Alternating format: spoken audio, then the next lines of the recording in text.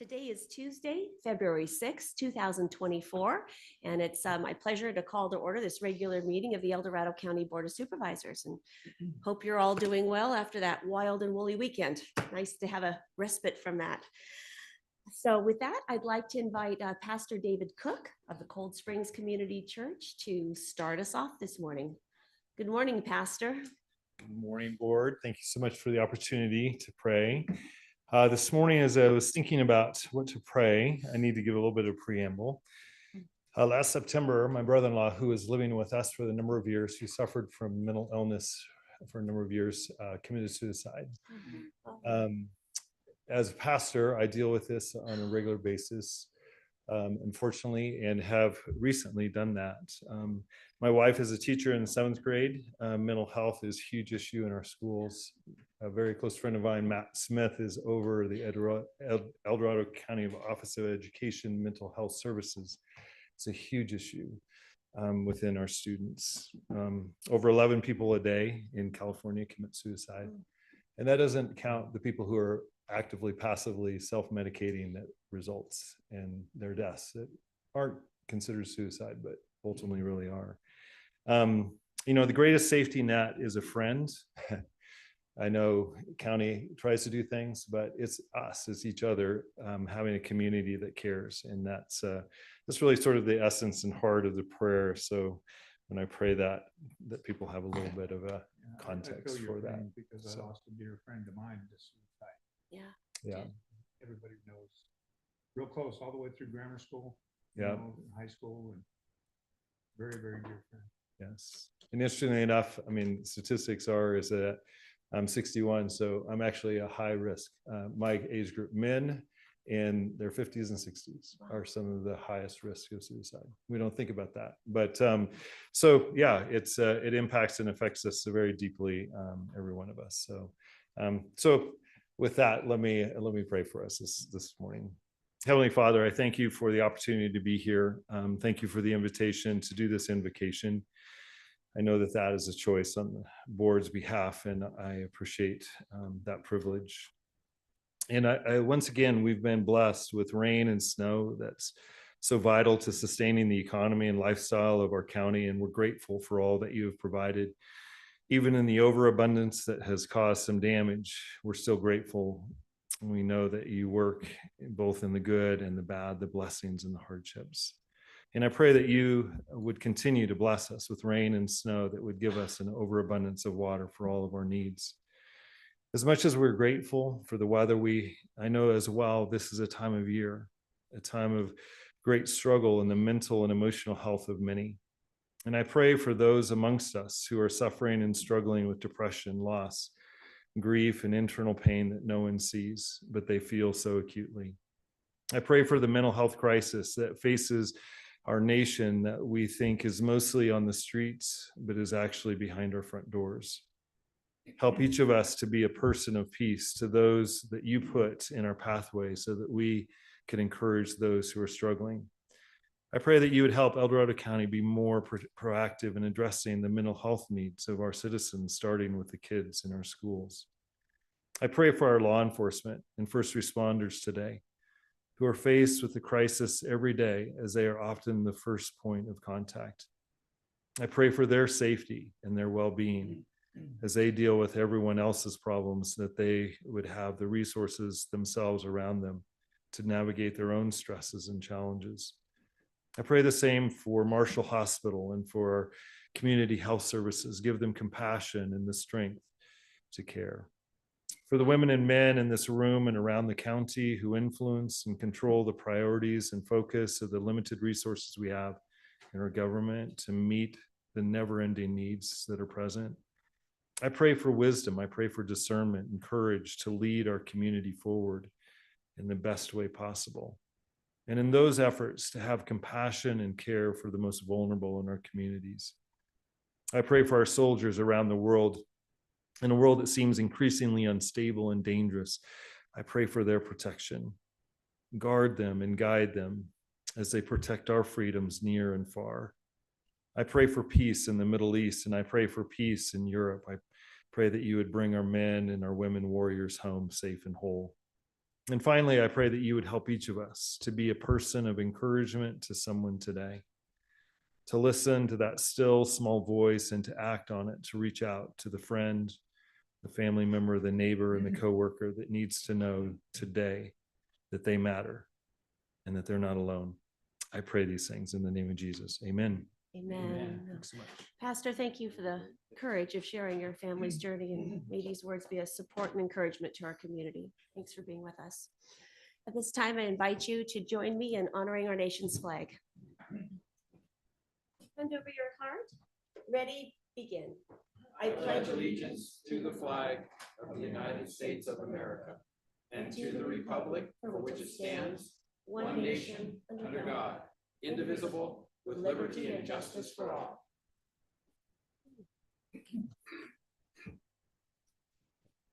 All right, we now come to the adoption of our agenda and the approval of the consent calendar. Do any board members have any changes or comments on the consent calendar? I'll start with my far left, Supervisor Parlin. Oh, yeah, thank you, Chair. On item 18, I'm going to register it's a symbolic no vote because I didn't support this project all along, and it uses the density bonus in our general plan to fundamentally change land use. And I don't support that. All right, thank you. Supervisor Turnbow. And I'm gonna vote a no vote on item 18 too. Supervisor Heidel. No changes. All right, Supervisor Lane. No changes. And I don't have any changes either. All right. With that, Kim, let's take public comment on the consent calendar. Now taking public comment on the consent calendar. Individuals will have 3 minutes to address the board.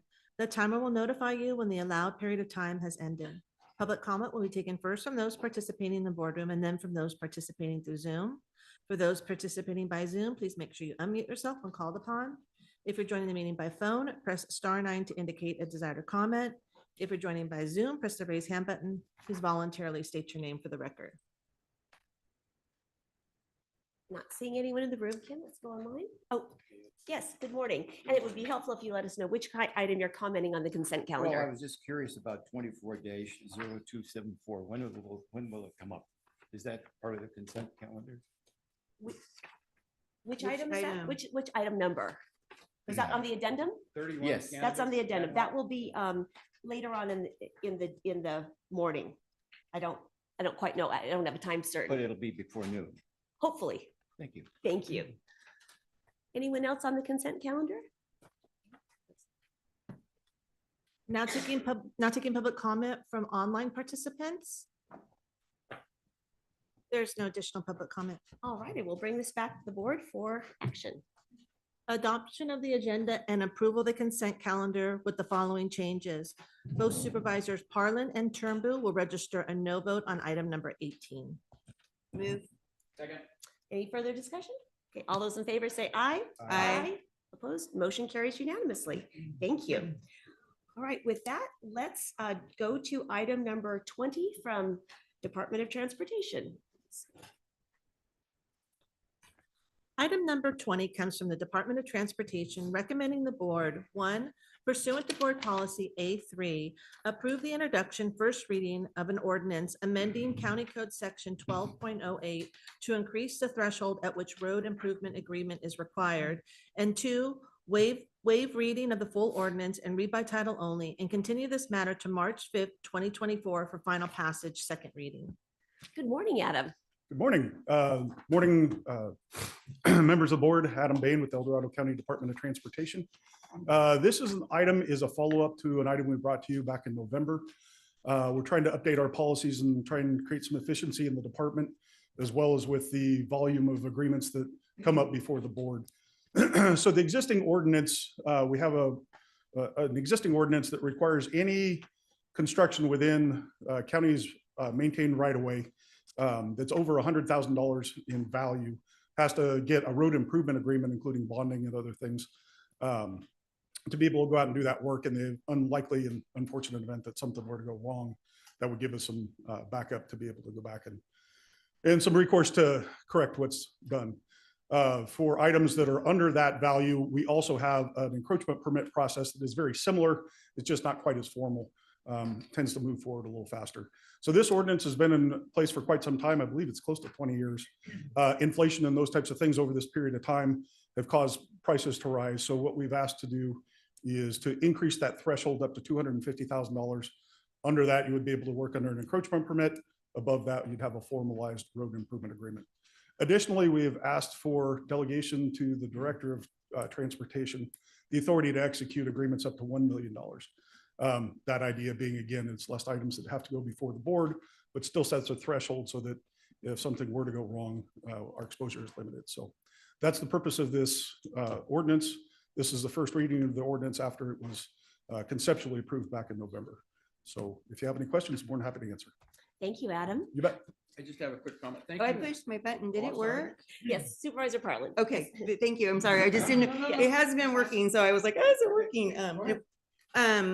Thank you for bringing this item back. We did talk about this conceptually. I appreciated that staff added the historical project list so we could kind of see that threshold and stuff. And so while I think we all appreciate efficiencies, I was a little concerned about transparency. And so I did send Director Martinez an email this morning because I forgot yesterday and asked if we could potentially have an annual report listing those so that we get a board item at least once a year showing those. And that way, you know, we know the public will have an opportunity to see them. The board will all see them at the same time.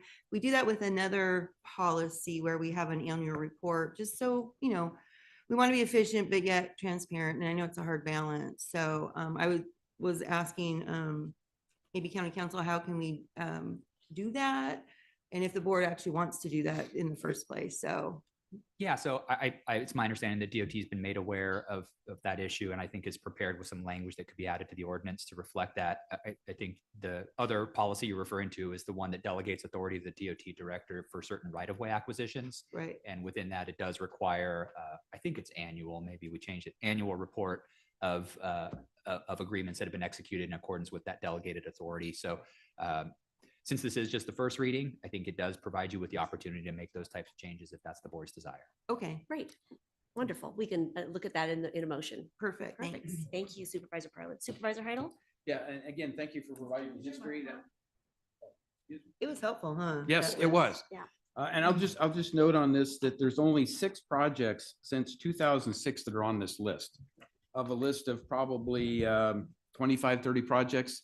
So we're not trying to cover the majority of the projects with this. It blankets just a very small grouping where it makes sense for efficiency purposes to give you that authority. So I'm full support. Perfect. Thank you for that background context. Perfect. Any further questions No, I for just staff? say thank you for bringing this, to the board today. So it's You great. too. Yes, Yeah, it is on. Yeah. It's on.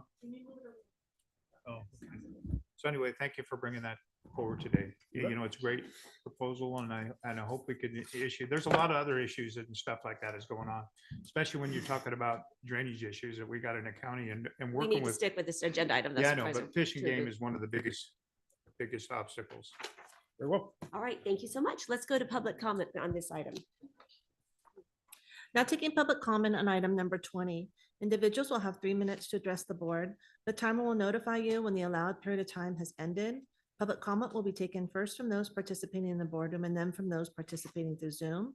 For those participating by Zoom, please make sure you unmute yourself when called upon. If you're joining the meeting by phone, press *9 to indicate a desire to comment.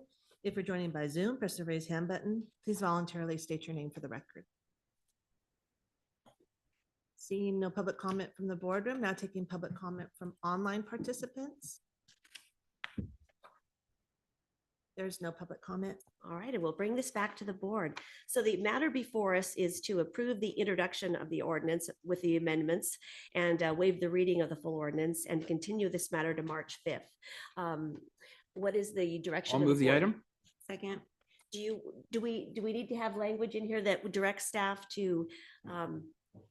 If Adam has language, I Great. Can you think it'd share be best that? to read that in. That would Oh, be that'd be perfect. great. Sit to put that in our motion. And thank you for the heads up this morning. I did speak with Danny Van de Kulik in our council's office, and he had a couple of suggestions. One is that if your desire of the board was that you could simply make this in the direction to staff.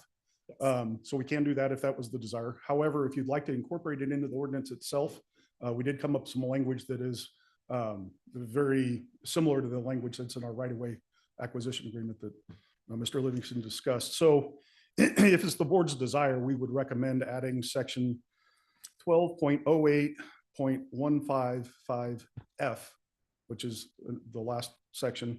It says the director shall provide a report to the board annually on the road improvement agreements executed under this authority. Very simple, very straightforward. Once a year, we'll come back and let you know what we did last year. Perfect. Okay. So would That you like to works. amend your motion per staff's recommendation on additional language? I don't make a Annual report? motion. You're okay with it? Yes, amending yeah, your I'll- motion? yeah. And I'll amend the second to include that. Do you need any more clarity on that, Kim? All right. Any further discussion? All those in favor say aye. Aye. Aye. Motion carries unanimously. Thank you so much, Adam. Appreciate it. Okay, let's see, we have 15 minutes before our next chili bar update. Do you think we can do that? 15, 20 minutes? Sure. All right, let's move on to item 21 then. Item 21 comes from the Chief Administrative Office, Parks Division, and the Board of Supervisors Chili Bar Ad Hoc Committee, recommending the board, 1, receive an update on the status of Chili Bar. 2, make findings in accordance with the ordinance contracting out for necessary civil engineering work is more economical and feasible due to the specialty skills and qualifications needed. 3, approve the agreement for a 2-year term and authorize the purchasing agent to sign upon review of county council and risk. And 4, dissolve the ad hoc committee established to work on the request for proposals. Good morning, Jennifer. Good morning, Jennifer Fandich, Chief Administrative Office. So Chili Bar, as the board is aware, is a rafting and kayaking put in downstream of Highway 193 bridge over the South Fork of the American River. And just as a reminder to everyone, the county owns 16 acres of that land. The upper area is undeveloped, but it used to be a mobile home park and it had a functioning store there and a house. The lower portion is operated under a conservation easement by the American River Conservancy. And the 2012 El Dorado County Parks and Trails Master Plan identified Chili Bar as a tier 1 priority and identified the need for the county to get additional public input and finalize a plan to redevelop that site. So we've been working on this for several years, but we wanted to provide an update and then bring forward some of the recommendations from the ad hoc committee. So again, as a reminder, we completed a feasibility study in 2021. Since that time, we've been exploring possibilities for use of the site as an RV campground. And in order to gauge interest from any potential concessionaires, we released a request for information, which is sort of like a RFP, but doesn't require that we award a proposal to anybody. We don't have to enter into an agreement. So this was meant to get ideas and kind of refine what the county's plan was for that site. The board reviewed each of the 3 proposals that we got and appointed an ad hoc committee, including Supervisor Parlin and Supervisor Heidel. And the purpose of that ad hoc committee was to provide more direction and to help put together that request for proposals. Jennifer, I don't mean to interrupt you. Does somebody have their device on? There's an echo coming from the room. Someone streaming the meeting as well? And do we all have our, I It checked wasn't mine because I was before. hearing the same echo. Mine It is wasn't not. before for now, for some reason, there's an echo. do Am I hear too? talking too loud? No, No. no, it's not you, Jennifer, No. not you. Okay. Keep Sorry, going? Jennifer. Please, thank Okay. you.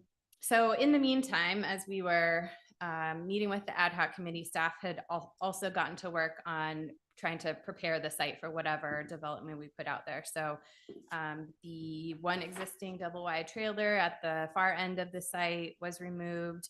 We located a 8,000 to 10,000 gallon septic tank. When we located that, we also took a look at it and realized that it is in a state of disrepair such that any use of septic at that site would have to be brand new, which was really unfortunate. We were disappointed by that. We also did hazardous materials mitigation on the store building and removed the residence, which was had so much mold in it that it wasn't salvageable. We cleaned up the site, removing vegetation, repaired concrete trip hazards, installed a new roof, and began to renovate the existing store building. And we've also reviewed a lot of old plans and documents that are existing for that site. In addition, we looked into a grant from State Parks, Boating and Waterways Division for a restroom at the site. We actually had submitted an application for a restroom, and then we found out that they have a limitation on the fees charged in order to award a grant. So we're still working on that. We're working with ARC to see if there's something we can work out to maybe get that grant in the future, but for now that's been on hold. So as a result of that work and those site investigations, we determined that there was an in-depth site assessment that would be needed to look at what all of the infrastructure needs would be, including wastewater, water, and electrical, and then look at a true site layout and what the cost would be for full development of that site. So that is what this agreement with Bobby Lebec Engineering would help provide. They would look at the research and preliminary work that we've already done and provide a schematic site plan, RV site detail, well and water design, soil evaluation and percolation testing for the septic, preliminary electrical, and then cost estimates for the development. And then there are 4 different phases or options. So there's a potential we could stop at one of the phases, or at least we would know the full cost if we were to go fully all the way through development of the site. So those 4 are, the first is just the store and prefabricated building with a restroom only. And so it would include the septic and the water and electricity for that. The second is basically what that concessionaire gave us as a proposal. So it would include RVs, RV camping with the store, the prefabricated building with restroom, the potential for cabins as well as RVs, and full hookups, including electrical, septic, and water. The third option would be dry RV camping. So we would still be able to have camping. It would be the layout for that, but it would not include all of the infrastructure that goes into full hookups. And then they also are going to provide us an alternative layout that is similar to number 2, but just might be a different layout that might work better. So we'll have that option to choose from. So with the completion of this work, then staff would be able to return to the board with those options and the costs for each of those. So that's our update on Chili Bar. We are also asking to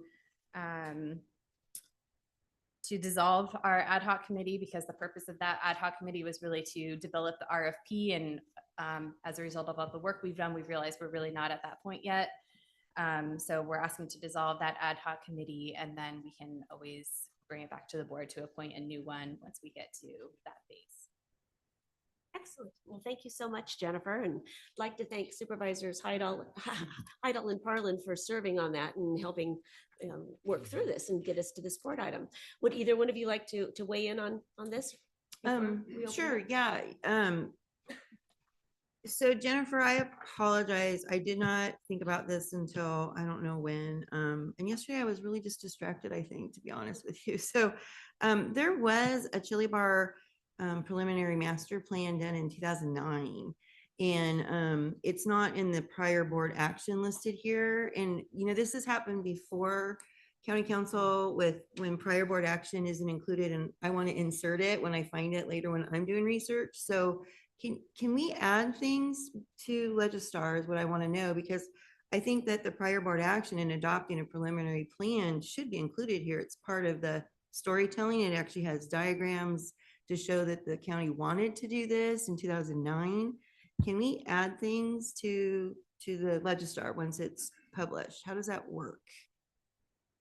Well, I think, I don't know if I think there's probably some logistical difficulties associated with doing that, but practically speaking, I guess I do have some concern about what could amount to altering the record that's otherwise in front of the board. Right. So my suggestion would be to direct staff that in the future, because it sounds like there are going to be many future items discussing Correct. this subject, that they are clear to reference the prior item concerning the master plan, either within the text or with a link to that particular Legistar file. So this way, going forward, that history does get captured. Okay, really, thank you for that. So Jennifer, I'll work with you to find it because I have the report, but I didn't find the Legistar stuff, but it's a county document. So there had to have been, so I'll work with you later for the next time. Thank you for that clarification. And then just thank you for moving this forward, Jennifer. I know that we thought this site was more ready to rock and roll. And then the prior consultant feasibility didn't really give us what was going on at the site. And so we thought this would be moving much faster and probably cheaper too. And so this has been a hard realization, but I do think that there's still so much potential at this site. We still have our concessionaire through the RFI process. I emailed him and said, we're still going. He's still excited even after 3 years. So there is still interest in making this happen. And I just appreciate that you've taken the reins and are getting this going. And Bobby Lebec is amazing. And I'm really looking forward to what she comes up with for this. Thank you. Supervisor Heidel? I think it's important to note that the reason this facility fell into disrepair was because of lack of funding for maintenance. It was basically a deferred maintenance type of activity. Everything deteriorated where it had zero value, had to be torn out, restarted, resurrected, if whatever you want to call it. And that's the thing the board was looking at, not having recur. Should we get grant monies and the monies that have been allocated to rebuild the facility? So that was the concept that went behind the RV park and the camping and that sort of thing, to gain enough revenue, and the store operation, by the way, to gain enough revenue to be self-sufficient for maintenance purposes. Because if we don't have that, we're going to fall back into that same catechism of, okay, we build a great facility, but there's no money to maintain it. So year over year, it just deteriorates. So that was probably the biggest emphasis, I think, in trying to improve this is how do you make it self-sufficient? And the county continues to need to look at those things with Parks and Recreation, because we're not going to have a lot of money to, basically define what's going to happen with Parks and Recreation in the future as we've had in the past. So grant monies, we're always going to pursue grant monies to try to make sure that we get the opportunity to bring state funds forward to develop that park. We have some residual funding so we can move to the next phase if we decide as a board what that next phase is. But I personally see this as a phased activity. As we get the resources, we make investments to improve those resources, but we always have to remember it's got to be maintained. Somehow we've got to come up with the funding to maintain it. So I think that's the message I wanted to deliver. It's a great project. It's a great location, but it's costing us way too much money and taking way too long to get things done compared to where we thought we would be able to move for a number of different reasons. There's no fault involved. It's just when you get into the legal aspects of what you can do and what you can't do, prevailing wage and all those things, it really does handcuff a public agency, an elected body, to be able to do things quickly and at lower cost. So leave it at that. Thank you for that reminder, for that ongoing consideration. It's important for us to consider. Yeah. Supervisor Lane. Thank you, Madam Chair. I'll kind of just tee off of where you left, because that was going to be my question. This is mostly transient occupancy tax funded project to the tune of $1.3 million plus. What is the ultimate goal at that location? Is it to have somebody that's managing, and is there a revenue share with the county? What is the vision for how what's that going to look like in the end? Yes, the previous board direction was to look into RV camping and get the site set up so that we could bring a concessionaire in to run the site. I don't know that we'll ever get to a place where there's a lot of revenue, but I think it is possible to generate revenue to maintain the site, as Supervisor Heidel was mentioning. That would have to be worked out with whoever we choose as the concessionaire in the agreement that we have with the potential concessionaire that has been identified already. They were open to some sort of agreement where there would be revenue sharing. Yeah, I think that's really important. And to Supervisor Heidel's, previous comments, have we done an analysis as to, I mean, this is a large investment. Have we done the analysis as to whether or not it's worth the investment? We're at the early parts of it. I was fortunate to be able to go on a tour with you to see this site. So I think it probably has some merit, but have we actually run the numbers? So the feasibility study that was done in 2021 did look at possible costs of development, operation, and then revenue. I don't have it in front of me, but if I'm remembering correctly, I think at that time, they thought the development of the site would be around 3 million. And then it was, I think, $50,000 a year in revenue that could be generated. Again, that was with the understanding that there was infrastructure at the site already. So I think our costs have gone up just because of inflation and general costs going up, but also because we know we don't have that infrastructure at the site. Those are like pretty shallow numbers, right? I mean, it would take us decades to recoup, I don't know. I'm at the very beginning stage of this, and so I don't want to upset the apple cart, but those numbers that you threw out, if they're even remotely close to what's in there, and your recollection is probably right, those are, that I would want to really know what the end game is, because that's not significant. Yeah, And and there's documentation. You can go back and I will watch roll back. everything. We've had many conversations, I think, on this Right. topic, so, and documents and. And the operation of the store was kind of the next phase. We've repaired the store for the most part, that it's going to be very usable. And it's how do you make revenue out of that store, right? What is it the clientele that come to do the rafting, visit the park want? And then what is it some of the locals might come to buy products there instead of going into town or whatever, right? So if that store is run successfully, there could be a profit share agreement that would start generating revenues. But I think it's a piecemeal process where you take the phases, they're going to start generating revenue first and look at how you reinvest that as much as you can into improving next. But the costs are escalating at far greater rates than what the funding is coming in. We're seeing that everywhere, roads, you name it, right? So that's the toughest part of this, in my opinion. The costs are running away from us. I think there's good discussion. I think there's also a larger consideration that it's not just the revenue at this site. I had a chance to talk to several members of the rafting community, and it was important to realize that this is a critical access point to the American River for private rafting companies and individuals. And so what is the economic gain for the region in having that access of this critical asset, recreational asset? Because without that access, you don't attract those people. And so what do they spend in the restaurants? Do they stay overnight? It talks to the larger economic impact, and that's really hard to quantify. But hopefully as we move forward incrementally, which is how we work on these projects, we'll have more data in order to make informed decisions. Because I agree with you, we don't have anything to make a concrete decision today. But this next step, which seems measured and fairly innocuous is in terms of a contribution, it will help us kind of understand where we want to go with this item. Yeah, and I just one more question. Sure. Jennifer, my original question is, what do we envision as the process for evaluating the 4 options? So just to reiterate, you are planning on coming back to the board with those 4 options with some more cost estimates at that point.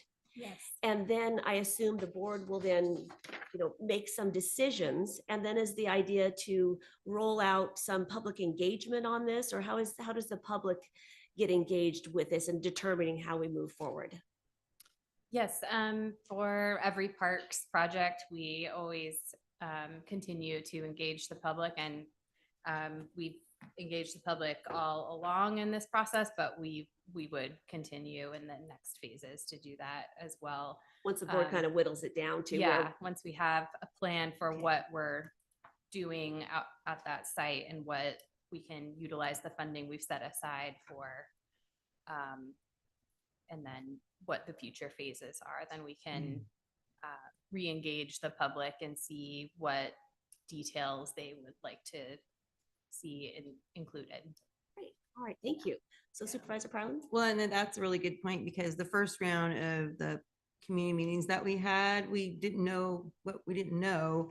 And now we're starting to know, what the site is, and the board's going to have to make some decision points along the way, I think, in the phasing.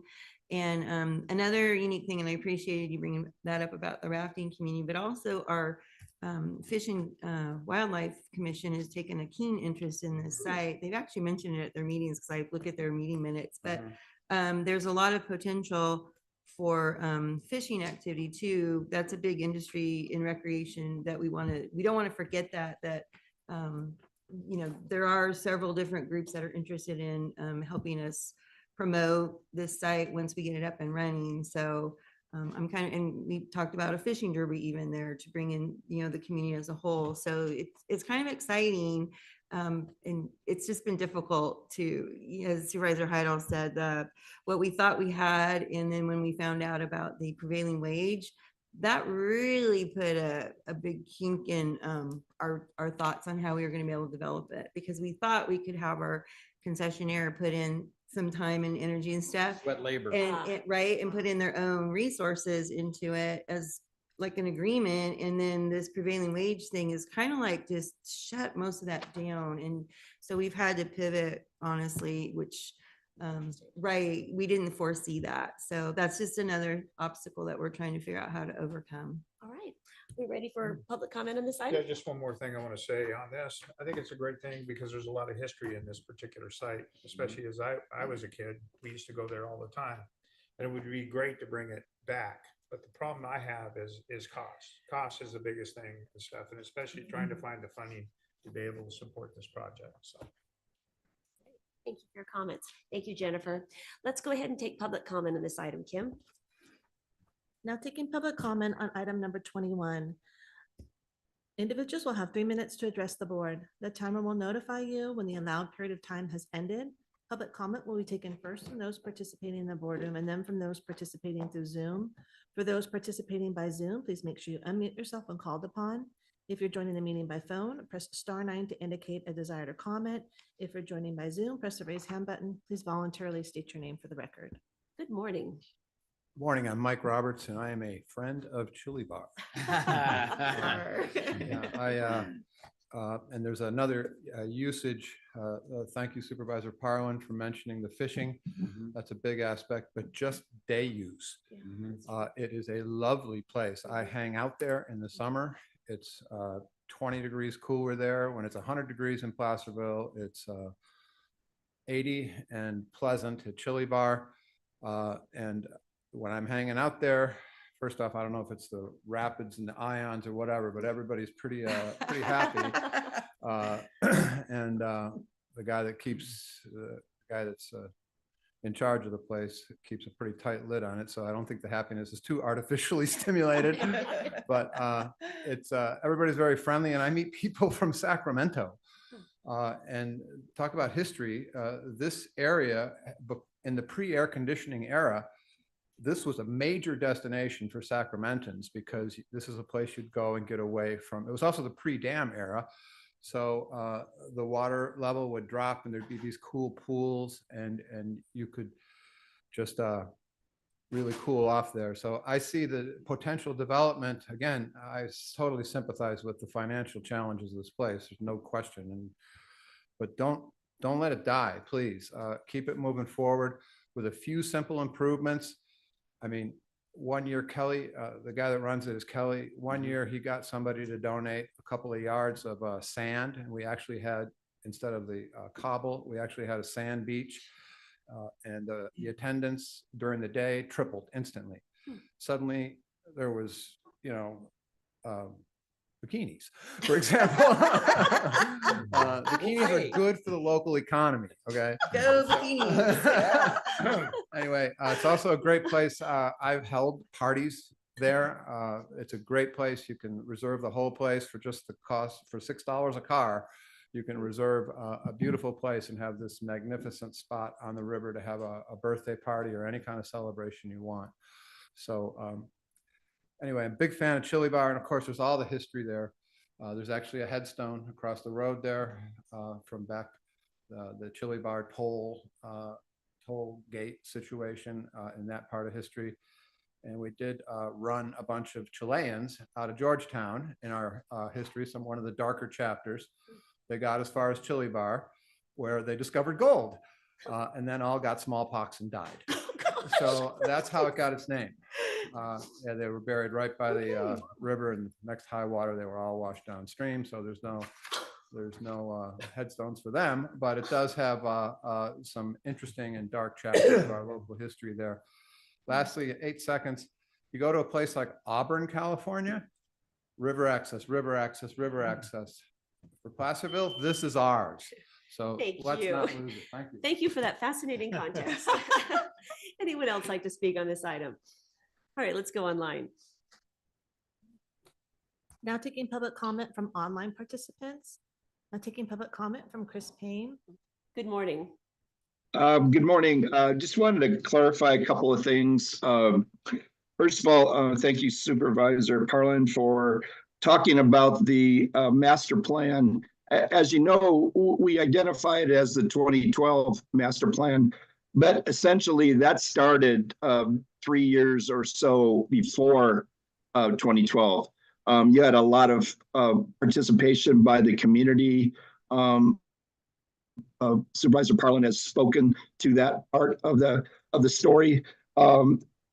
Thanks, Mike Roberts, for your historical perspective. There is a lot of history to this location. If you had the museum, or you had the Fountain and Tallman Museum, the Historical Society, you could bring back a lot of why this is such a unique location and needs to have further development in some regards. Also, Chair, thank you for the discussion, or at least the comment on the larger river economy.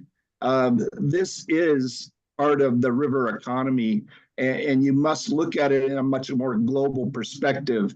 The money may seem a lot when you look at it in a very narrow place. As Mike Roberts has said, it's the beach of Placerville for cooling off. But at the same time, if you look at it at the economy, the river rafting, the whole notion of what we get from it, as Supervisor Elaine has said in the past, Lake Tahoe has significance in terms of the development of TOT. This place, Supervisor Elaine, could be a unique place that would be in its own right an equivalent of some of the things that you already have up at Lake Tahoe. So those are my comments. I did spend time on the Parks and Rec Commission, and this was a priority one, as the Legistar item has denoted. Thank you very much for the time. Thanks for your comments.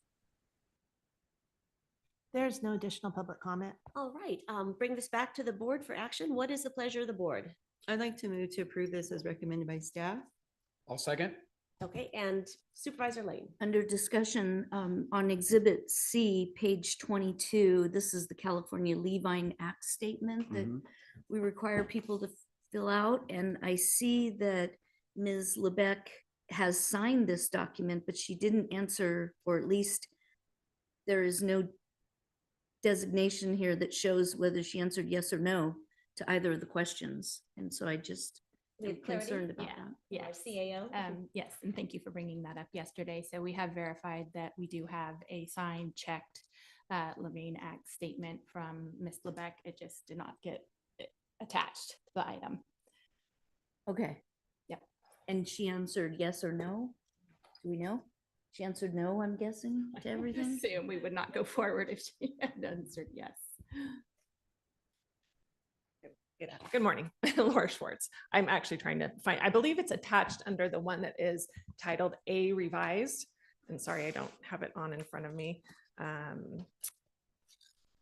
me just pull it from my. And while we're waiting for that, then CAO, is that a function of the PDF saving and all that, that sometimes the boxes don't mark, or? That does happen sometimes, It but in does. this instance, Okay. I believe it was just the unchecked one was Okay. mistakenly Got it. attached. Yes, I've confirmed they are. I'm looking at it right now. They are checked. No. Okay. Okay, On the great. on the revised one. All right. Okay. So any further discussion on that then? All right, it's been moved by Supervisor Carlin, seconded by Supervisor Hydall. All those in favor, say aye. Aye. Opposed? All right, motion carries unanimously. I looked at the revised and there it is, if you haven't seen it, so. Okay, well, Depends what I- file you open. all right. It's done. It was answered. So I print my packet on like Friday, Mhm. and so if it was uploaded after that, that's. Got it. I understand. Hard to go back on Understand. now. All right, we'll now move on to our 9:30 time allocation, the funding agreement presentations. Looking forward to that. All right. Kim, can you introduce this item? Of course. Item number 24 comes from Planning and Building Department, Economic Development Division, recommending the board receive and file presentations from the organizations related to their respective activities completed during fiscal year 22-23 pursuant to each organization's funding agreement. Good morning, Kyle. Nice to have you with us this morning. Thank you. Yes. Madam Chair, Board Supervisors, we're here to receive presentations from our funding agreement partners. I'm not going to waste too much time because they want to have enough time to tell you what they're doing. I do want to let you know they do submit their written reports at the end of each fiscal year too, and we are working with them to get more, per the request of the board, more audited how the money's spent report with those. These are just the accomplishments and the high level achievements that they've done in the past year. So with that, I'm going to introduce Laurel Brentbrum, CEO of the El Dorado County Chamber, and she's going to introduce her team. Thank you so much, Kyle. Appreciate it. And welcome, Laurel. El Dorado County Chamber of Commerce is in the house. Good morning. Thanks for the opportunity to be here this morning. I have a sinus infection, so if I start leaving the room again, you'll understand why. We're always very excited for the opportunity to be here in front of you and in front of who's ever out there listening and in the audience to show you what we do with the funding that you provide for us to help to continue to build the economic impact that tourism and film has on El Dorado County. And we do that with two of the best people in their positions in the state of California. And they prove that annually, year over year. And I'm just so very excited and so proud that they are part of our team and continue to have the dedication and commitment to doing the excellent job that they do. We do in our written reports provide, and we have budgets that are provided. So, and we'll be happy to have more detail to that. We want you to be comfortable with the fact that what we know we're doing successfully, that you understand that as well. So without any further comment from me, Jody Franklin, our Director of Tourism, is going to give you her overview. Thank you so much, Laurel, and welcome, Jody. It's a pleasure to have you with us this morning. Welcome to El Dorado Hello. County. Okay, so do I have any sort of equipment? Visitors Authority. Jody Franklin, Director of Tourism, El Dorado County Chamber of Commerce, Visitors Authority. It'll take just a minute to pull up, Jody. Okay, I'm like looking. Yeah, it'll pop up on all of our monitors in just a second. So everyone can get a good close look at what you There we do. go. Perfect. There we go. Speaking of rivers. Okay, is it gonna pop up here too? No. Okay, all right. Oh, there we go. There we go. Now we're cooking with fire. Okay. All right, so what I wanted to share with you today is a couple of things. One is the marketing highlights like Kyle was talking about, but also some insights too that we really haven't had previous to this last couple of years access to. So with no further ado. So I wanted to just quickly go over our marketing objectives. These are the same objectives we pretty much have every year in our program. So increase awareness. We want to increase awareness of El Dorado County, all the assets, special events, local culture to attract visitors and increase travel spending. And then increase the number of targeted unique visitors to Visit El Dorado. That's what we own, is Visit El Dorado. So we want to increase visitation to that site to share all the things that we have to do in El Dorado County. And then continue to be the catalyst in the tourism industry, bringing together all the elements. So we are the king, queens of partnership. We partner with the rafting organizations, the Downtown Association, the Winery Association, bringing together all those. We just had our tourism summit in January, and that's an educational summit for all of our partners. We keep that at a really low price, great content to kind of lift up the education of all of our partners. Marketing highlights. Okay, so website traffic, these are kind of the top 10 traffic locations they come from. Number one, undisclosed. I don't know about you, but when they say we want to know, whether you allow or block where you are, I always say block. I'm like, you don't need to know where I am, by the way. So that's why that one says undisclosed, because there's a lot of people like me. But a solid number two, Sacramento, San Jose, San Francisco, LA, El Dorado Hills, Ashburn, that's an interesting one. So this goes over the 2022-23 fiscal year that, this report comes. Columbus, Cameron Park, Placerville. Is that Columbus, Ohio? Uh-huh. Wow. Yeah. Yeah, so that, this is all, this is to the Visit El Dorado site. So they may be coming from, include South Lake Tahoe. So maybe there was a huge event there, whatever. I can't imagine it would have that big of an effect on the thing, but on the website traffic, but I think it's interesting. Okay, so, excuse me. We've got 29 new TikTok videos, which is a 540% increase in followers. What I wanted to say about that, I mean, it's a huge increase because TikTok really hasn't been around that long, but we repurpose the content we have on other platforms. So we've always been a part of those other platforms. Instagram is huge, Facebook is huge. So we just repurpose some of that content for TikTok videos. And I wanted to play one, for instance, for you. Just, I think there's some fear around TikTok, a lot of fear around TikTok. And what I wanted to show you is just how we don't spend any time. We don't spend a lot of money or any money on TikTok. We just repurpose our content that we already have on other platforms to that audience on TikTok, so we can introduce a new audience. Okay, so if I want to play the TikTok video.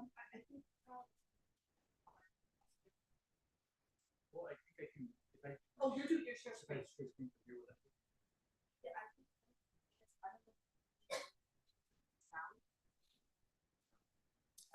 Yes, I believe there is. If there's sound, then you're gonna have to and I think I need to stop my share and share. Gotta love technology. Nothing's easy. Yeah. Maybe we can just take off the audio. You're not going to have the same kind of effect, but you can see the video. So just take off the audio. We don't want to Perfect. rearrange your furniture here.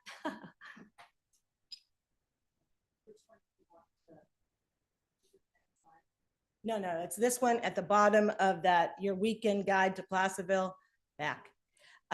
Should have a little play button there. Nope, the back.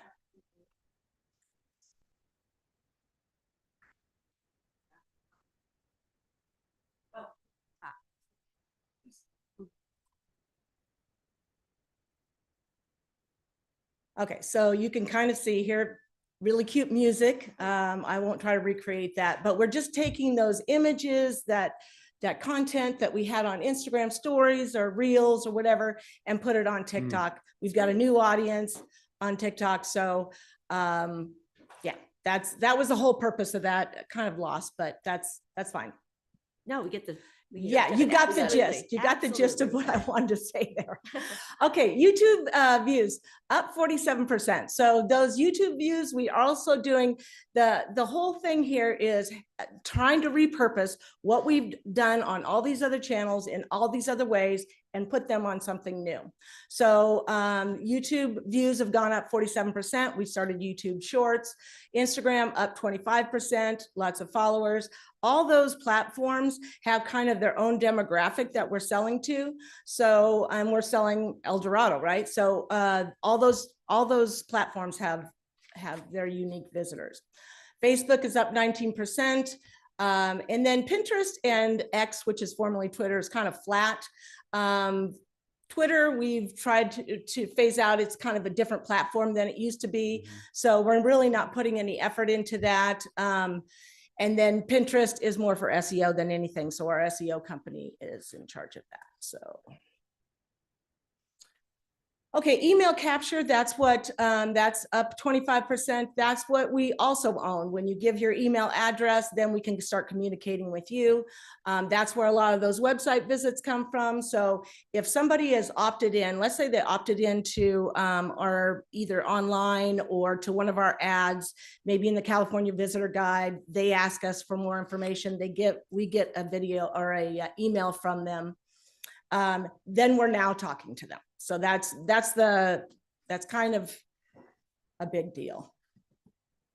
Leads, sales leads, we go to travel shows, public relations. We've got on National Geographic, we've got on KCRA, lots of things happening there as well. Just kind of giving you some success stories. Also, we have a distribution program where we produce the El Dorado County Farm Trails and Visitor Guide with our friends at the Farm Trails Association. So that's our printed piece. We do 65,000 of those. And those are distributed throughout the Gold Country, also at the airport, at the Sacramento Airport, Tahoe, all over. We have a distribution coordinator that does that, and then our partnerships allow us to do that as well. But then also we distribute the partner collateral, so the Apple Hills stuff, the Downtown Association, Gold Country, the Highway 49 map, the Gold Country has their own. So we distribute that through our county and in places around the county. Pretty wide distribution, I would say maybe 2 to 3 hours within driving range of us. Tourism Summit, which I mentioned, we just had our last one. So very successful, sold out. We sell out 100 people. And so that was great. And people really, the momentum after that event, I can tell you is high. So now we just take that throughout the year and go, okay, how can we partner now? What are we looking forward to? The El Dorado Stay in Place Shuttle is made possible through a grant through the Air Quality Management.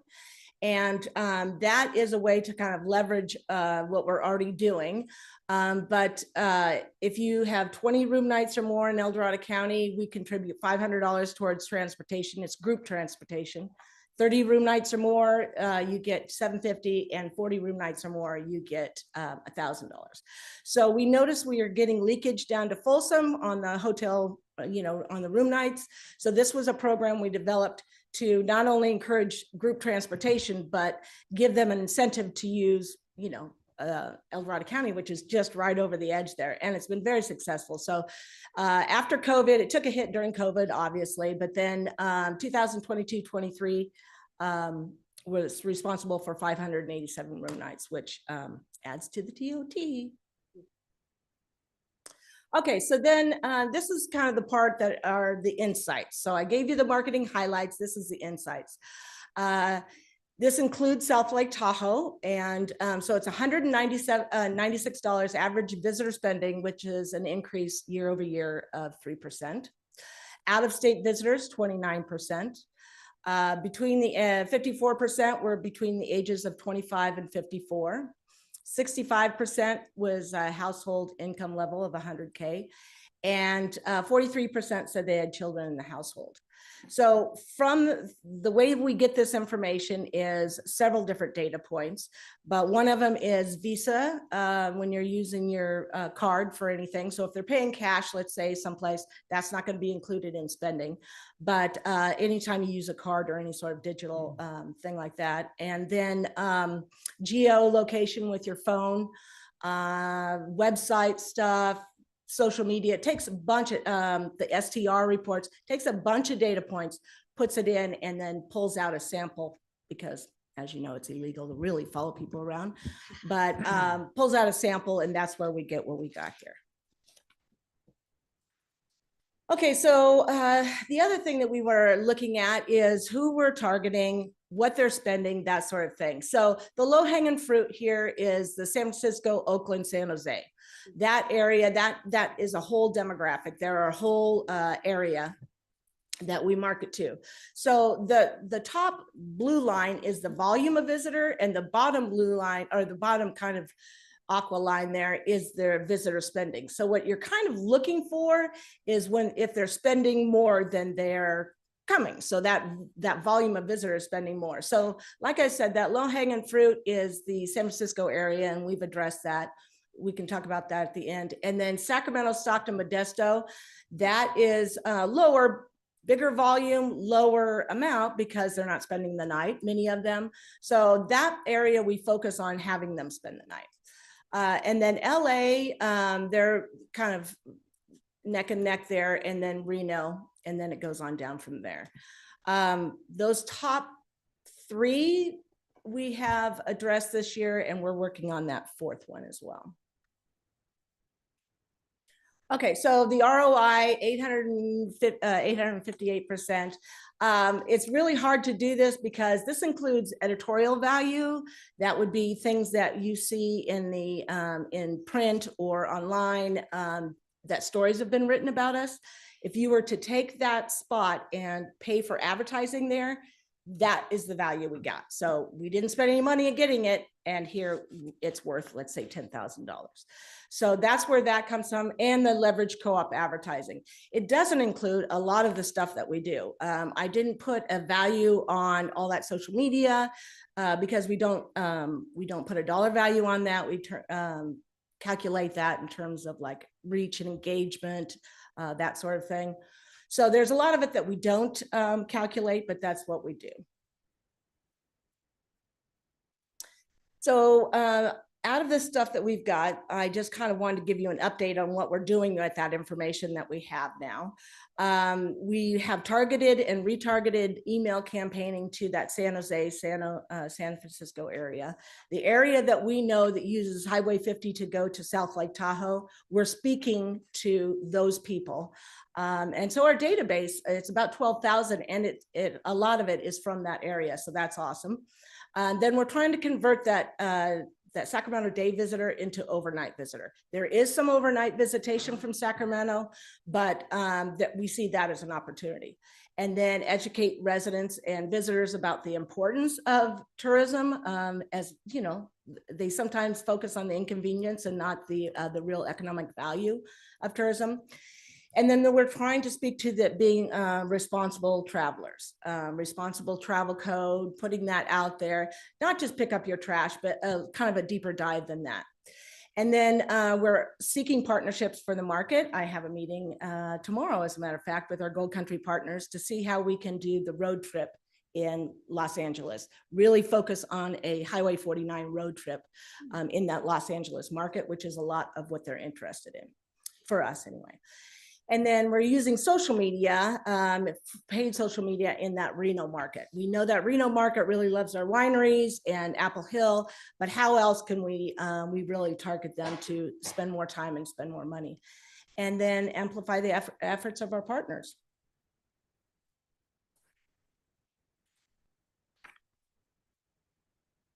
That's me. That's it.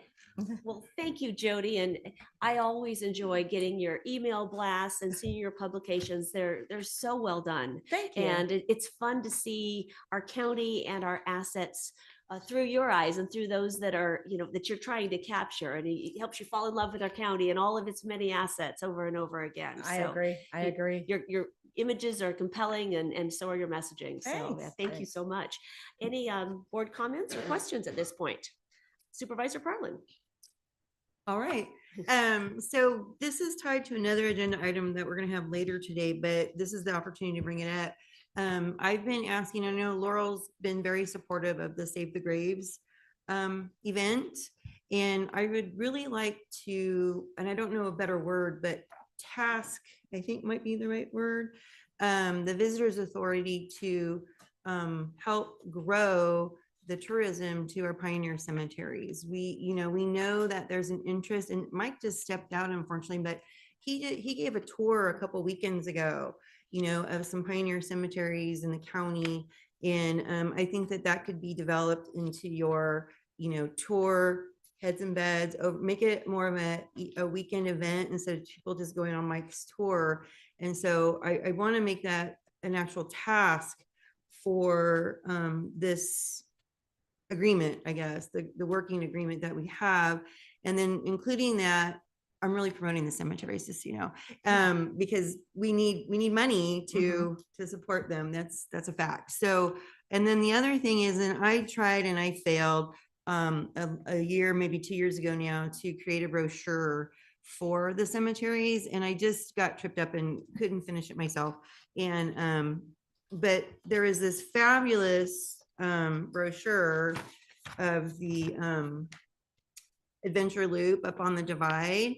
And I think that if we could use this as a model for our cemeteries, the ones that are visitable, don't put the ones that people can't visit, because we have some county cemeteries you don't want to send people there, but the ones that you can actually visit, if we could task the Visitors Authority to do this for us, since these are county assets, we're trying to drive tourism.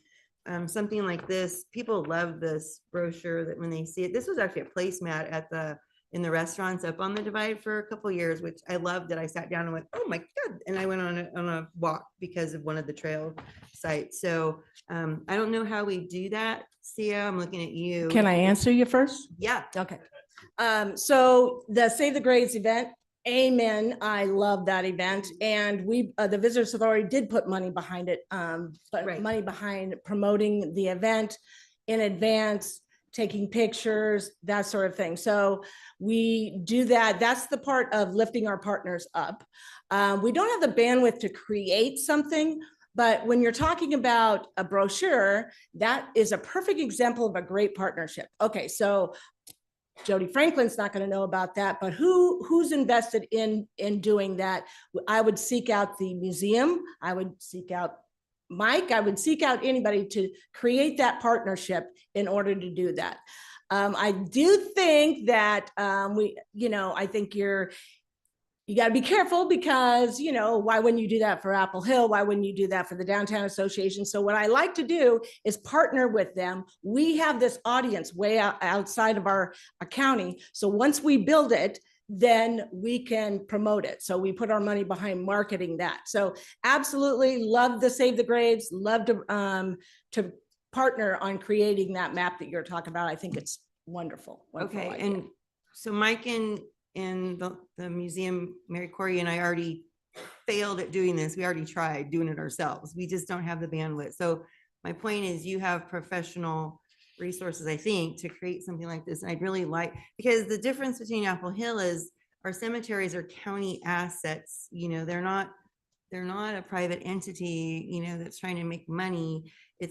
We're trying to promote them and protect them and all of that. So it's different. It's definitely different. And so, and since the county has an agreement with the Visitors Authority, I'd like to use that to get this work done. So we can explore that later, but I'm just planting the seed right now. I think it's something that we do desperately need help with. We've already tried doing it ourselves and it didn't work. We're all, yeah. So that's not something we're going to decide today, obviously. Yeah. As Well, you said, I'm asking the CIO if we can do that, since we're getting a report and this is our agreement update. Can we modify that or add to it, or plant a seed for next time? Or Yeah, so I'm looking at the scope of work to the attached contract for this item. I think that to do something that you're suggesting, like what you're suggesting, would likely require an amendment to this existing contract. So I don't know if that's what the board is interested, or alternatively, there can be direction provided to staff that the next round of contracts with all the chamber partners, that you direct staff to include a task like that in that subsequent agreement. Perfect. And then when is that coming? This is we're now embarking on year 2, right, of this series. So it'll be coming in the beginning of next year. Okay. Okay. So that's what I was asking, Chair. Planting the seed, yes. Mhm, And 'cause I'd like this really formalized. all right, today is just a receive and file of the activities. So excellent. And just so you know, usually I look at things that have potential to be overnight. So things that, because that's where we're funded, is through the TOT. So I want them to spend the night, spend the money, and then go home. So that's the whole thing. So if we can, when I look at that, I'm going to go, how can we make this so we spend the night? They spend the night. Absolutely. I agree. All right, anything else? Anything else? All right. I just had one quick one. The other potential I don't know that we've tapped into yet, it would take some development for the future, is farmers markets. There are tourist areas that people go and they want to go to the farmers market. It's a food cafeteria basically, and then you taste all the wares. We have great ag products that we could bring to a farmers market, but it's going to take some coordination and organization to do that during the summer months. But Avila Beach, I'll point out, is a fantastic place to go to their farmers market. I think it's Thursday night. San Luis Obispo is Friday night. And when you're down there staying, you just want to be there. That's where the action is. So Right. if we can grow that kind of an appealing type of thing and add that in, I think we're going to see more people come and want to stay to do more things locally. Yeah, absolutely. I agree. And we do promote the farmers markets because that is a big part of our kind of DNA here as well. Just had a conversation about the community market down in Coloma too, that I love. It's like and it's together with Living History Day. How can we help out with that? So I don't envy your task. El Dorado County is so big with so many So diverse. wonderful, rich assets that it's probably a little overwhelming, and but you do a great job and look forward to some ongoing conversations and collaborations. Supervisor Turnbull? One of the things I talked about for a long, long time is the excursion train that would actually come up from Sacramento to our, El Dorado, for a good example. El Dorado had a lot of history. A lot of people don't know that. You're talking about the Oriental Hotel, the El Dorado Hotel, the Nevada Hotel, which was the service station, my repair shop that once sat on. And it was a Pony Express stop too at that time. So there's a lot of history, especially in these little small towns. And we need to promote our history, especially when we can bring tourism to our county. That's what a thing to address, especially when it comes to history. And a lot of people don't know, Ulysses S. Grant stayed at the Oriental Hotel, came up from the train, and stayed there. There's a lot of very high dignitary people that stayed at that particular place. Then it became the Hill Hotel afterwards. So like I say, there's a lot of history. We need to promote that history. And I would like to do some kind of little old town in El Dorado, which I talked about many, many times back there, especially where the train station, that little station that we have in El Dorado. So I think we need to promote that, especially because there's a lot of history in our county, and we need to promote our history a lot more and map these different places out so people would know, especially when they're coming to our county. Yeah, so just so you know, the kind of the top 3 pillars that I promote in El Dorado County: outdoor recreation, agritourism, and history. So that's what we stand on. That's the big 3. Yeah, that's the big 3. That's our greatest hits. You bet. Right. Thank you so much, Jody. Really appreciate it. All right, we're going to take all the presentations and then we'll take public comment afterwards. So I didn't mean to interrupt you. Just wanted to explain our process this morning. Welcome back, Laurel. Thank you. When I told you that you have 2 of the finest directors for tourism and film, one of the things that you also need to understand is their reach. Both of these women sit on state boards. They represent, Jody represents on several different organizations, including being chair of the Gold Country Visitors Authority, represents at California State Tourism, the Gold Country, and Kathleen is on many different boards affiliated with film. And she'll show you that in her presentation. So with that, I did ask Kyle to step out and share him, because a big part of Kathleen's presentation is a video. We don't want you to miss that, so that you have a good grasp of what it is she's been doing. So, Kathleen. All right, thank you so much, Laurel. And Welcome, Kathleen. We are delighted to welcome you to the board chambers Hi, today. Kathleen Dodge, Film Commissioner, El Dorado Lake Tahoe Film and Media Office, and I have some goodies for you. These are important because this is kind of what, when movie crews come in, each crew member gets. Now, I didn't do the whole packet because that's tourism, all the promotion stuff that we put in there, which actually shows that there's a crossover. So when our crews come in, each crew member usually gets a per diem when they're on location. So it's normal for in motion picture, you'll get a salary. And then if you're on location, you get something that's called a per diem. And that is money that usually those crew members will spend locally. They consider it above and beyond the check that goes home to the family. So everyone will get a little welcome package. They get a hat. These are part of our promotional items. I feel that they have an extremely strong impact on the crew. Inside them, you'll also see a promotional piece, a one sheet that we did for El Dorado County. Last year, I asked for a little bump to do a special promotion, which was a regional promotion with Placer County and Sacramento County. And I understand the budget was very tight and I did not receive it, but I felt that I had to find a way to make this work because it was very important. I will note that both Sacramento County and Placer County are funded. They have a higher budget and a higher salary than our El Dorado County office. So it's a struggle, but it's very important to have those partnerships. So this year, I am pleased to say that creatively with the budget I had, I was able to partner on one of the organizations I'm with because of the work I do as a chair on an event that they gave me an in-kind sponsorship of another event that amounted to about $4,000, which then I could still participate in that very important event, the California On Location Awards, and do this. You're gonna see the video. It's amazing. It went out different than Jody. When you see Jody doing her social media, my social media, I look at that our film office does two things. But the most important thing is, and I'm going to be doing a speech at the tax collectors meeting, the regional tax collectors meeting that's going to be hosted by El Dorado County. And the name of that speech is being called Show Me the Money. Because the truth of the matter is, if the film office did not make money, there would not be a film office.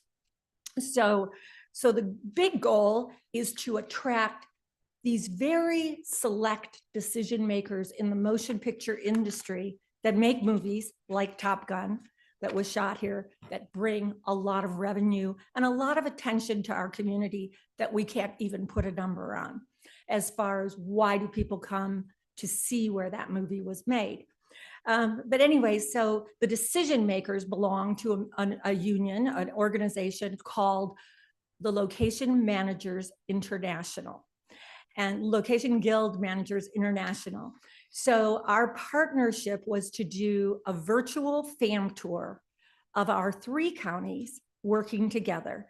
And this is the video that we purchased and hired a director for to show at that virtual event. So Kyle, take it away. And we definitely need sound to get us started. We also gave away a fam tour that was raffled off to one of the members.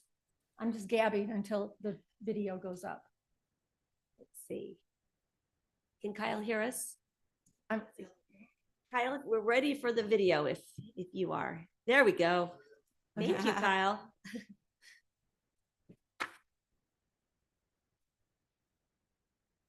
Sound.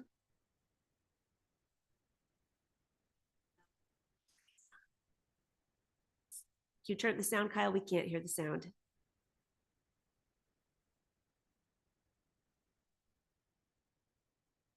Still can't hear the sound. Yeah, there we go.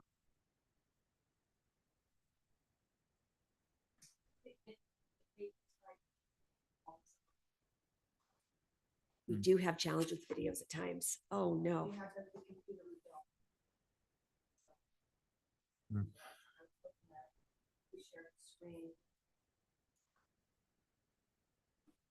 Well, so appreciate everyone working diligently to produce this. I'll fill a little more air here with information that I'd be speaking about anyways, in hopes that we can get the sound going. If we can't, I can try and talk my presentation over it, because it is really an amazing video that I would love for you to be able to see. Try this one more time, Karen. I did want to mention,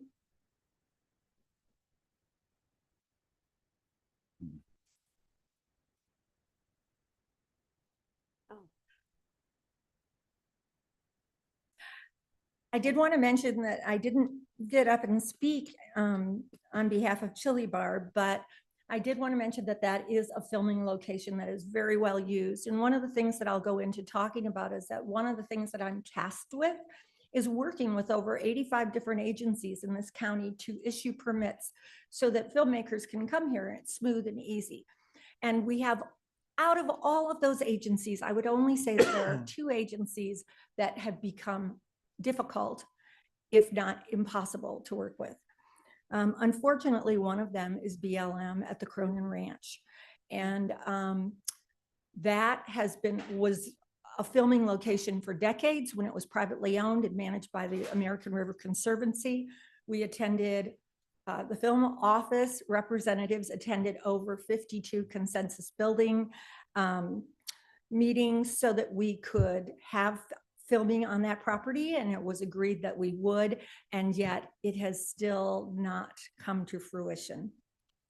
So I mentioned this with Chili Bar because if we're looking for a public location, Chili Bar is on the river, and it's a great location. We've had lots of commercials there, and you can even go and watch a movie starring Gregory Hines and Vincent D'Onofrio called Good Luck, which shot there, but it's not the only one. Crosscut shot there. I don't have my list to break it down, but there have been a number of films and commercials that are shot at Chili Bar. It's a very valuable location for us, especially when we can't get to other public locations for filming. Does it? Okay, moving on. So Kathleen, can I just ask you a question since we have a second? Sure. With the Chili Bar, do you think it would be helpful to have RV facilities for the crews to use, or is that not even, would it play into their helping them come to Chili Bar, or, you know, on the top pad up there where the mobile home park used to be? For filming, the fact that Chili Bar is nurtured as a public location is very important. Right. Particularly the RV. I don't know if it would probably be a benefit. We have a lot of RVs that come in when That's we what film. that's what I was wondering. But I wouldn't say it would be a necessity for us. We're going to come there. Right. And so having that taken care of and made available to the public so that we can continue to use it for filming is very important. Yeah. Oh dear, this looks, it's problematic. Okay. So, well, moving on. So why do you have a film commission?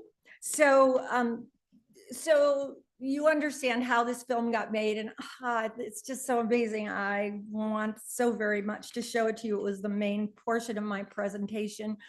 Because it does highlight each one of your districts, and you can see how we as a film commissioner try and have filming everywhere and not just burden certain areas, and that we have to be sensitive to certain areas. Right now in South Lake Tahoe, with tourism being so heavy, it's very important that we really nurture our relationships with private properties.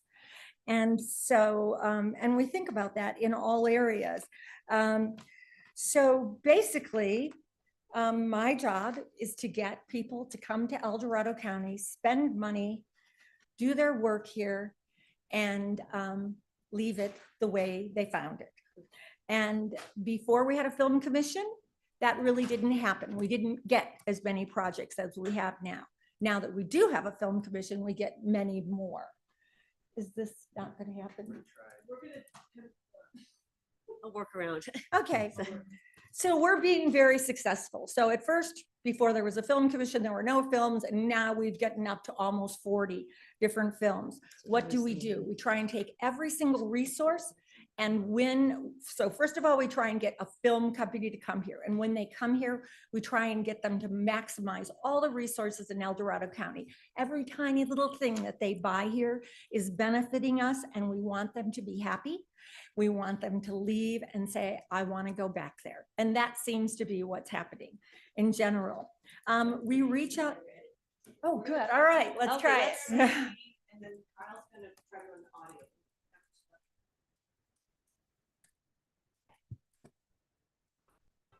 Yay! Yes. Good. Wow. El Dorado County is in Northern California. The county is known for being where gold was discovered. And now we look at motion picture filming as the new gold. It starts in the rolling hills. It goes through a beautiful, opulent town, and then it moves up through the county into a very rural area. Past the South Fork of the American River, we have orchards and vineyards. And then you hit the Sierras and see beautiful South Lake Tahoe. So it's everything in one. El Dorado County has seen a lot of motion pictures, a lot of TV, a lot of commercials. What I love about filming in El Dorado County is the fact that we work with everybody. We work with everything from independent features to huge feature films like Top Gun, Maverick. All right, yeah, good, good. I saved your life. Saved your life. A lot of commercials, reality, television shows. Looks like you guys got some lucky ones out today. That one looks like a bunny. Oh, yeah. But a few geishas, once again, put on your kimono and join us. Investigating those birds out of the lake. Yes, I am. You're not gonna leave that on the trail, are you? Right. I would love to be able to share this beautiful place with filmmakers, location managers. Dr. Jones, Dr. Jones.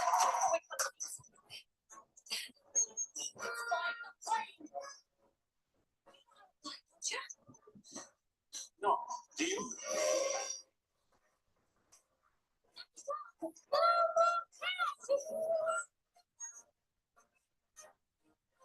New sport for El Dorado County. Whitewater sledding.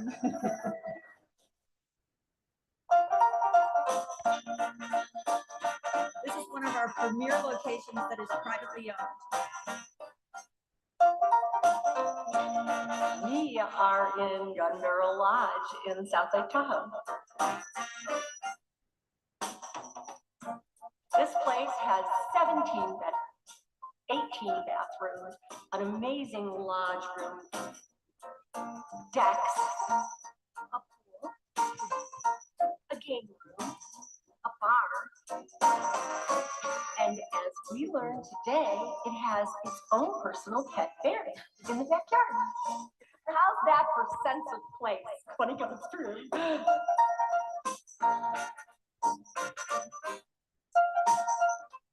In El Dorado County, probably the most pristine and grand location would be around the Emerald Bay area. Beautiful morning shots there. It is a world-class location. It actually is one of the most photographed locations in the world. What is it, the 5th or 6th largest alpine lake in the world? It's got miles of shoreline and it's 4 seasons. Everybody wants to come to South Lake Tahoe. It's just beautiful. It's peaceful. It is breathtaking. I have to say, when I make the drive up here from Placerville, it does take my breath away. We've had so many amazing projects. I love doing Modern Family. Shout out to Donna Cronin. We just need to find ways to stay young and adventurous. I'm with you, honey. Let's go. Yes, yes. I don't need you anymore. That was so much fun. They jumped off rocks and they went yachting and boating and hiking. It was super fun. Sometimes it feels like the mountains are so close that I could just reach out and touch it. So you want to roll your windows down and you want to take a deep breath. I just love this place. There! I got a jetpack!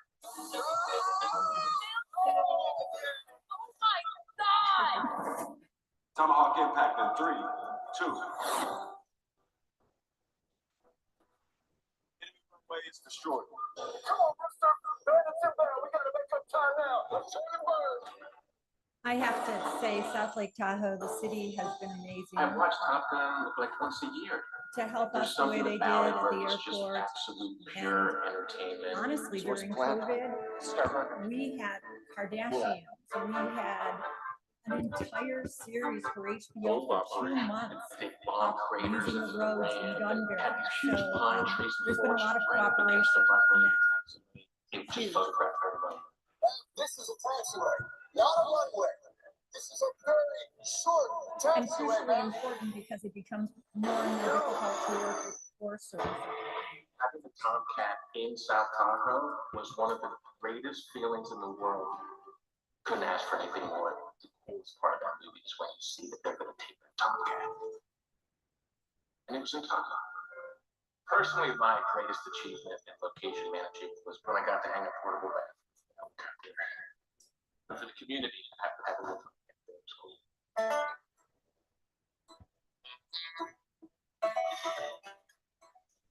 Hi, I'm Baron Brandon. I'm the ranch manager here at Casulas So River Ranch. this is not the actual We're video. about a I'm not sure what's 4,000 acre happening. ranch.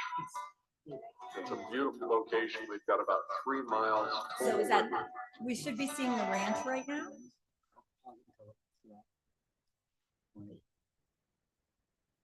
So. Top Oh, Gun the was- audio and the video got synced or A lot, something. even the video is all, it's not the actual, but okay, now we're at Brandon. Basis of the ranch originally is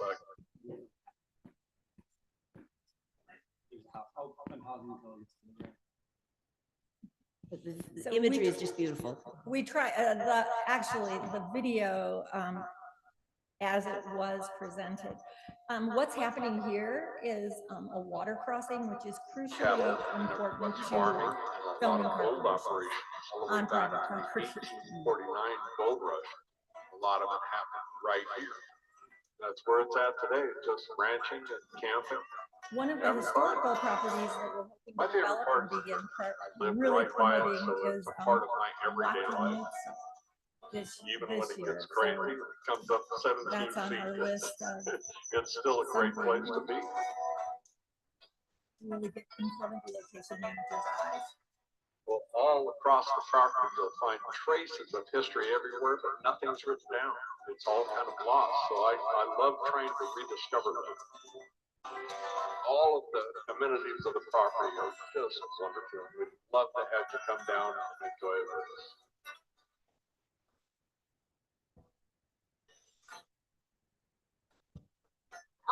County is so different. I love town center and El Dorado Hills. When I'm in the mood to be in the city and have a beautiful lake and fountain and all the great shops or go to an outdoor concert. I just love Placerville. It's a great, quaint place that's kind of also just a snapshot in time. We also have Camino and Coloma, which is where Sutter's Mill is and where gold was discovered. Are also known for shooting along the South Fork of the American River. We have white water and an amazing ability to shoot and actually control the dam so that the levels will be what the filmmaker needs. One of the unique locations to this area has to be the spectacular Rubicon Trail. People come from all over the world to do four-wheel driving on that beautiful granite floor of the forest. Car commercials from all over the world come to shoot there. El Dorado County has had a film commission for over 30 years now. And one of the things we pride ourselves in is being film friendly and trying to meet the needs of the filmmaker. We understand that it's our job to help them do their job. So we give them just enough support so that they have what they need. Come on to El Dorado County, come to South Lake Tahoe. You will love it and you will love having it. Being so close to Tahoe is something you can take Two for men granted. who are speaking, And every our time I go location up there, managers I who am are stunned speaking, the by three the sheer actually who are beauty speaking and the on way it behalf of stays El so Dorado County, pristine. which was nice. One of the nice special touch to things present. about El Dorado County is that it's so dynamic. People come here and they'll have a shot and then they'll see the water, they'll see the river, the lakes, they'll see Lake Tahoe, the mountains, and they'll just want to shoot it because it's truly spectacular. It's exciting to see projects come here and really take that sense of place and make it come to fruition in their vision and their projects. I mean, I feel like the water makes me feel alive. Like for me, I just connect with it and I see how filmmakers do too. I mean, they see it, and even if it's not in their script, they're like, okay, let's write this in. The locations are awesome, and it's 4 seasons, so you get like everything you could want of it. The film commission is great, people are fun. They were encouraging, they were infinitely collaborative on how to do things up there. I never made a movie in high elevation in the Sierras This is before. Danny Martino, and who was everyone location manager was on so Top Gun. anxious to give their advice, He their lived with us ideas. in El Dorado County for Everybody 3 up there was months. so helpful. It really felt like a real paid rent. partnership between the And studio, the production, and the community. We all had the same objective, which was to make one hell of a movie. Thank you, Kyle and Kim, for Yes, getting that thank up you and guys running. so Really much. appreciate know you what? At persevering. least we got to see it. And if anyone's interested in seeing it, we do own that video now with our, interesting trades. And so we can use it. And if anyone would like to use it, please let me know and I'll send you a link. So. Oh, thank you. Thank you. Thank And you, if Kim. we could go quickly into my PowerPoint, I will buzz through it. I think we've covered most topics. I do want to, before I forget, remind you that we had a spectacular project to come and shoot with us in the summer. It was Guy Fieri's new project for the Food Network. It will air in April and it's called Best Bites in Town. And it will feature the wonderfully collaborative city of Placerville. And they were amazing. So very quickly, that was what the video you just saw was created for the California Gold Rush Virtual Fam Tour. You heard all the details about it. On top of it, I have a location manager who won a trip who will be coming up here and we'll be able to show him everything. And hopefully then he'll want to do a project with us. I'm ready for the next slide. Program overview. So basically, we're always building relationships. We have a social media platform. It really caters more to the community because we have a responsibility to the community and we work with the community, but that's not where our jobs are coming from. So that's for the community. We respond to calls. I'm on call 24/7. I will be going on vacation soon. It will be in another country. I will be responding to calls 24/7. They will back me up in that wonderful Chamber of Commerce office. I couldn't do it without Laurel Brent Bum, the CEO, who I am privileged to work for. And so I always know that I have a backup and those calls are going to be responded to immediately. And that's important in this business because there's a very short attention span before they move on to someone else. Work with the region, we work with the state in lobbying. We have a media specific area where if media just wants to come and snag pictures and promote us, they can. And we do promotional giveaways. We've won awards for some of them in international competitions. Moving on, I already mentioned the need statement. We did not have filming before. So the job is basically to get everyone working that we possibly can and get them shopping in as many businesses and using as many resources here to spend as much money. Next. A few of the things we do for community outreach. We have a film industry mixer. This year, our speaker was a fabulous producer. Her name is Roxanne Advent Taylor. She has many films out, but the one that is probably fun to watch is called Fear, because they shot the entire movie in Strawberry Lodge before the ownership had changed. So, and that was during COVID. It was one of the first 17 movies shot in the United States during COVID. And I attribute that to the fact that El Dorado County was extremely supportive of business as long as people followed the rules of the state of California. And luckily, the film industry's white papers were so significantly more restrictive. They had so many rules themselves that to come in, they actually topped anything that our health department would have requested. But we were very film friendly during that time. And at a time when I thought things would actually go down for the film office, they went up because of our business attitude. Positive business attitude. We do work with businesses to kind of explain how it works so that they can maximize the benefits.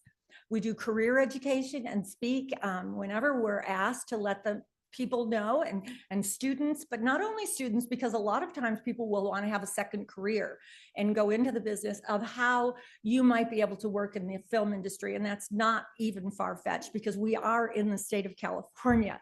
So there's a lot of work. In fact, recently, an organization that I chose to sponsor because they moved their office, their meetings up from Sacramento, down in Sacramento, up to Old Town Folsom, where they were given a free space. I've sponsored the California Capital Film Artists Alliance, which is now meeting in Folsom. And they were training production assistants. So they have been training production assistants all from the region, letting people learn a new career and have an opportunity to work when our projects come in. And we also try and do philanthropic endeavors whenever possible, basically by donating items that we might have gotten from a film crew or a day on the set to a charity so that in our county, so that they can also benefit, because we do see this as we want to give back. We don't want to just take, we don't want to just close the roads and say it's always uncomfortable. We want to appreciate it and give back. Project development as the next page. We're always looking on the next slide.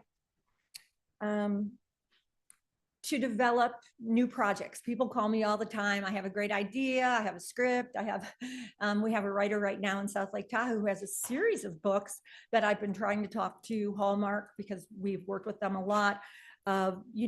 Maybe you'd be interested in producing these. So those kinds of items. And the other thing is product placement, which is really fun. And we've done it quite successfully. We've done it with Thomas Kincaid paintings. We've done it with our wines.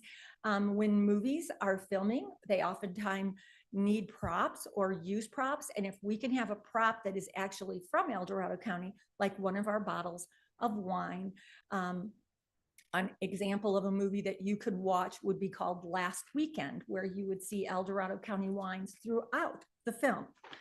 Okay, moving to specific program activities. Employment development. I think I kind of went into explaining that we try and, help people find careers and figure out, how can I have my catering company cater for movies? How can I have my whitewater rafting industry handle stunts for movies? And so we're brainstorming and we're helping to give people opportunities so that they can work on these projects. And it is very viable and very financially beneficial.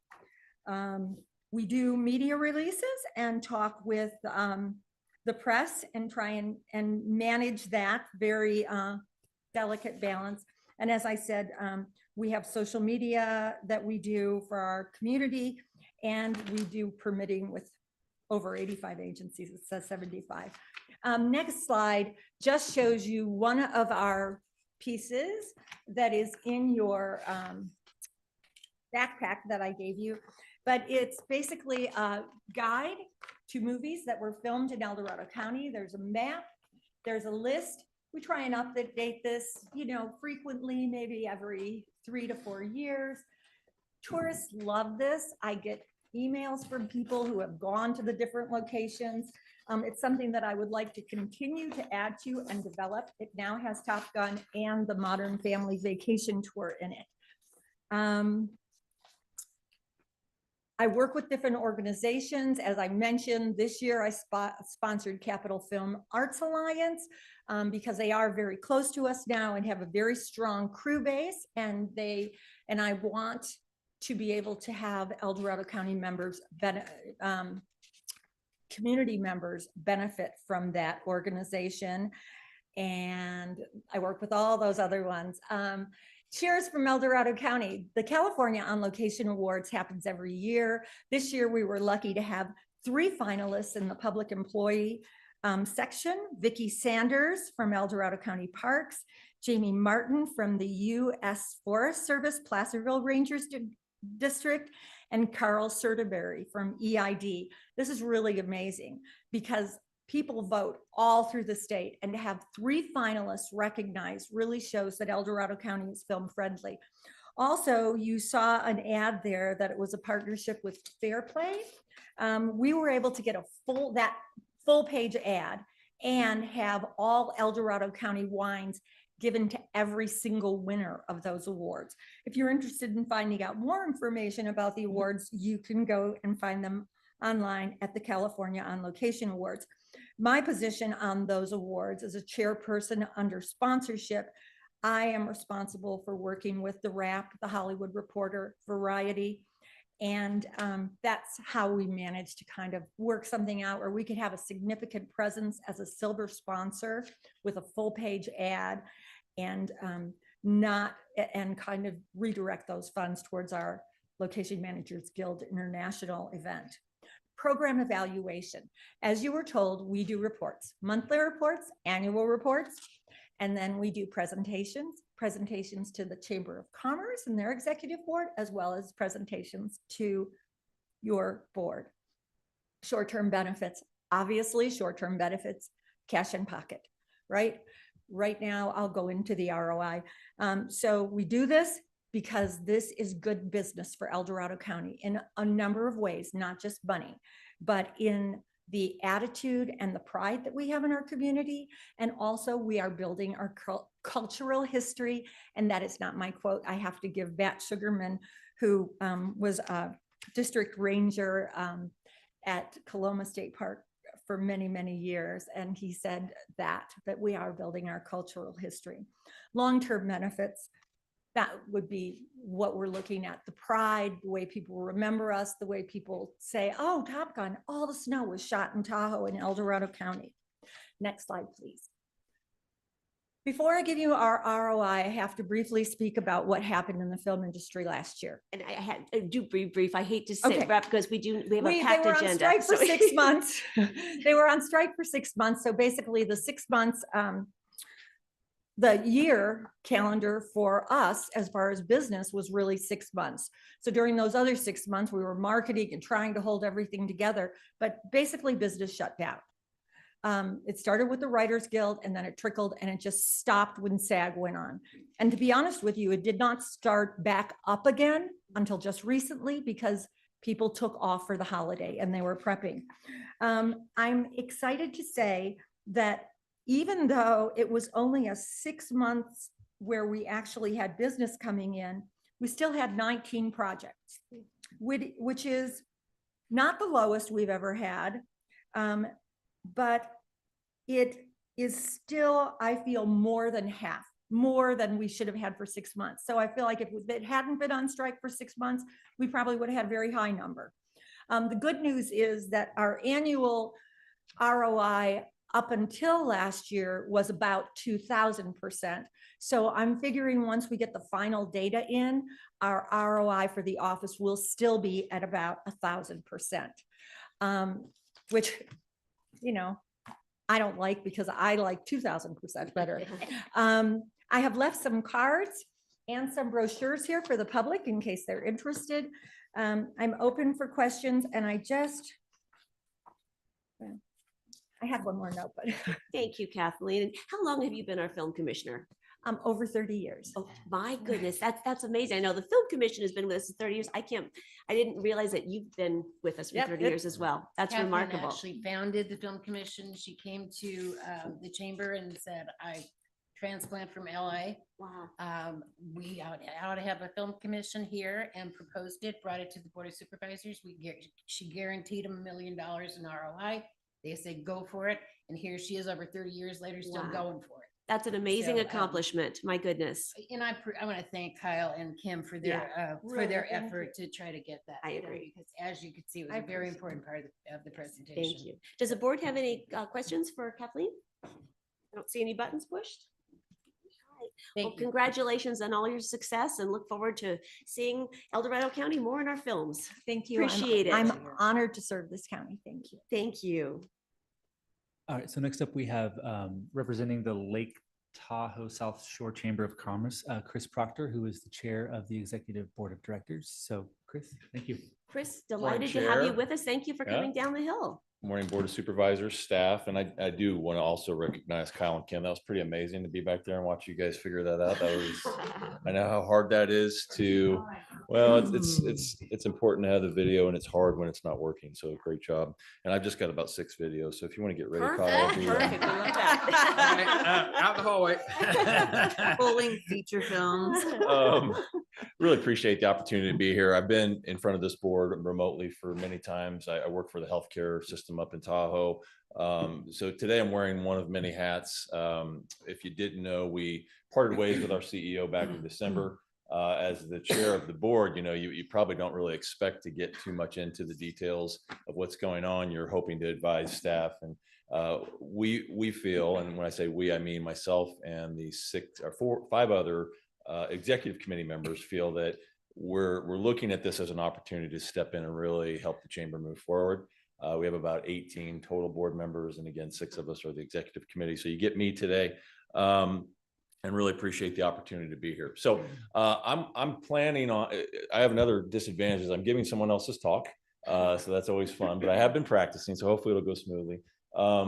We really are very thankful for the money that we get from this grant. And so today's talk will really talk about what we've done up through the end of the previous grant cycle. So the previous grant cycle ended on June 30 of 2023. So this is really a little bit of a retroactive discussion about what we did with the funds. And we can also talk a little bit about what we plan on doing moving forward too. So it starts off with really the 6 areas that we think are important goals, or we thought were important goals moving into the last year of the agreement.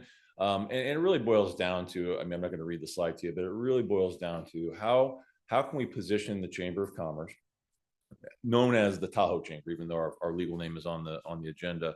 How do we position it to be a key priority for all businesses? Not just businesses in the South Shore, but businesses in the county. And that's a big spectrum if you think about it. You've got your casino level business, your large business like Barton Health that I work for. You've also got your small businesses. So it's a pretty big lift, because you have to be very specific to a lot of different needs. And so that's what you see here in front of you as far as the goals that we were trying to do. And probably the overarching goal here is, how do we keep, kind of a theme we've heard already this morning, how do we keep local things local? How do we get investment in the community, use of local? So you'll see a lot about go local is our terminology we use up at the lake as we talk. Obviously, we also want to be part of maybe a solution or a workforce, I mean, not a workforce solution, that would be great, but a solution towards big issues. So we all know that, I think in California for sure, but everywhere housing is a challenge. And so this slide really just talks about some of how we use that money to help partner with some of the initiatives that are already going on. So you see some pictures there from the Sugar Pine Village project, which is going to be 60 units that'll be available to the community starting next fall, which is pretty incredible if you think about how hard it is to build in Tahoe. They'll basically do 4 phases of about 60 units. So once that's done, it'll be 240 units. And what's, I think, the coolest part about this and the option for the chamber to be involved is, this is a unique experience, because it's going to put people in supported housing, but it's also going to have all the key services that they rely on, most notably on site. So really, tied to transit, they're on site. So it's just a great opportunity to be in part of the chamber right now, because we have this type of an initiative going on in the South Shore. This is where we really wanted to focus on how can we help the businesses. So you'll see here that we have 3 areas. The idea again is, how do we anticipate what businesses need coming out of the pandemic? And it seems difficult to even still talk about the pandemic in 2024. But what we found was, really 21 and 22 and even 23 were still transition years for a lot of these businesses. And so how does the chamber respond or be responsive? These are the areas that we wanted to promote. And so one of the things you see on the logo there is Sample the Sierra. Sample the Sierra, the last time we ran it was 2019. We couldn't do it during COVID. And when we started to get back to doing it over the last 2 years, what we heard from our business owners was, I'm barely keeping the doors open. I'd love to do Sample Sierra, but for me to have staff on site giving away things is a real challenge right now. Is there anything else the chamber can do? And so what we came up with was a video showcase. And so I joked about videos. I was talking with Rhiannon yesterday about videos, but these are some examples. And I think if you could share, Kim, the presentation with them, if you want to look at it at some point, these are 3 examples of how we use the money from the county to help businesses really promote themselves. So the first 2 are about 5 minutes, and the third is 8 minutes, but they're probably a value of about $10,000 to each of the businesses. So it's provided free to them, but it gives them an opportunity to use it however they want. It's also on our website. It's also on our Go Tahoe local website. So for us, it was a pivot. We didn't want to further burden the businesses by having a free giveaway of all the great things that are happening in El Dorado County. So we wanted to be able to provide some kind of in-kind or some kind of valuable resource. And this is an example. So if you have a chance to look at it, they're really great. Also, and this is again, like I said, the last time we did this was 2019. We're actually thinking about how we can do it this year. So this would be into the new cycle. But it is just a great thing to promote El Dorado. I mean, what have we heard this morning, right? From all the different presenters, there's so much to offer. And I think as a South Shore chamber, our hope is how do we also, support the rest of El Dorado County? So that's what Sample Sierra Fork Festival was, and that's what it will be when we get back to it. But again, we want to be sensitive to the struggles that these businesses are having. So I can't promise that we'll do it this summer. We're looking at it right now, but we will do it when we know it's right for these businesses because it's such a great opportunity. This is another area that we focused on with the grant money, and that is helping our restaurant association. So this is an example of what you might see if you go to our website or if you're looking for partner restaurants.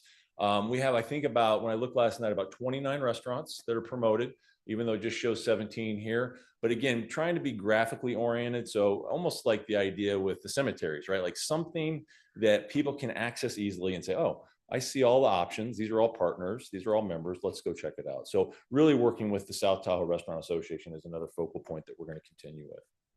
This is probably the one area that we didn't deliver on.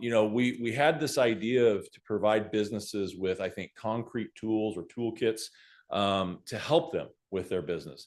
What we found, though, is when we kind of got out of the remote world, people didn't really want to go attend a webinar. They were not into it. So this was one area we deprioritized a little bit. I think it has potential. Frankly, as we're looking forward in the next 2 years, you might have heard that there's a lot of discussion in Tahoe, but also I think through all of California about businesses that are struggling, businesses that might be leaving.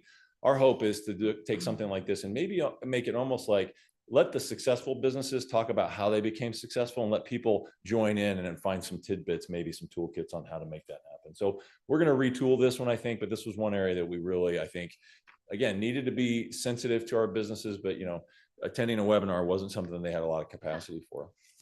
And then finally, looking at business development and workforce development. So I've already mentioned how we're going to be creative about ideas on how to support the businesses. Workforce development it's almost hand in hand. They go together.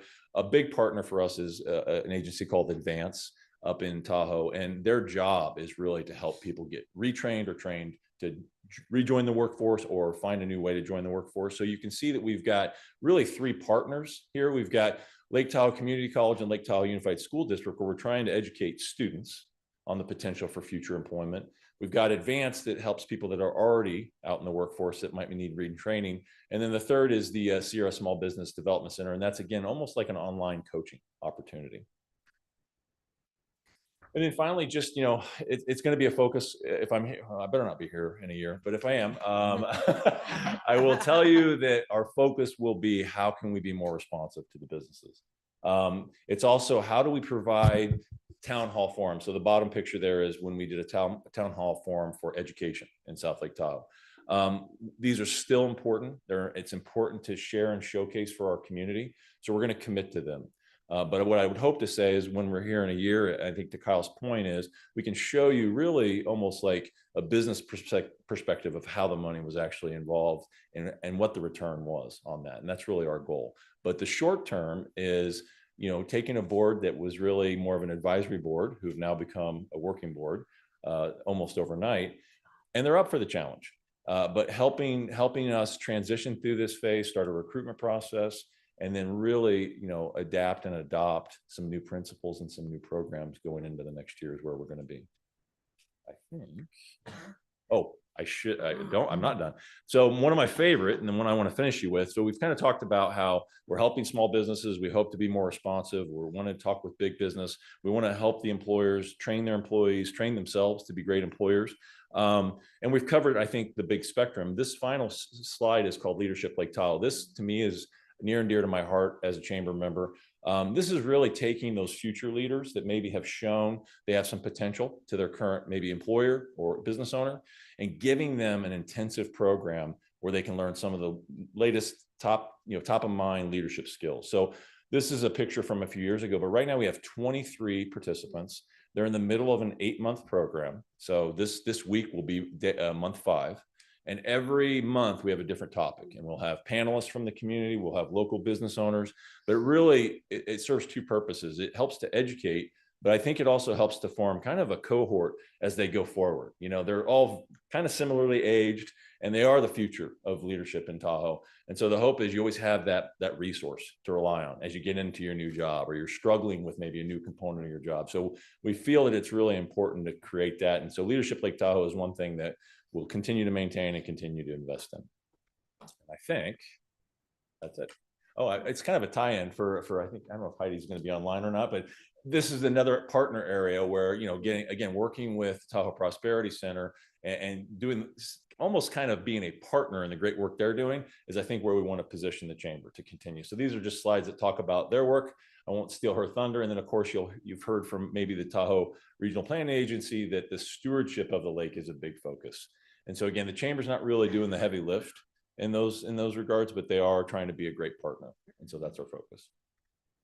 I can promise you it was the end. That's for sure the end. So well, thank you, Chris. And Supervisor Lane is certainly helping us understand how complex the Tahoe Basin is, and how the economy and just all the issues you're dealing with seems to be ever shifting.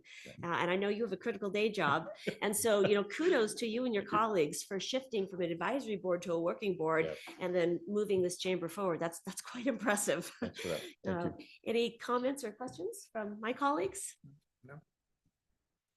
All right. Excellent presentation. Thank you for coming down and being with us. Lastly, we have Derek Martin. He's a program manager at Tahoe Prosperity, who's going to be presenting virtually. And if Derek, if you're online, go ahead. And this is a help. Yes, I am here online. Video is disabled, so I won't be able to see you all in person, but I really appreciate you having me here. And Chris, thank you for the introduction collaboratively on that. Well, welcome, Derek. Delighted to have Thank you. Yeah, no, it's really nice. I live up here in Olympic Valley, so the snow had a little bit of a holdback this morning with the drive down. So I appreciate everybody having nature's battery fill up, but understanding. No problem. And will this presentation be shared on the screen? It's coming up momentarily. And thank you so much. Tie into the destination stewardship we were brought up to speed with, I think it was last week. So yeah, great continuing conversation. Yes, very much so. I'm really looking forward to going over our 2023 in review, a lot of our collaborative efforts through El Dorado County and the region, and with a lot of the subjects mentioned here today. A quick start, I'd give a brief bit about the Tahoe Prosperity Center and our community identified projects on the next slide.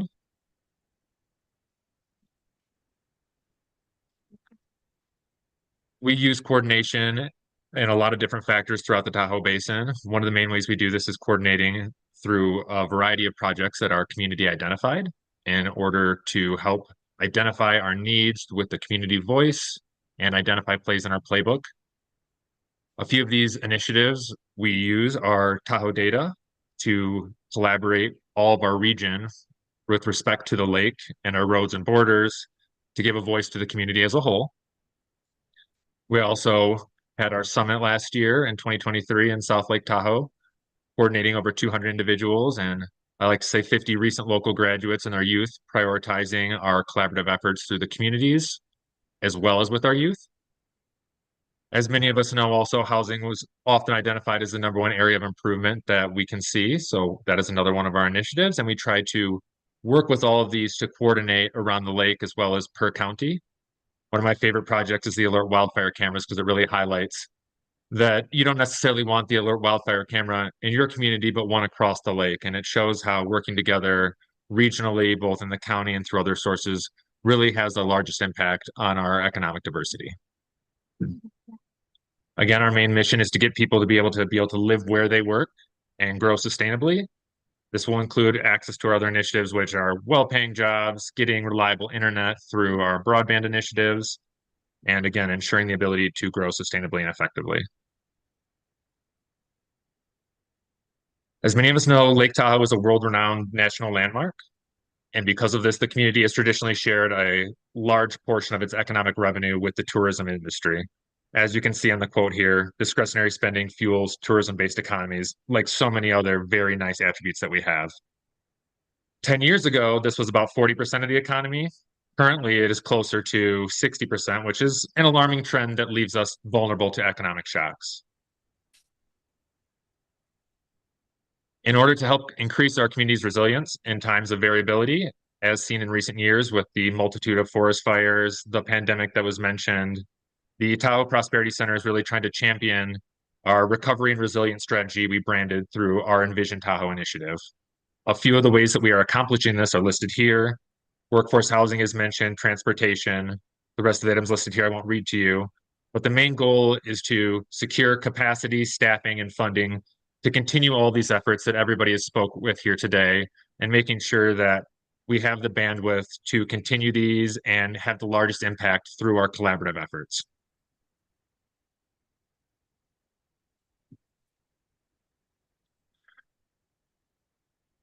That looks like that is supposed to read California Jobs First shared goals. Sorry, I missed that in the editing that came over, but it is one of the main current ways we are working to activate some of our playbook strategies in El Dorado County and throughout our capital region in the state of California.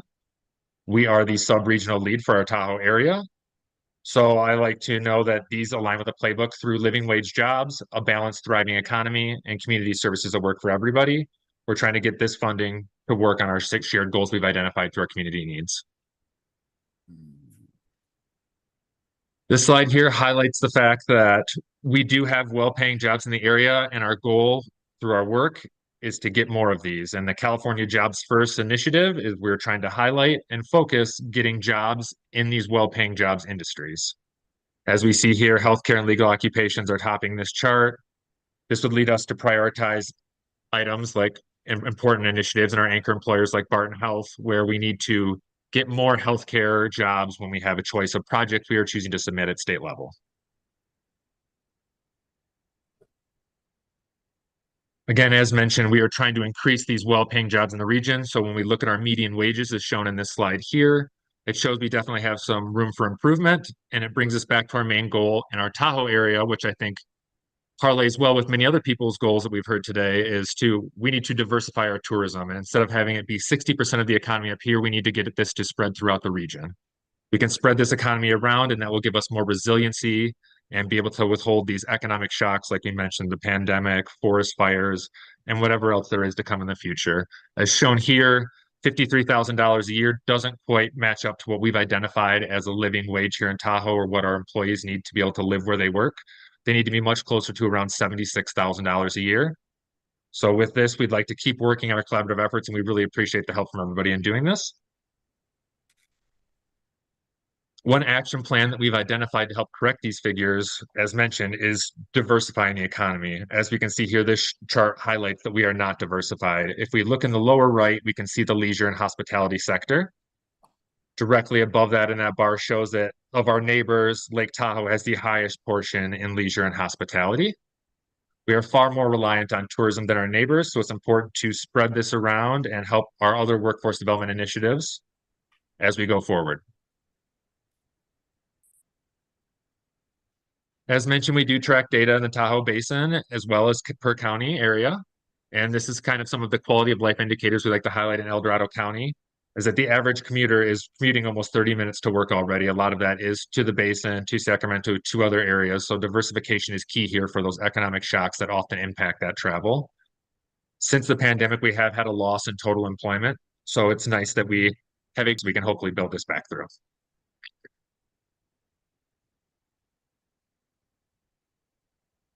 This is important to realize these extra statistics here because when we look at Tahoe residents specifically from El Dorado County, we are able to see that a single family home is a price and is out of reach for many individuals.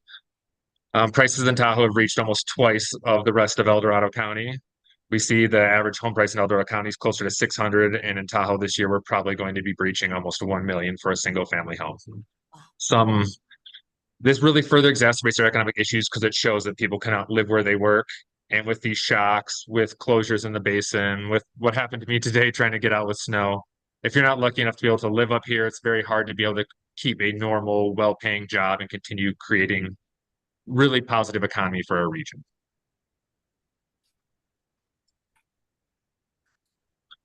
I'd like to highlight some steps we took in 2023 to kind of combat some of these issues throughout the year. We did have 17 small business and entrepreneurship entrepreneurs at our roundtable this year, the summit I mentioned earlier. Of those, there are over 300 attendees that come to our monthly meetings scattered all around the lake. We have one almost every month in El Dorado County last year.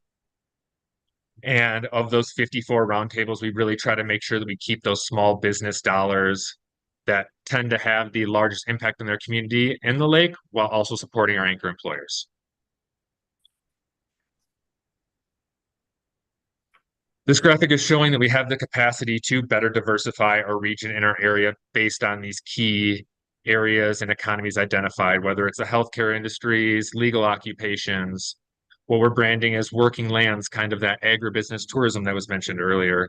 We have the educated workforce to do this, and we need to continue these collaborative efforts to make use of the wonderful programs like Chris mentioned of Advanced and LTCC so that our residents have the time and ability to utilize our workforce development issues and that we're pointing them and steering them in the right direction. And extra importantly, we're listening to them while we're going through this process and reevaluating our motives.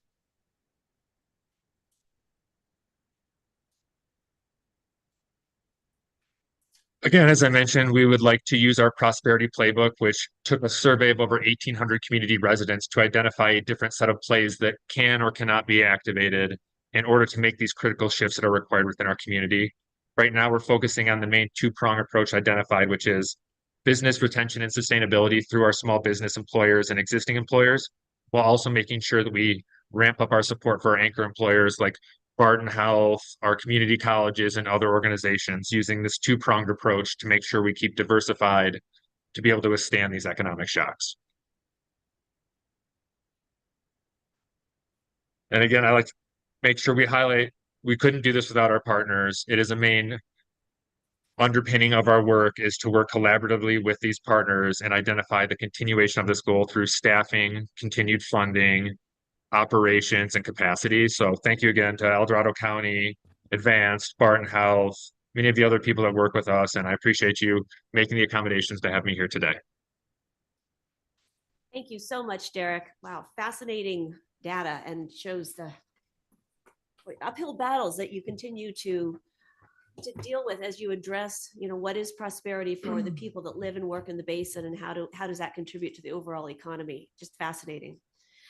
Any final thoughts, Kyle? No, I just want to thank everybody for presenters for showing up today. As noted in the board item, El Dorado Hills Chamber will be coming back at a later date. They had a major scheduling thing that came up that didn't work out for today. So in the sake of time, it's probably for the best. So no problem. Thank you. Really appreciate all your coordination and work with this, Kyle. Supervisor Parlin. Yeah, a couple of things. Kathleen, let me know if you want me to help you try to work with the BLM. Cronin Ranch is in my district, and I try really hard to keep that relationship strong. So you know how to get a hold of me. Thank you. Yeah, it's important. It's a lovely site. There's even an old stat there, you guys, still up, and it has a plaque on it. I don't understand. So yeah, down there. And then if I could, I would like to, if the board is amenable to that, to add that direction to staff to look into the next iteration of these agreements, to look at creating a cemetery brochure and with some kind of overnight stay with the historic cemetery tours. Since Mike gives lovely tours, we should try to build it into a weekend event. So I would like to see that explored the next go round in our agreement. And then I just do want to remind everyone in CIO, this really falls on your shoulders, I think, but a reminder that as we keep talking about budgets and how tight things are, this is another one of those discretionary programs. And we're talking to all our departments about how to tighten our belts and stuff. And so I'm just throwing it out there that, when we give direction to do things, we always look to the CIO to figure out how to make it work. And so I'm imagining you're going to be coming up with some creative thoughts on this and other items, just like we actually told our fire districts not too long ago that we weren't going to be doing TOT allocations for them anymore. So it's just a part of the big picture that I just want to remind everybody, we have constraints that we have to work with. And I didn't want anybody caught off guard by upcoming conversations. All right, thank you for your comments. Supervisor Heidel. And just a couple of kind of go backs. I also want to recognize that the El Dorado County Chamber sponsors an annual study mission. I've had the opportunity to participate in 2 of those. Very informative, where basically we go to different parts of the country and look at what are the best practices relative to economic growth. What are the new ideas out there?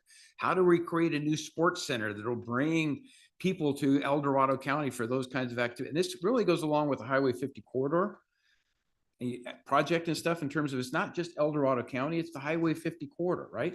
So for any board members who haven't had the opportunity to take that trip, I would really encourage you to do one, to really understand how we're continually looking for new ideas to bring added economic prosperity to El Dorado County. And that's one of the ways we do it. I've enjoyed the 2 that I participated in tremendously. So just keep up the good work. I'm not sure where the next one is planned. I think that's still a secret, but well, it isn't a secret. Okay, so we'll find out later.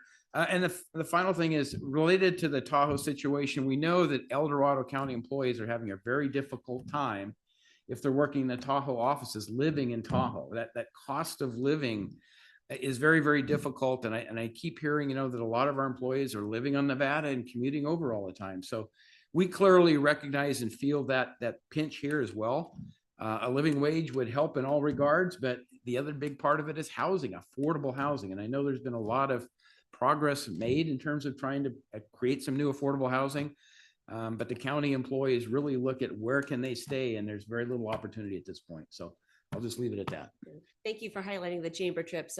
Yeah, we enjoyed Austin last year. Yes, We, yes, Texas. Yeah, and a couple years ago, the North Carolina trip was amazing. So thank you for highlighting that. And I got to go on one to St. Louis, so That's we learned right. a lot there too. Yes, So, yeah. absolutely. Any other comments? Yeah, thank you, Madam Chair. I just want to follow up on your comments, Supervisor Heidel, regarding housing, especially in the basin, as the data is clear. But I do think I would like to promote the county reconsidering how they manage the incentive program. I think what's important is not where a person decides to live. That's affordability, it's availability, it's a whole lot of things. But rather that we're incentivizing them to work in the basin. Where they live should be not evaluated as part of the program, in my opinion.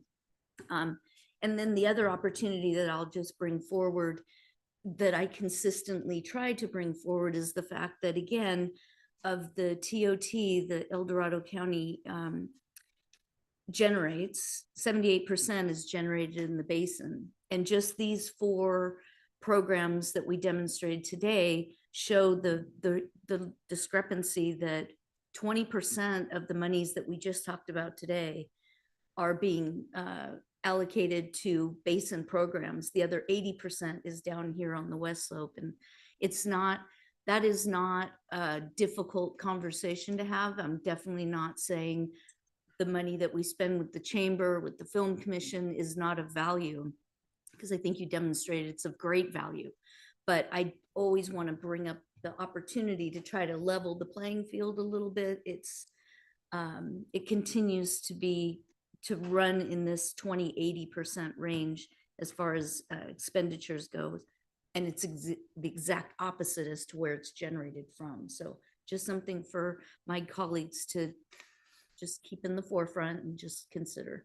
All right, thank you. So at this point, let's go to public comment and then we'll bring it back to the board for any direction. Now taking public comment on item number 24. Individuals will have 3 minutes to address the board. The timer will notify you when the allowed period of time has ended.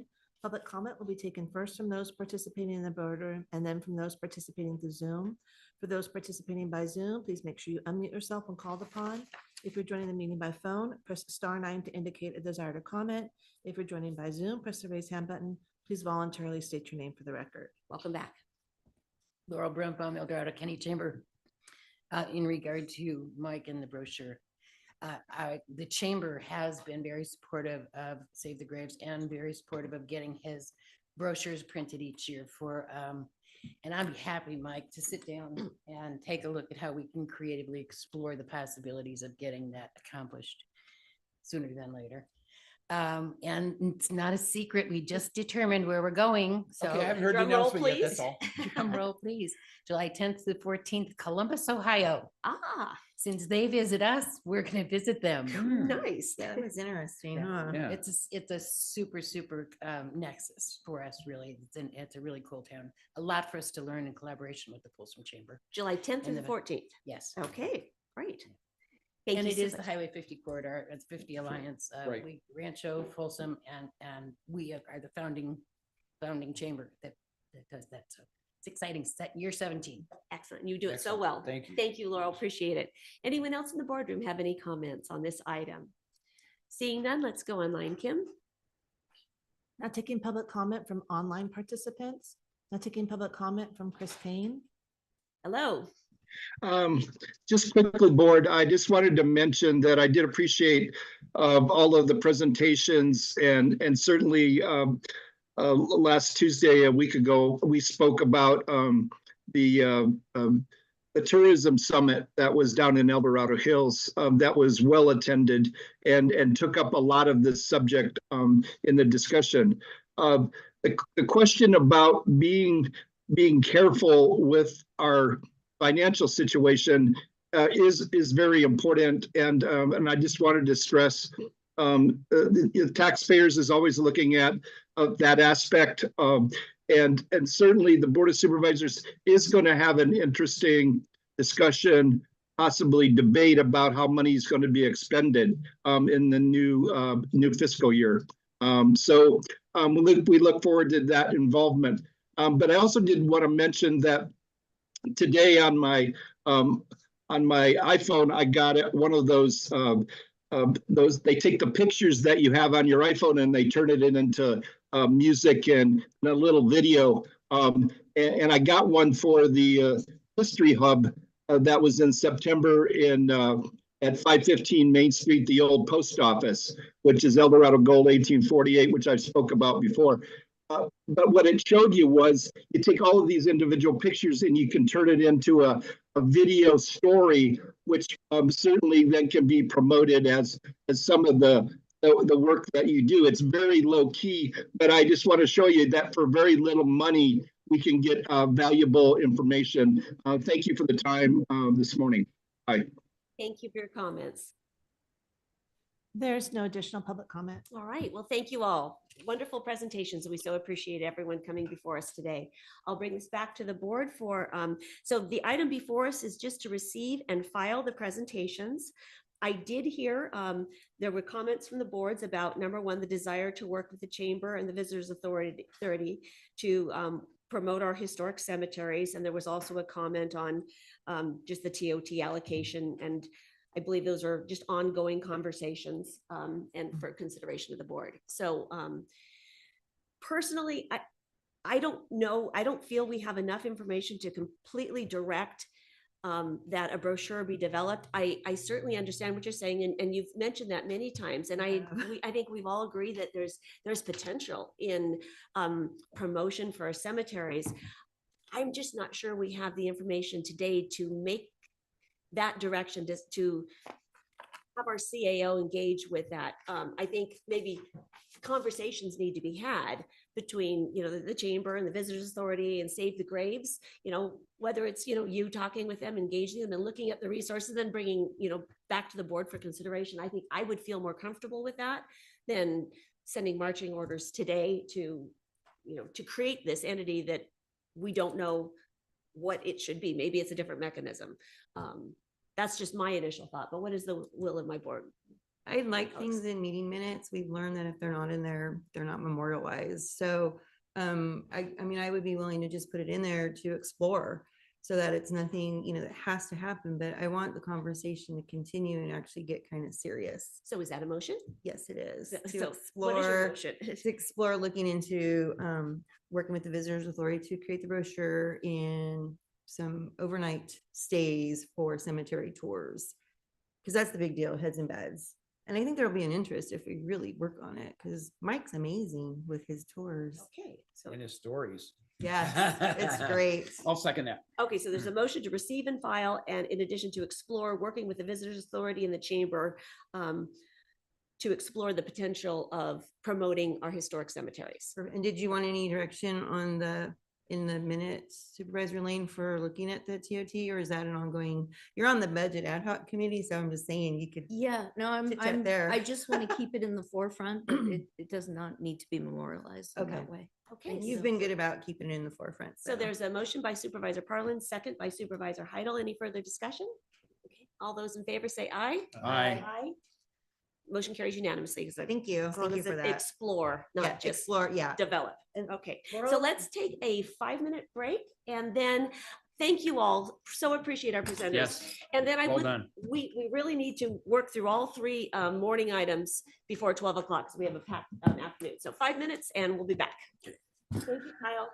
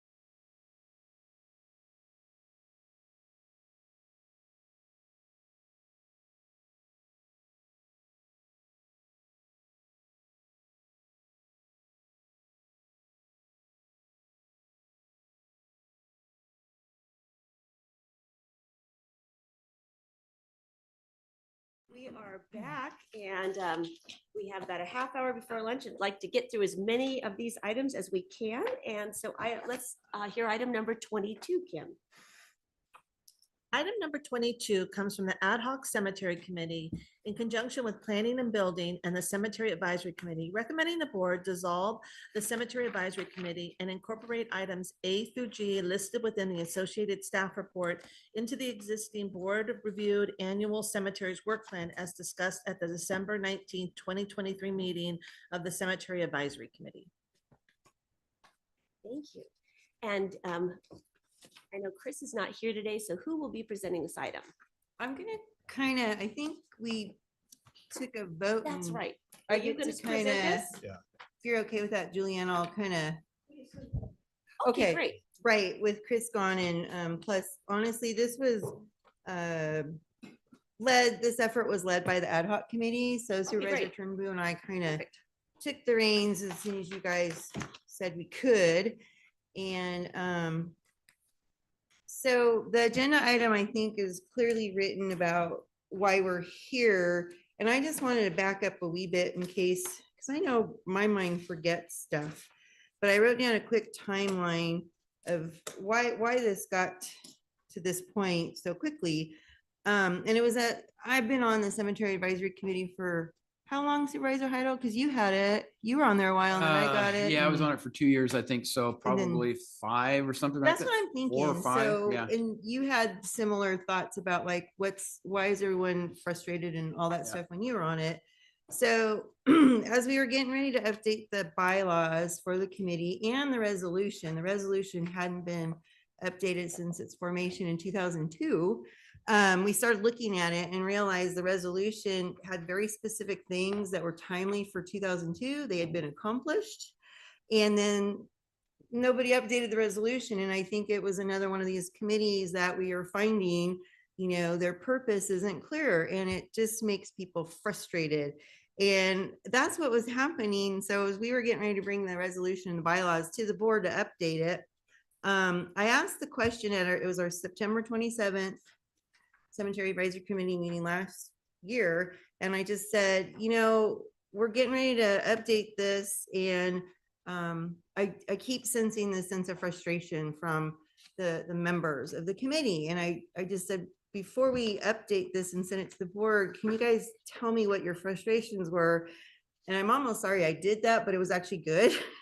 Because what I didn't realize all those years was that our committee members, our volunteers, really looked at this committee to do the hands-on work for our cemeteries, of promoting them, of maintaining them, and all that. And advisory committee isn't truly set up to do that. And so that's why there was this constant, I felt tension, frustrations, I think, on every end of this, and finally got to the bottom of it last September 27th, which was like, okay, now what do we do? So I think I gave you guys probably a to and from update really quick. And then we brought a board item instead, November 14th, where the cemetery advisory chair gave the update to the board. And at that same time, we had put it on the agenda that the board could create an ad hoc to really look into what's the best path forward for this committee and these efforts and these volunteers that really want to do really good work. And I'm going to give Mike again props. I think that, Mike, you've done such good work on behalf of our county cemetery. These are our county owned assets and resources outside of the committee. In spite of the committee, you've done all this great work. And so that's the part I think that just wasn't jiving everywhere. So after the board created the ad hoc committee on November 14th, and we had that presentation where it was clear that that frustration truly was there. Then Supervisor Turnbull and I had an ad hoc committee meeting first with staff on November 21st. So a week later, we talked through staff of what we were hearing during the conversation following that annual report, because the board did have some conversation and discussion. We took those thoughts, talked to staff, and then the following week we had a meeting with staff, ad hoc committee, and then the chair, Mike Roberts, on November 30th. And we kind of talked and just walked down this laundry list of things that the board had discussed. And we felt that those were a good path to pursue, in addition to disbanding the actual advisory committee, because the Save the Graves and getting clear communication would take the place of the advisory committee and actually allow for us to do the hands-on work that everybody wants to do. So with that, at the December 19th Cemetery Advisory Committee meeting, Supervisor Trimble and I, as the ad hoc, presented, and I literally that day went down the list. I attached the agenda to Legistar for you all. I didn't do it till yesterday though, Supervisor Lane, so you may not have seen it. That is a shortcoming of Legistar, I will say. But I attached the agenda from that December 19th meeting because I wanted everyone to see exactly what I walked through. And it's pretty much the same thing that's in our Legistar for the board meeting today. It's a little more fleshed out. I think in this one, it looks prettier than what I presented to the advisory committee. So I'm just going to run down them. I'm sure you've all seen it, but if we were to disband the Cemetery Advisory Committee, that would free up staff from having to continuously support Brown Act meetings, which are very restrictive. We've found that's been another frustration, is if it's not on the agenda, we can't talk about it because these are Brown Act meetings through the advisory committee. So if we were to disband that, we would work with staff and we already have volunteers at many of our cemeteries. You have to remember that too. So we want to support them, continue that relationship a little more formally through the Adopt a Cemetery or Adopt a Plot, whatever we want to call it, program, but formalize that more and promote that program. There was talk at our board meeting about, well, what is it going to take to get the cemeteries into a state of good repair? And there's been at our advisory committee kind of this spreadsheet of things to do, but it was never like formalized and I think brought to the board or to the CEO, or it just hasn't been formalized enough. And so I do remember the board talking about it, what would it take, this one-time infusion? And the committee thought that that was a good idea to pursue that and make it happen so that the cemeteries are in a state of good repair. The dignity, that we talked about of our forefathers in our historic cemeteries. So they thought that was a great idea. And again, if we pursue this, it'll be on our CAO to figure out how to finance that, because that's a budget question.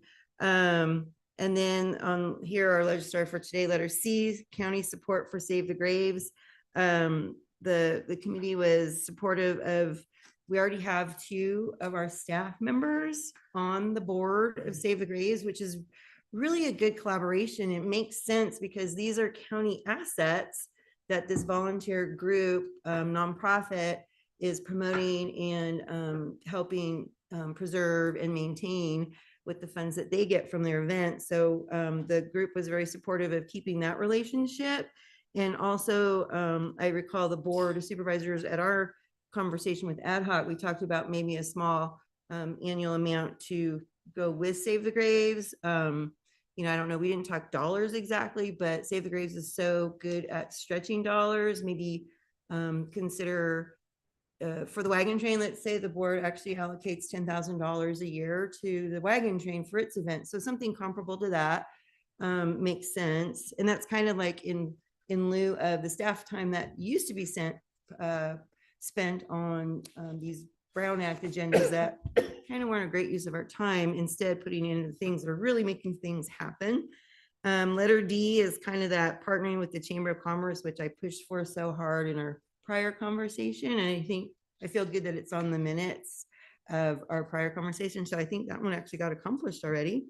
Letter E was retaining and building volunteer support for the cemeteries. Again, we already have volunteers that regularly maintain certain cemeteries. We want to grow that. And with that, that would include perhaps an annual or semi-annual meeting of all these volunteers to come together so that they still have that sense of accessibility to staff, but it wouldn't be in the Brown Act type meetings. It would be more like, you are our volunteers. Here's information to share with you. This is what we expect when you're there. then the volunteers could bring their information, what they see there on the ground. So it's still keeping that connectivity that the group really wants, but it's just less formal than our advisory committee. And I think that connectivity is really important. And then letter F was identifying the veterans' graves, which I think we can do that through the, our partners and all that. And I think that's an ongoing effort already, if I remember right. It sounds like it's been started, but there's quite a bit of interest in that. And we can reach out to maybe our Veterans Commission for help with that, or other organizations that, know where our veterans' graves currently are. And then the last one, I think, is while we're doing this transition to more hands-on, more volunteer-oriented ownership of the maintenance and just upkeep and fundraising, to get regular updates to the board about how that's going. And I don't know how often, that's a board decision, if it's annual or maybe semi-annual until it gets more established. But we really don't want to make all these changes and then not know how it's going and, just let it go. I want to make sure that we keep tabs on it so that it's working the way that we intend it to. And I think that's important because sometimes we lose track of things. So that's kind of where we were. I will say that the committee members were very supportive of all these things because they're very hands-on where they want to go. The big problem was when we said, okay, so, and Mike, rightfully so as the chair, said, okay, well, you just want to get a sense from the committee members. Are you guys okay with disbanding? And that was where everybody had angst, and I don't blame them. I think that it's hard to change, but in my mind, we've set up a structure here, especially with if we have the annual, semi-annual meeting of the volunteers in place. I think we've set up that connectivity that everybody wants. Plus, you guys are staff at the cemetery, so you're really accessible anyhow. But I mean, more, bring all the volunteers together to talk through issues that they're seeing and stuff, so that then staff can bring it to the board. So I feel comfortable with disbanding the Cemetery Advisory Committee itself with this instead support system that we've kind of put in place. And again, the committee members really couldn't come up with a yes or no vote. It was yes, no, and just concerns. And so I understand that. But again, I think we've put something really good in place to take that the hands-on efforts that everybody really wants to do out there. Thank you for that. Supervisor Turnbull, do you have Yeah, something to add just to to that? add to it a little bit. I know Jorge spoke a lot here, and talked about all the different things. And the biggest thing is Save the Graves is a great thing. It's a great concept. And I would like to see it more semi-annual, because the reason why, because you clean up the cemeteries in the spring and you clean up the cemeteries in the fall. So they can gather, in the springtime or whatever, and talk about all their accomplishments and what they've done. And they come back on the fall of the year and talk about the final cleanups and stuff. And that's what we do in our cemetery. I'm not going to bring our cemetery in it, but that's some of the things that we do. And I think that's something that they could adopt the graves. I think it's a good thing. I don't think that we need this committee, because it seems like to me, nothing gets done. They just talk and talk and talk, but nothing gets done. And this way it will solve that problem, I think. And if we just get the proper funding and stuff, we can move forward with this. So are you suggesting that the Save the Graves is an event, where they, promote and have a historical reenactments? Are you suggesting that they do that twice a year? Well, twice a year, we can do that. That can reenactments? be different, but I mean, gather to talk about what they have accomplished. Okay, I just wanted to say you're not talking about the suggesting a cleanup. Save the Graves event be twice a Talk year. about the Okay. cleanup, what they've done in the cemeteries, what they accomplished, and do the same thing in the fall of the year. So get together as a volunteer basis more right. than twice a year rather than once a year. Yeah. Okay, just wanted to clarify your points. Thank you so much. Supervisor Heidel. Yeah, I'd also like to add to the historic, when I was on the Cemetery Advisory Committee for about 2 years, the first thing I recognized was there's a group of people here that really want to make improvements for our cemeteries. And the answer that they kept getting was, but there's no funding. And when you hear, well, there's no funding, then you resort to what can we do on a volunteer basis? How do we have each of the member adopt a certain group of cemeteries? How do we collectively put together the efforts to maintain the cemetery since there's no funding. The more we looked at that, El Dorado County is unique in not having a revenue stream to maintain cemeteries, unique of 58 counties. So we said, how do we resolve that? Let's go forward with a ballot measure and let the people vote on whether they want. And it became pretty obvious that was not going to go anywhere. Most people are not going to want to pay additional taxes essentially for maintaining our cemeteries. Even though I fully supported it, it was clear it wasn't going to go anywhere. So we got to that point. There's a lot of ambition. There's a lot of interest. There's a lot of love and care that wants to be put in our cemeteries, but there's no way to do it realistically, right? And so I agree with this transition. I think that advisory committee, when it was set up, there was expectations maybe that there would be a funding source and they'd be able to advise in terms of how to refine and improve things on an ongoing basis. But for whatever reason, that never happened. So I think we have to pull back and rely on staff to do it with reports on a regular basis of how the cemeteries are being maintained. I'm sure a lot of the committee members are going to maintain their participation in those things, and they're still going to be volunteers, and they can grow that volunteer force.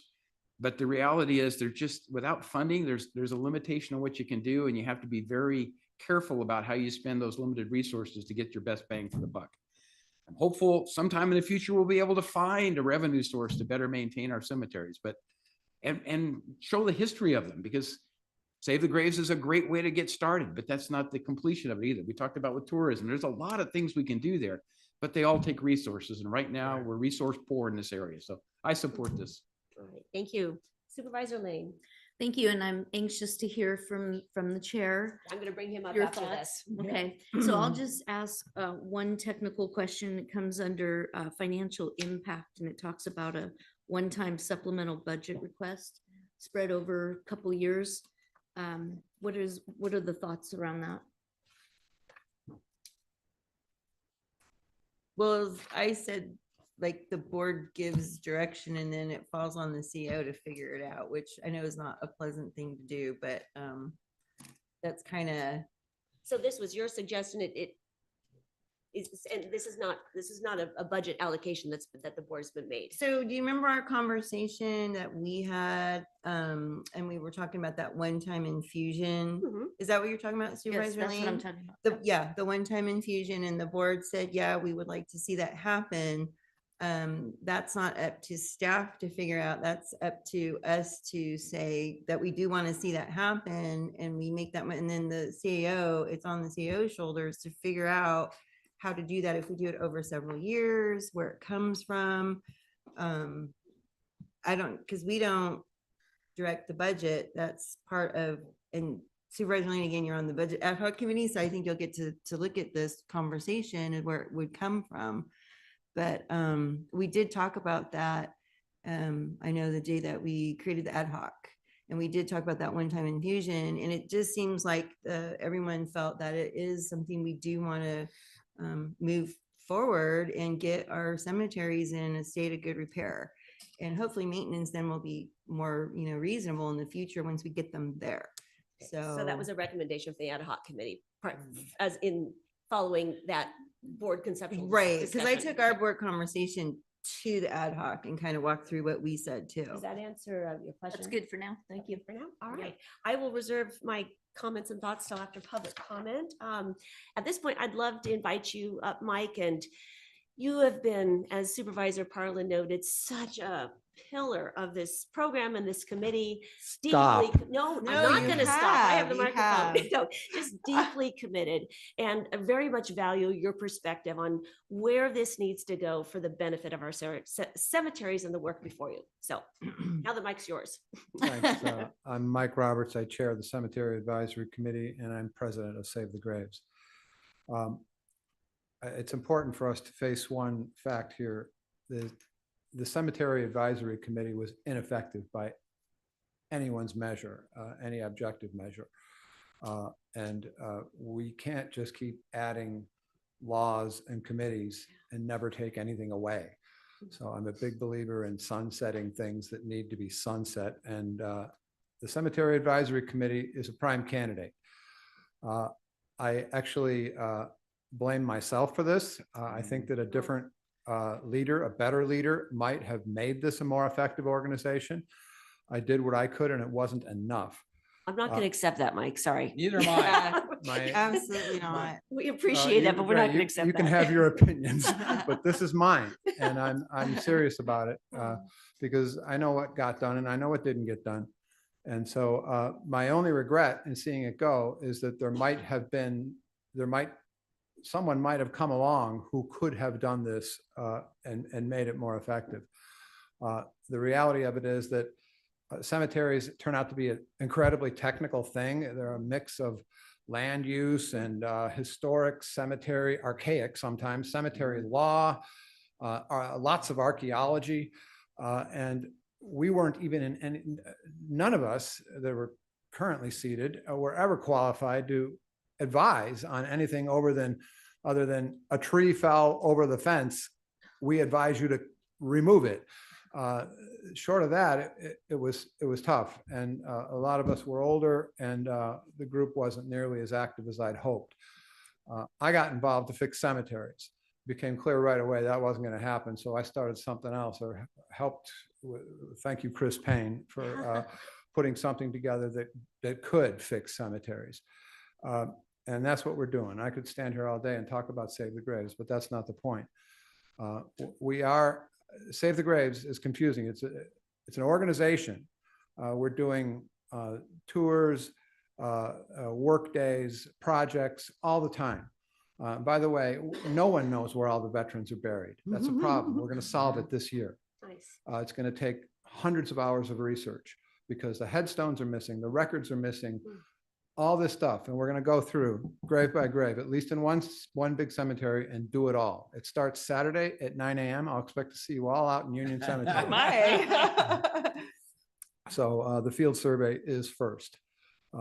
And after that, we've got the Mormons at the LDS Church, the Family Search Center involved to do the genealogy component after we know what's on the ground. So anyway, it's happening. And we got a TOT grant to help fund that work. So it's not all gratis. We got a little bit of money to do that. So I think it's appropriate to disband it. I don't want to heap too much more responsibility on my work partners here. And these are friends and partners. You know, I spent dozens of hours in her living room working on cemetery stuff. So I don't want to heap too much more work on them, but I do have just a couple of high-level suggestions. One is that you consider using cemetery contractors to maintain cemeteries. Cemeteries are not just another stretch of turf someplace. There's 150-year-old fragile statuary all over the place, about to fall down if we can't get there first and fix it, which we're doing. So I don't know what that means in terms of the departments and all that, but you're already using contractors to do the large ones. Use contractors to do them all would be my first suggestion for the good of the places. Second, ask for including in your annual reporting, how often are these places being maintained? I don't think St. Michael's Cemetery has been maintained by El Dorado County for 3 or 4 years.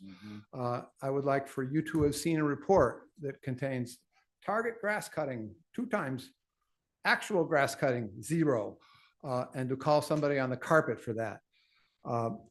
The third one's even harder. Stop using defoliants. When we do care for our cemeteries, the first step is to spray poison on them. And that means that there's a little less grass cutting to do. But it's not good for the planet and it's not good for the old headstones. So, and that's going to be a difficult one because defoliants are an important landscape maintenance tool. I don't deny that. Sorry, Julianne. They're also creating drainage problems. Cemeteries, especially old ones, are often on hills. The hill stays a hill when there's stuff growing under the surface of the dirt that holds the dirt on the hill. When you kill all the stuff on the dirt runs down the hill. I can take you to burial containers that are now emerging from the ground because of the use of defoliants. Not proud of that, but sometimes that's all there was time or funding to do. And so that's what they did. I understand. That's That's all I ask. Thank you. And if you want to throw some money at Save the Graves, we could use it. We're doing stuff all the time. We're in, it's not your cemetery, but it's an important one, Placerville City Cemetery. We're up there now partnering with the Emblem Club, which is the former ladies auxiliary of the Elks Club, now called the Emblem Club. And they're handling the landscaping. We're handling the headstone cleaning and repair. We're partnering with them. We plan on having work days out there twice a month throughout the summer. They've already started. We've had them out there. They're delightful people, and we're already digging. We're finding lots and lots of headstones completely buried underground, 150, 160-year-old headstones. That's and Placerville City Cemetery is right above the shoe repair place there. It's the most historic cemetery in town. Right. Thank you, Mike. So anyway, that's it. I'll stand here, I guess, and let you ask questions. I think we're going to go to public comment on this item, Great. but just want to acknowledge your dedication. And Save the Graves is an amazing organization that is just growing in acclaim, and it's just what you've created there and are creating is quite unique and wonderful and something to build on, which is what we're doing today. Thank you so much. Thank you, Mike. All right, let's take a public comment on this item, Kim. Now taking public comment on item number 22. Individuals will have 3 minutes to address the board. The timer will notify you when the allowed period of time has ended. Public comment will be taken first from those participating in the boardroom and then from those participating through Zoom. For those participating by Zoom, please make sure you unmute yourself when called upon. If you're joining the meeting by phone, press *9 to indicate a desire to comment. If you're joining by Zoom, press the raise hand button. Please voluntarily state your name for the record. Good morning, come on down. Hi there, Linda Colombo. This is not why I came today. However, I've been involved with the Save Diamond Springs group, and we did have a cleanup day because we decided that the Diamond Springs Cemetery really was abandoned. And we went in and did a cleanup. We did try to find the places where we could put American flags over Memorial Day or, and that information was not available. I wondered if there is a list of all the cemeteries. And, I used to be, when I was a kid, I was in the Civil Air Patrol, now I'm always involved in something. There's a lot of groups out there like Save Diamond Springs that maybe within each district, you guys could come up with somebody who says the adopt a cemetery thing is wonderful. I don't think that necessarily hiring for the basic weed eating type thing is necessary, but for the for the gravestones and whatnot that need to be really manicured and taken care of, that's understandable. But there's a lot of groups out there, and I know in other cities where they'll have, the Boy Scouts will come in once or twice a month or whatever, and pick and weed and do whatever. There's so many volunteers in this county that I really think not taking advantage of that. One of the biggest things about using volunteers is that then we own it. And when you own it, you have pride in it. And when you have pride in it, you take care of it. That's all I have to say. Thank you. Thank you so much, Linda, and thank you for your work in Diamond Springs. Anyone else in the boardroom? All right, seeing none, let's go online, Kim. Now taking public comment from online participants. Now taking public comment from Chris Payne. Hello. Hi, I'll make this quick. Mike Roberts does things, so therefore he gets frustrated when it's planning level or doesn't get done. Mike does things. Credit to staff for all of the work that they have done over the years in support of this advisory committee. I'm speaking about the Cemetery Advisory Committee. And I believe that the Board of Supervisors should be saying, we have funded the operation through our staff resources. But you also would acknowledge that you never put money into a capital improvement program, let's say $100,000 a year, or money that would have been dedicated to actually the performance of this group in fulfilling what they had said needed to be taken care of. The other thing is committees age. And you know what, Supervisor Heidel, you know what I mean by committees age, meaning the individuals within the committees. They aged, they still had an interest, but they couldn't do it physically as much as they did early on in their careers. Another thing is, even after this action today, the county still has a responsibility for pioneer cemeteries. In what form will that responsibility be able to be shown so that you can come back next year and say, this is what we're doing? Because right now you have this cemetery advisory committee, but after this action today, you may not have it. So I'm just asking the question. Thank you for the time. Thank you for your comments. There's no additional public comment. All right, I think one of the recommendations that the ad hoc said was includes regular staff updates to the board to monitor and support progress, which is it could be it's noted as an annual report. So we agree that there needs to have an ongoing consideration. Supervisor Hartle, and then I'll have my comments. Yeah, a quick cut that all the maintenance and stuff, artificial turf has been used in a number of different commercial projects. Very, very durable, lasts a long time if it doesn't have a high traffic. The initial costs are higher, but you don't have the maintenance. So that's the kind of thing I think we need to take about. How do we get the labor out of this and put something in that's good for 25 or 30 years? And there is some environmental impacts of those things as well, but it's not nearly as bad as herbicide. So, and I think there's a lot of product out there that there are people pulling out that might be available for donation that we could put together a crew and start doing some of those things by volunteers. But just an idea. Just get rid of the maintenances if you can. That's the bottom line. All right. Can I comment on John's thing and then you can briefly, and then I'd like to make my comments. John, it won't work. I'll tell you why. Okay, all right, that's fine. That's fine. Actually, let's not get let's not get into the debate. It won't work. Let's. That's all I can say. Okay. All right. Let's not get into the debate of that right now, because that's not before us today, whether it's turf or not to turf. That is not the question Turf. today. Right. Trust me, But Now I I'm know. hungry, surf and turf. Exactly. Oh, no. The action before us to dissolve this committee, I just want to state for the record that the dissolution of a committee is not something that we take lightly. And so, and as we've had in-depth discussions on this, I see this, that we are not dissolving so much the Cemetery Advisory Committee as we are transitioning it to a more relevant model. As we have found that the mechanism of the advisory committee was not sufficient to the work. And so I just want to make I think that's a really important consideration, that the work will continue. And I hear through the staff report and through all of our discussions that how critical it is for our dedicated volunteers in all of our cemeteries to have access to our dedicated staff. Because I know you are both just so diligent and you care about our cemeteries. I love the fact that you're both on the board of Save the Graves, and that's just, we have two staff members though that are members of Save the Graves, and I love that connection. So we hear you on that. I wasn't quite sure where I was going to land on this, but after finally being able to have a conversation with Mike on this, I needed to know for sure that he felt this direction was the right course of action, and that relieved me a lot. I also had a chance to talk with Chris Perry. I did not realize he was out of the country, but he called me back last night and we had a lengthy, engaged discussion, and he did agree with this course of action.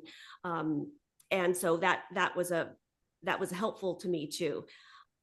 There's a couple, now the action before us is to, number one, dissolve the Cemetery Advisory Committee and incorporate items A through G in the staff report into our work plan. So to that effect, I have a couple of changes that I would like the board to consider. Number one is adopt the cemetery program. That's great. Mm-hmm. Number two, it says updating the cemetery's maintenance plan. I read the staff report. I don't see that B is fund the cemetery's maintenance plan, but from your dialogue, is that what you mean by B, is to fund because to me, to update the cemetery's maintenance plan means that we will have an updated maintenance plan every year so we know what our cemeteries need. Kind of, sort of. I mean, I think that we need to formalize the plan so that then the CAO can then dedicate funding to work that plan. Okay, so B is to formalize our maintenance plan. And yeah, okay, great. Determine the funding. Right. Okay, exactly. Great. I think that's important. And it's not going to happen all in one push, it's going to take time, but it needs to be formalized. And I do wonder if we could incorporate Mike's thoughts, because I share them about using the contractors more. They have a little bit more specialized, that could be included in formally updating the plan. I think rather the direction for the board needs to be flexible to allow the volunteers and our staff to Yes. figure out what's Okay. right, rather than us trying to figure it out on the dais. right mix. Yeah, the Yep. right At mix. least explore that too in the Yeah. conversation, because that's been an ongoing point of I- tension. that is You're true. aware of that, so. I just okay. wanted clarity on what item B was, so that sounds good. C is county support for Save the Graves, and explore that, what that looks like. Partnering with the Chamber of Commerce to promote cemetery tourism. In our motion, I think it might be good, just for the consistency of the action that we took with a prior board action, to actually have explore partnering with the Chamber of Commerce to promote cemetery tourism. So there's not Okay. two different directions that are perhaps conflicting. That would be a consideration I'd like this board to consider. E, retain and build volunteer support for cemeteries. To me, I'm reading that is the intention for our county staff to be solely responsible for retaining and building volunteer support for cemeteries? Is that what the recommendation is on this? That one was more so on letter A, it says adopt a cemetery program, which we Okay. already have. We just haven't been promoting it. Right. So by dissolving the cemetery advisory committee, it'll free up staff to help promote that program more. And then in my mind, this was more of the retaining building is more of like the semi-annual meetings to bring everybody together. So they're related in my mind, is the way we kind of talked through it at the meeting. Is that what you remember, Julianne? It was to formalize the support, because if we just don't have these annual meetings, how are we supporting, the program that we're trying to? And Is that your recollection of what we kind of landed on? That was what was discussed. We didn't come up with a mechanism really well for how to promote those annual meetings. And I would suggest that maybe we do it through Save the Graves. Save the Oh, there Graves you has go. an annual That's- meeting of well, we don't have members. We're considering exploring that, but there is an annual meeting where volunteers could come and share information. Okay. Okay, so I think perhaps it might be better to reword that then because I don't want staff to be solely responsible for building and supporting Right. a volunteer support for cemeteries, which is, if you just read that, that's what it looks like. Okay. So I would reword that to say, have staff work as a collaborative partner with Save the Graves to recruit and retain volunteers. I think that might, Or where the word is separating from Save the Graves, just work to include Save the Graves or something like that. right. So that our staff is a collaborative partner, but it doesn't solely fall on you to support and retain a volunteer base. So those would be the recommendations that I would have for the board to consider. And as far as the funding, the one-time infusion of funding, I recognize that we had that discussion, Mhm. recognize that it's a need. Personally, I feel uncomfortable with allocating $218,000 today. We don't have a maintenance plan attached to this. We don't really know what we need. And I think that's important to work it through the normal budget process. So today I would not feel comfortable saying, yes, give $218,000 and figure it out. We don't know what the actual need is, and I want to work through the budget process. So those are my thoughts for the board to consider. Oh, yeah, maybe in my mind, the text down below is explaining the 218, but the letters A through G don't actually, it's more like come up with the plan and then do it, like I said, Okay. through the Sounds good. budget process. Sounds So that's consistent. Okay, perfect. Any further discussion, or anyone would like to make a motion? I'm trying to remember, it seemed like there was another thing, but I can't remember now. It's lunchtime. So I'll move to approve it with those changes that Supervisor Thomas made. I don't think there were any other changes. Yeah, the only changes is D, which is say explore partnering with the chamber, and on item E, have staff work as a collaborative partner with Yep. Save the Graves to recruit and retain volunteers. Okay. Yeah. And then Julianne, does that cover having the meeting with the volunteers, just adopt the cemetery volunteers? Do they have to, can that be separate from the Save the Graves, or should it be the same? That was my question.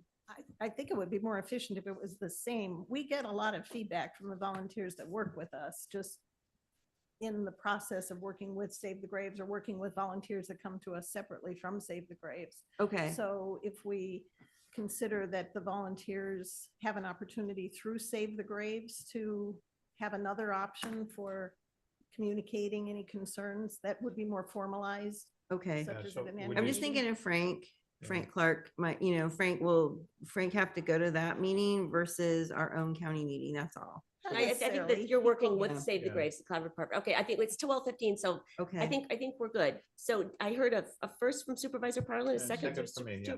Supervisor Turnbull. Yeah. Any further dialogue, discussion? And one last thing. Yes. Can we have a follow-up final meeting to report this back out to the current committee members? I guess it doesn't have to be a formal CAC meeting, but I would like to bring everybody together and make sure they understand where we landed, because to wrap it up. If we can get a quorum, we've lost some members, so a quorum might be a. I think it problem, doesn't even but- have to You be could at have an this point. informational meeting Right. without Right. any No, action. There- exactly, no Yeah. action, so- exactly. If we could Certainly. just plan that, I'd like to Sure. make Sounds sure good. everybody Be a lot feels good easier. about Those it. are gonna Alright, attend. sure. Yep. All right, Yeah, so we have okay. first and second on the table. All those in favor say aye. Aye.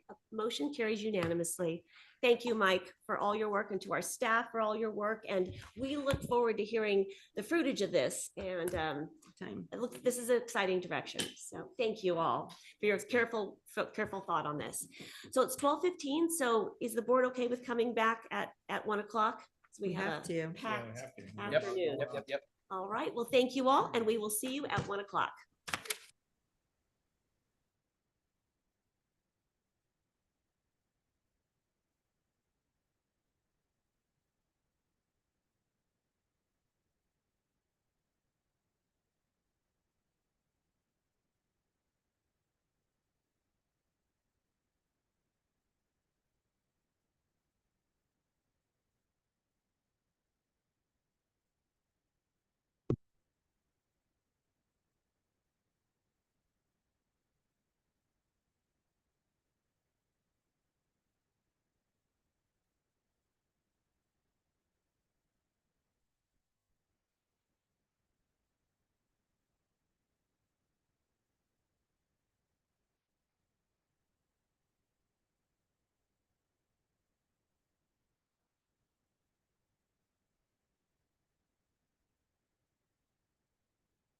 Hey, Chris. Hey, you're the man. You're the man. Chris, I think you're on the intercom here.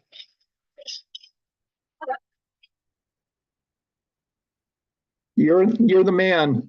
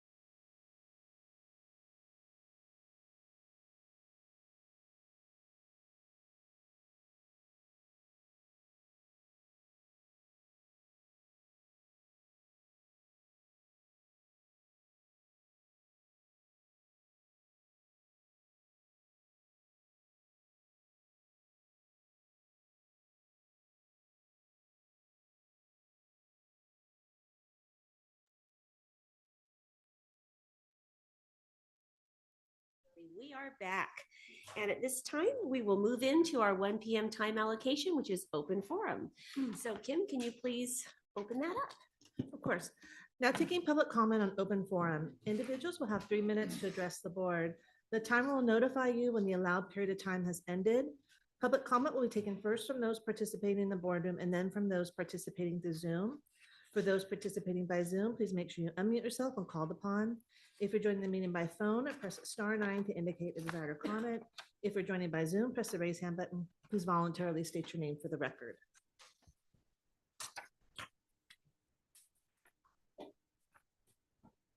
Good afternoon. Good afternoon.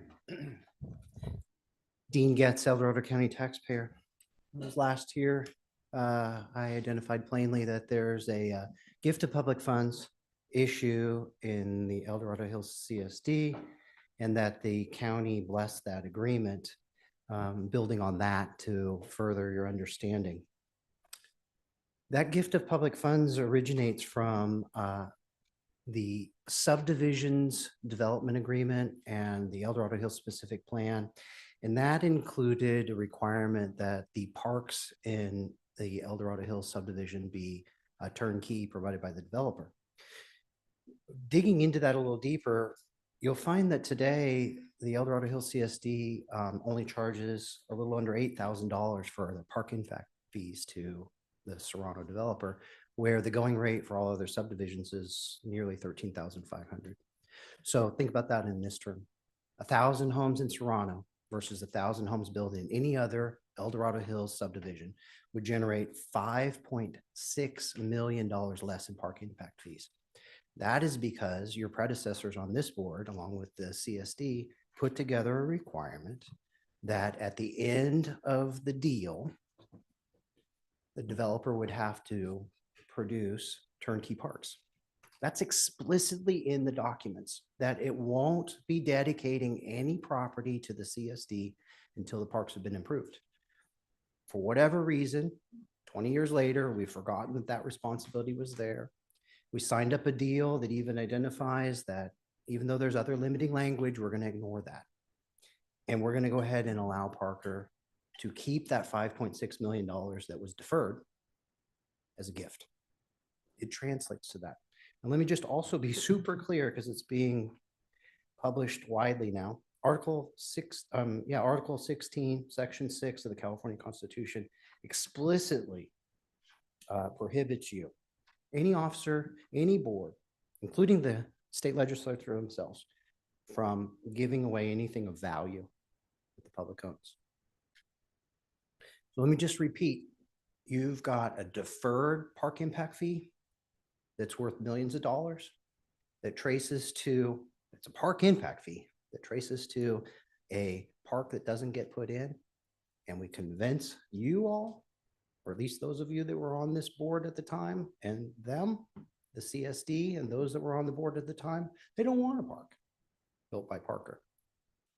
And there lies a gift that needs to be fixed. I urge you to look at the California Constitution for gifts of public funds and your responsibilities to uphold the California Constitution. Thank you. Thanks for your comments. Is there anyone else in the boardroom that would like to speak on an open forum? Come on down.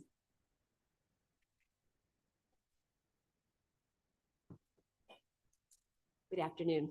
Good afternoon. My name is Lon Uso. Someone called me last week and asked me to take a look at a video of a hearing that, or a meeting that you had last week concerning the cannabis issue and some CCUPs and so on. I have nothing to do with any of that. They said to me was, look at this, it's going to look very similar to you than your hearing. And so I took a look at it, I watched it, and to my surprise, it was like deja vu all over again.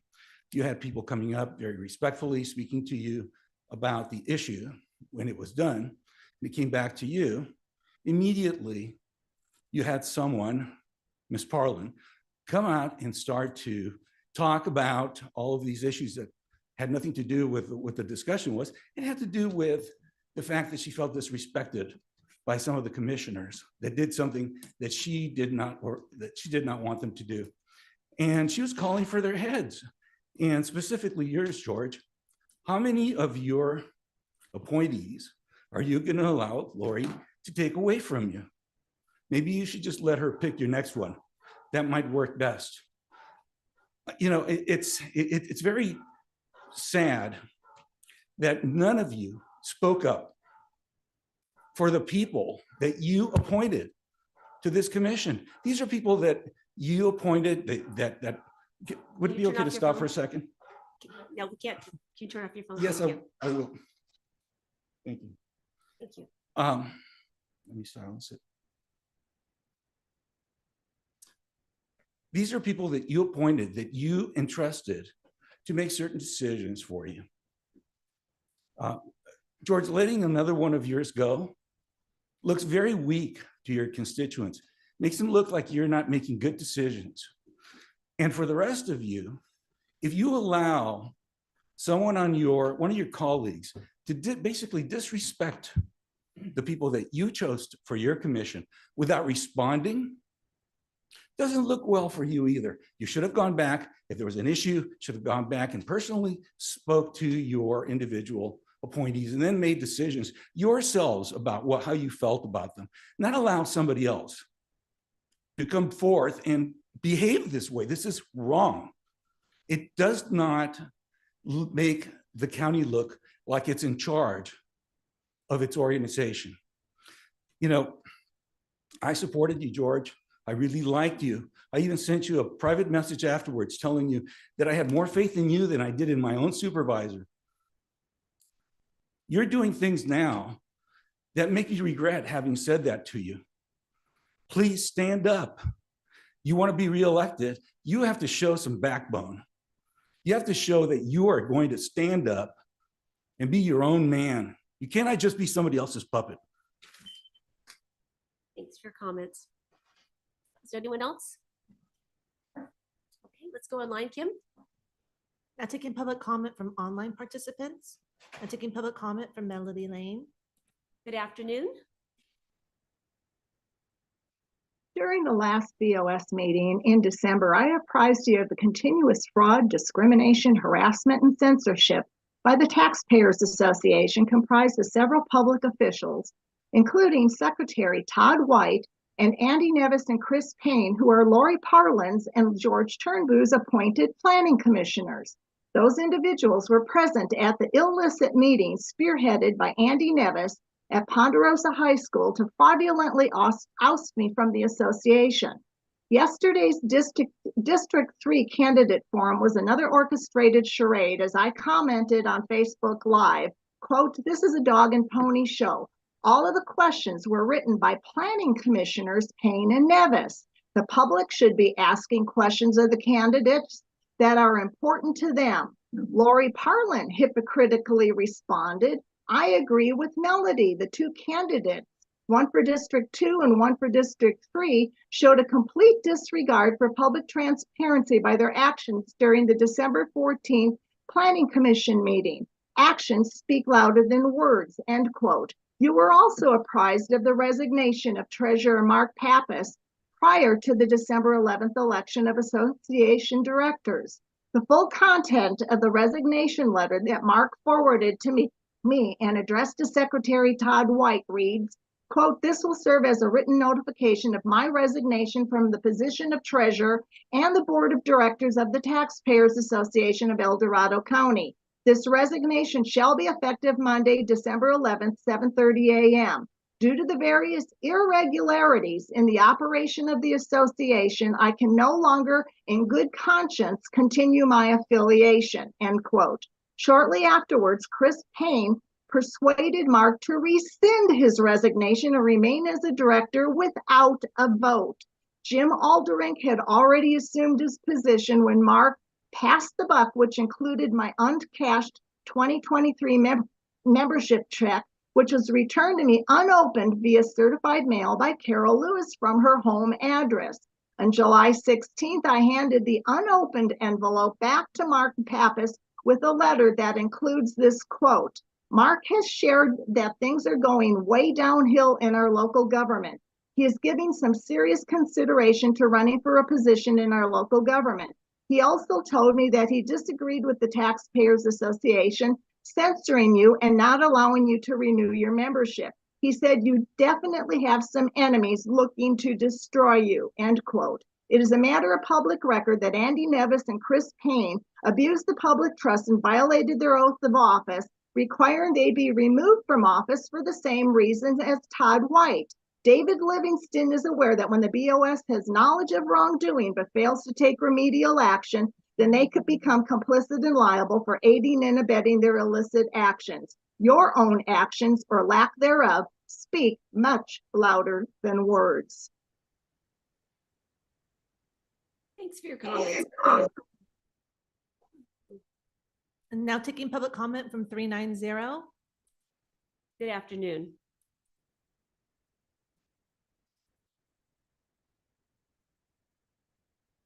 Well, good afternoon, board. This is Ken Greenwood reporting live from Sierra Tahoe, top of the mountain, Grand View. Yeah, just wanted to remind you of you know what? WTF.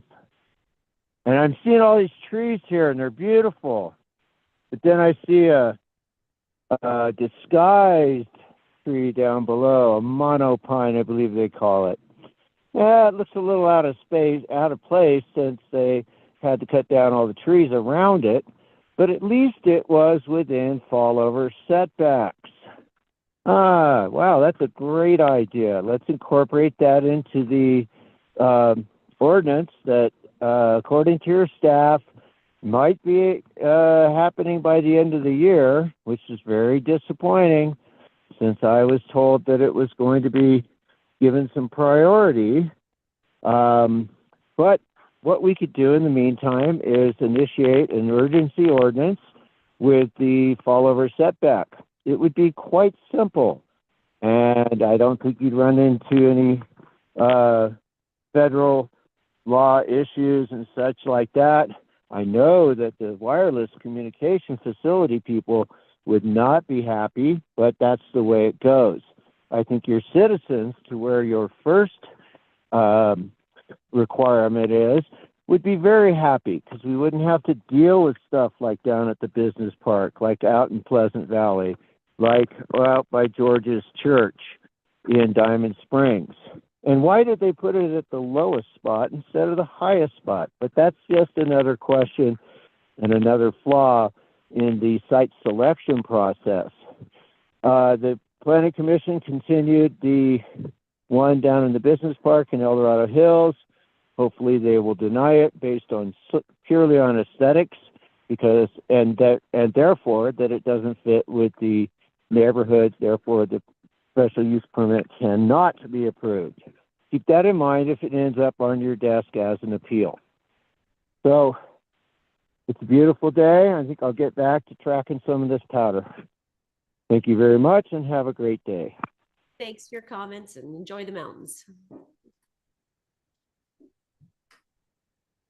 Now taking public comment from 870.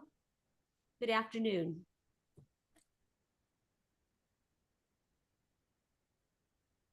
Oh, there you go. Are you there? Thank you.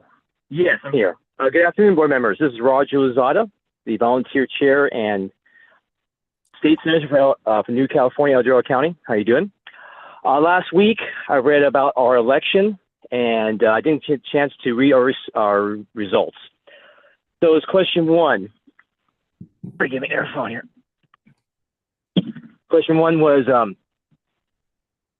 do you agree that to be qualified to vote in any United States election, a voter must acquire a voter ID through the process of presenting proof of personal identity, residency, and citizenship? The results, 30 people participated in this election.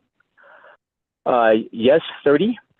Number two, for complete transparency and auditability, do you agree that all United States elections should return to paper ledger voter rolls that are kept offline, small precincts, 1 day in person, hand count ballots at each precinct, same day results? 30 said yes. Question three, do you agree that instead of accommodating the state, your county board of supervisors should first serve the county citizens and the U.S. Constitution that binds them to ethically represent? And the results, 30 said yes.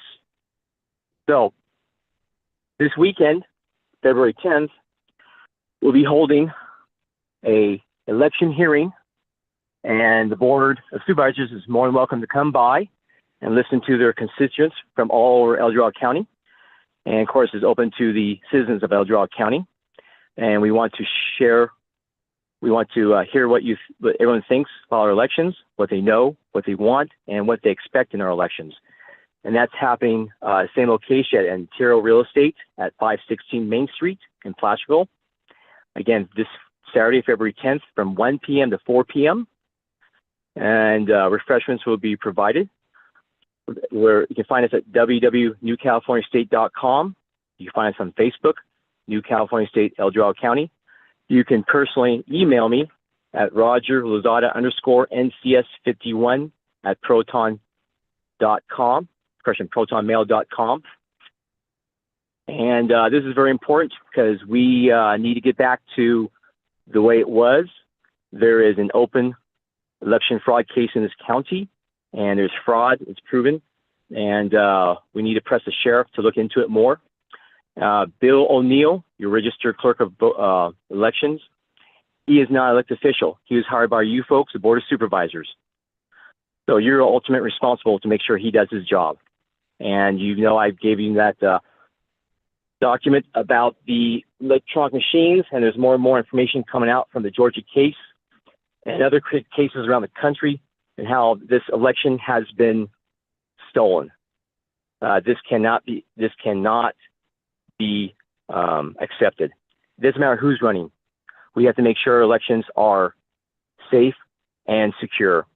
If we don't secure elections, then people won't trust it, and then people will not come out and vote. Thanks for your comments. We need to make sure. Thank you. Bye. There's no additional public comment. All right. Well, thank you all. And that closes the open forum portion of our meeting today.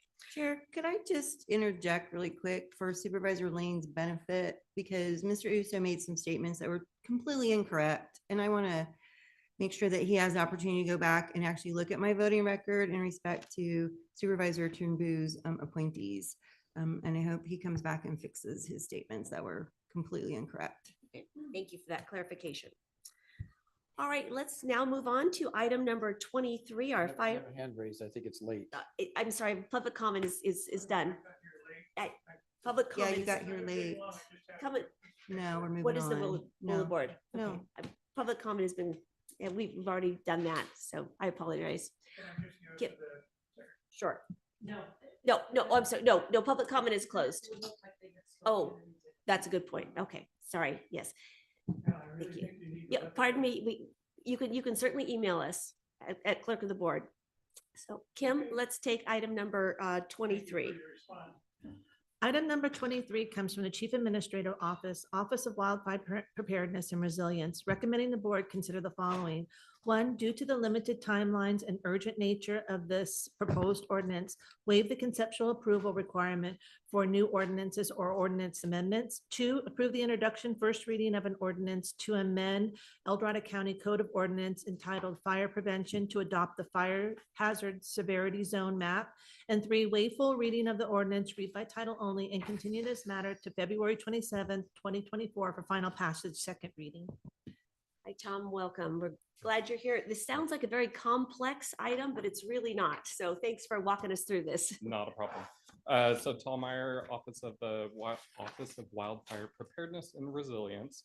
So the item before you today is a proposed ordinance amendment to Chapter 8.08 entitled Fire Prevention. So as our office has been working to prepare and submit an application through the Board of Forestry for the Fire Risk Reduction Community List. This is one of the criteria that counties have to adopt an ordinance, basically adopting CAL FIRE's Fire Hazard Severity Zone maps. So the maps were last updated in 2007. And so this ordinance basically just adopts those maps. And then as the maps are amended or updated, our office will bring back another ordinance update and do the same thing. And I do have Chief Hogue here from CAL FIRE to answer any questions that the board may have related to the maps and the updates. So with that, I'm gonna really just open it up for questions. All right, thank you, Tom. Appreciate it. Does anyone have any questions for Tom or Chief Hope? I got some questions. Yes, go ahead. One of the things that I'm concerned about is when I look at some of these maps and when CAL FIRE updates this pretty much every year, what goes on, and my concern is especially when it says it's moderate and then next time it's in a high fire or extreme fire danger area. And it seems like that's been a lot what's going on. And my concern is, especially for the residents of this county, especially with fire insurance, because fire insurance is so high, and they're basing this on this map is a lot of it. And you know, when we have three companies that are in the state of California, insurance companies where everybody else is pulled out, and we have this fair plan, which is not a fair plan, it impacts these residents. And we got to be able to solve these problems, especially when we can't even get, you know, the Forest Service or BLM to even clean their properties. So it impacts our county a lot because of it. So what can we do to make sure that they do their job, especially when it's on a lot of the backs of these residents, to make sure that they do their vegetation management? Is there anything that can be done on that to put pressure on them? Let me start with that. I'm Jeff Hogue. I'm the town chief of CAL FIRE in the Amador El Dorado unit. Now, as far as the federal agencies and how they manage their land, I can't speak to that. So I represent CAL FIRE in state agent or the state responsibility area. So I could speak to the maps that we produce, but as far as how the feds are managing their lands, that's up to them. We do work in cooperation with them. We do have some agreements that we do when we're working on projects and we're identifying projects where we're going to do work. But again, that the onus for that falls onto the federal agencies to do that type of cleanup. So there are opportunities for folks that live near those lands to work with the federal agencies to help get some cleanup around their properties. So, and I would urge those folks to go and reach out to the U.S. Forest Service, BLM, whoever that may be directly that they border with, and they could start working with them. There's certainly a cooperative effort, and they understand what needs to be done as well. So. Yeah, and to conclude on that, I mean, there's a lot of the residents and stuff, there's a particular winery that just got hit with $104,000, and I spoke many times on this, living in a high fire brush area. And when she was paying with the fair plan $14,000 a year before, and then get hit with an additional $104,000 the next year. So that's my concern, and we got to do something to be able to resolve this problem, because people are forced out of El Dorado County. They're moving out of here because they can't afford the fire insurance anymore. They're moving elsewhere. Absolutely. And this is one thing that this is trying to address here. By El Dorado County becoming a part of the fire risk reduction community list, it does open some insurance reduction rates for your constituents. And to clarify, the action the board is taking today to amend the map and amend our ordinance to relate to the map, that allows us to be considered on that list. Correct. To adopt the 2007 map. Now, like as Tom had mentioned earlier, the state is currently going through updating the severity zone maps. That process right now is in regulatory review. Once that is approved by the regulatory agency, in this case, it's going to be the Office of Administrative Law, those maps will be effective the following quarter. So we hope to see that done this quarter, which would make them effective in April. So maybe we'd be back then, but if not, again, however long that goes down the road. So we'd have to update the ordinance again. We'll have to do this again. Reference the new maps. And all that process is all outlined pretty clearly under government code. Yeah. So great. Thank you for that clarity. Yeah. Is that all, Supervisor Trudeau? Yeah, I know your hands are tied. I totally understand, especially as being a state issue, but I just got a lot of concerns, especially when we represent our, our residents of our county, especially my district has been impacted a lot. So well, our entire county, as we share your concerns, the entire board is concerned about our fire and there's insurance. been a lot of things, meetings we've had, there has. with Supervisor our Parlin. insurance commissioner. Yeah, I just wanted to check, have you had a chance to see the public comment that EDCAR or Association of Realtors sent in? They had some concerns and I didn't, did you guys see it? It came in last night. Maps here. Pardon? What, as it relates to this issue? Yeah, today? they I have wanted not. to change the resolution and take out some whereases and add, there's some, did you see it, County Council? Okay, it came in late last night, I think, right? Yeah, Supervisor it Hydal? did, yes. So I personally looked at it and didn't understand their concern. Did you? It's taking away some discretionary authority that's built into the ordinance to go and interpret things that may be somewhat undefined, is the way I read it. Maybe Tom could, did you get a copy of it? I don't know if you received it or not. I didn't forward it to everybody because I didn't want to confuse things. They should be here representing themselves, I would think. And it's really challenging when it comes in the night before for us to Right, have exactly. meaningful Exactly. discussion with our staff on that when this is an important item before us. So it's. And I do just want to provide some clarification. I think there's been some comments that have come in that are more related to our hazardous vegetation and defensible Right, space yes, that's ordinance. different. This is a separate ordinance. Right, So yeah, this exactly. one is just to adopt those maps. Yeah. And we're still going through the process of doing, hosting some public workshops, and the defensible space ordinance will be brought back to your board at a later date. Thanks for that clarity. Right. Any other comment? I didn't see any Thank you concerns for- about this, so just maybe Kim will be calling and talking us through it, but I didn't. It's really see it. administrative. It was, Yeah. right, okay. Thank you. Supervisor Heidel. Yes, I have a question for our chief here. There's two primary purposes or benefits of this as I read it. One is to prioritize local assistance grant funding applications from local agencies. So with your history and knowledge of if we're not on the list, I'm guessing we fall much lower in terms of the eligibility for some of the grant funding we might want to apply for, but being on the list gives us a little bit better status. Is that what happens? I can't speak to that directly. I mean, Okay. if you have these types of certifications, sometimes that does put you higher on the list for this specific item. As far as risk reduction committee lists and grants, I don't know if there's a connection between those two. Okay. The primary goal of this is for to meet the intent from the Safer from Wildfire direction we got from the Department of Insurance. And then the second primary benefit is the mandatory factors to be eligible for a discount on our homeowners insurance premiums as a future activity. And I think we would all be interested in supporting that type of an approach. absolutely. Anytime you can establish a discount for proper wildfire preparedness, defensible space, whatever it is, I'm a strong advocate for incentivizing people to do that work so that they get those discounts as opposed to trying to force them through an ordinance. So I think that's the carrot. If you put this forward, you're going to get some discounts. Sometimes they don't seem to be significant, but every little discount today is meaningful because everything else is rising in cost. So precisely. Yeah. So that's kind of the summary I took away is the primary benefits of this and why we want to do it now, which is why it's kind of an urgency measure as opposed to have to wait 2 more years, if I understand it. Yes, the deadline is April 1st, and this action is doing our part to make sure our homeowners are eligible. Yep. Exactly. Supervisor Lane. Yes, thank you, Madam Chair. Has there been any consideration of what the unintended consequences of adopting a 2007 map might be? So that's the current map that's in place right now and what we use for things like building standards, for real estate disclosures, also planning as well, those severity zones. So that's the map that's in place now, and that's what everybody uses and refers to.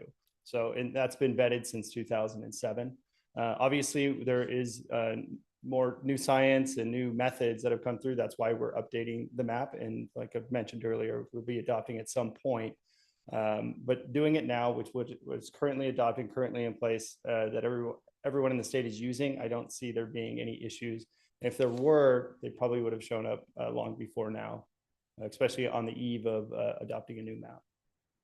Well, the map is interesting because I look at, for example, the entire city of South Lake Tahoe is clear as a bell, surrounded by, red. But the number of cancellations that we've seen in our community are just they're off the charts. Right. And it's every street and, within the city and in the unincorporated part of the basin. I'm just concerned that other industries might take that map and use it in a way in which it would not be beneficial to our residents, especially since the Calder fire did so much damage. Right. And in doing so much damage, actually reduced our our wildfire Right. risk, Exactly. right? Right, you're right. Yeah, and these maps are not intended to be used for anything other than identifying the hazard as opposed to the risk. So the hazard is basically, it's like a flood map, right? It tells you what is the potential for some type of disaster. Whereas risk is how you moderate that hazard. Meaning, if you were to go out to your home and put in defensible space, you are managing your risk. You know, you're still within the forest. If you know, unmanaged would have a significant hazard to your home. But as you go out and do those defensible space, those home hardening things, that's how you manage your risk. Now, the answer to your question about the local jurisdiction, that's a whole nother thing with like South Lake and Placerville. They do have very high severity zone areas. Those will also be remapped, but they're not going to be coming out on this next iteration. We are only doing the state responsibility area. So everything unincorporated, private lands. That is the next step in the process, is to do the local responsibility area maps.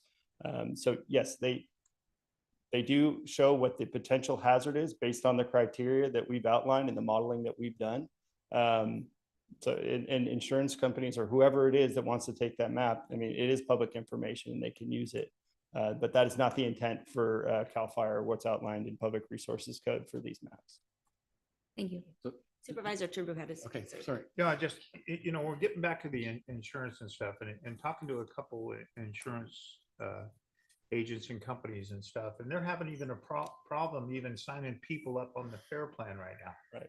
It's absolutely crazy is what's happening. And the biggest thing with the FAIR plan, sure, they give a discount of 10%, but they went up over 30 to 40% this last year. So they give a 10% discount. That's no help to these residents. And it's got to be completely restructured. The whole insurance companies need to be restructured, but that's another topic as itself. And I understand where you guys are at and you guys are hands are tied, but it's just frustrating to me. That's all of us. I agree. I know. Yeah. I had a question. According to this, the new maps will become effective April 1st of this year. Depending upon the regulatory review that they're in right now. Okay, but that's anticipated, right? So those will Correct. become public information. We can all go and look at the difference between the 2007 and the 2024 and understand where changes have happened in the unincorporated areas, right? The state responsibility areas. Yes. Is that the expectation? Yes, and in fact, if you did go on to the FRAP website right now, which is, you can look up under the Fire Resources Assistance Program, they have published the most current maps from what they're going to be adopting right now. Okay. So you can look at those and compare them to the current 2007 map. That's all public. Excellent. That's good to know, because a lot of people are wondering with the other maps that are out there through insurance companies and everything else, what's changed? Yeah. 2007 was a long time ago, so lots Yep, changed. a lot's changed. A lot's changed in modeling. A lot's changed in how, like some of the data that we've had some significant fires. That's one of the criteria that goes along with this mapping. So Hopefully it's getting better, but we'll see. thank you. Yeah. That's just the process of trying to, make the maps better, make them more representative of what we're trying to do. We hope so. Yeah. Well, Chief, thank you so much for being with us. We Yes. appreciate Yeah. you being here to answer our questions. Of course. Thank you. Thank you. So Kim, let's go ahead and take public comment on this item. Now taking public comment on item number 23. Individuals will have 3 minutes to address the board. The timer will notify you when the allowed period of time has ended. Public comment will be taken first from those participating in the boardroom and then from those participating through Zoom. For those participating by Zoom, please make sure you unmute yourself when called upon. If you're joining the meeting by phone, press *9 to indicate a desire to comment. If you're joining by Zoom, press the raise hand button. Please voluntarily state your name for the record. Seeing no public comment from the boardroom, now taking public comment from Zoom participants. Now taking public comment from S. Conwell. Good afternoon. Hi, this is Vita Conwell. I am a real estate broker. I also sit on the governmental affairs board with Kim. I think that the concern was the automatically being able to upgrade the map to severe and high, upgrade that map and make it more severe, which in my personal opinion, I have the same concerns as Mr. Turnbull did, where other people have access to this, the insurance and that type of thing. I feel like we'll be impacted. this is me on a personal level, stating that. And also I was concerned when I read this, when it talked about discounts on insurance, but there is no guarantee. So having this information out there and being in a situation where they can upgrade the map and make it more severe, I think it's gonna put us in a situation where it will only hurt the residents of El Dorado County. I'm not seeing a situation where it could benefit them. I understand that there's a need to have this approved for an application that is supposed to take place. And forgive me, but I don't know what exactly that grant application is. I don't know what it pertains to. And I don't know what the risk would be of putting it off and looking at this, at a later date. So we have some more time to review it. And also the two maps are highly different. So something that was in yellow or not even showing up on the map is now orange or red. So the maps, please look at them because they're significantly different. So it's very critical that the board look at those. Thank you for your time. I appreciate it. Thanks for calling in. Appreciate it. Now taking public comment from Chris Payne. Good afternoon. Good afternoon. I just wanted to get some clarity. Recognizing the subject matter doesn't necessarily make you clear on today's action. I've had a couple of people ask me what my opinion was of it. And at first I made a mistake in recognizing that we have this concurrent hazard vegetation and defensible space ordinance process that is going on right now. Not to be confused then with this item, but as I read it, it says approve the introduction first reading of ordinance 5195 to amend chapter 8.08 of the El Dorado County Code of Ordinances entitled Fire Prevention to adopt a fire hazard severity zone map developed by the California Department of Forestry and Fire Protection as required by Government Code Section 51-179 in order to apply for designation as a fire risk reduction community. Now, with that in mind, I know the process to become a fire-wise community, but now this new title called Fire Risk Reduction Community, if you could have Tom speak to a little bit more clarity on what that is and how that benefits us, I'd really appreciate it. And in doing that, you're actually answering a lot of questions that I'm summarizing right now for your benefit. Thank you. Thanks. Now taking public comment from Kimberly Beal. Good afternoon. Good afternoon, Kim Beal, Government Affairs Director with the Association of Realtors. Thank you for letting me speak today. Yes, we did send in a letter late yesterday afternoon. We only learned of this item, of course, when we saw the agenda Thursday or Friday, and we couldn't get together as a group to study it until yesterday. So that's why the lateness of getting the letter to you. Lori, you mentioned about the red text in this document. The red text is added by the county, not us. And we are fine with that. So in this proposed ordinance 5195, there are 8 paragraphs that begin with the word whereas. We are only against the 5th whereas paragraph. Everything else in this ordinance that is proposed, we are agreeable with. And quite frankly, I was surprised to learn that you hadn't already adopted the 2007 FRAP map. And we understand the urgency of it. Generally, we don't like urgency ordinances, but given what you have to do in the timeline, we're in favor of it. So it's just that one paragraph we're opposed to. And it's because it's giving the county your sole discretion to make changes to the maps and upgrade things. And we think that ought to be vetted by the public as well. So we would like that topic in your 5th whereas to come back at a later date when you're looking at other issues or as a standalone, either way. So, but otherwise, we think this is a very important item for you to adopt. Any questions? Thank you for that clarification. That was helpful, Kim. Appreciate it. Thank you. Now taking public comment from Linda Campbell. Good afternoon. Hello, this is Linda Campbell, El Dorado Hills, also candidate for District 1 Supervisor.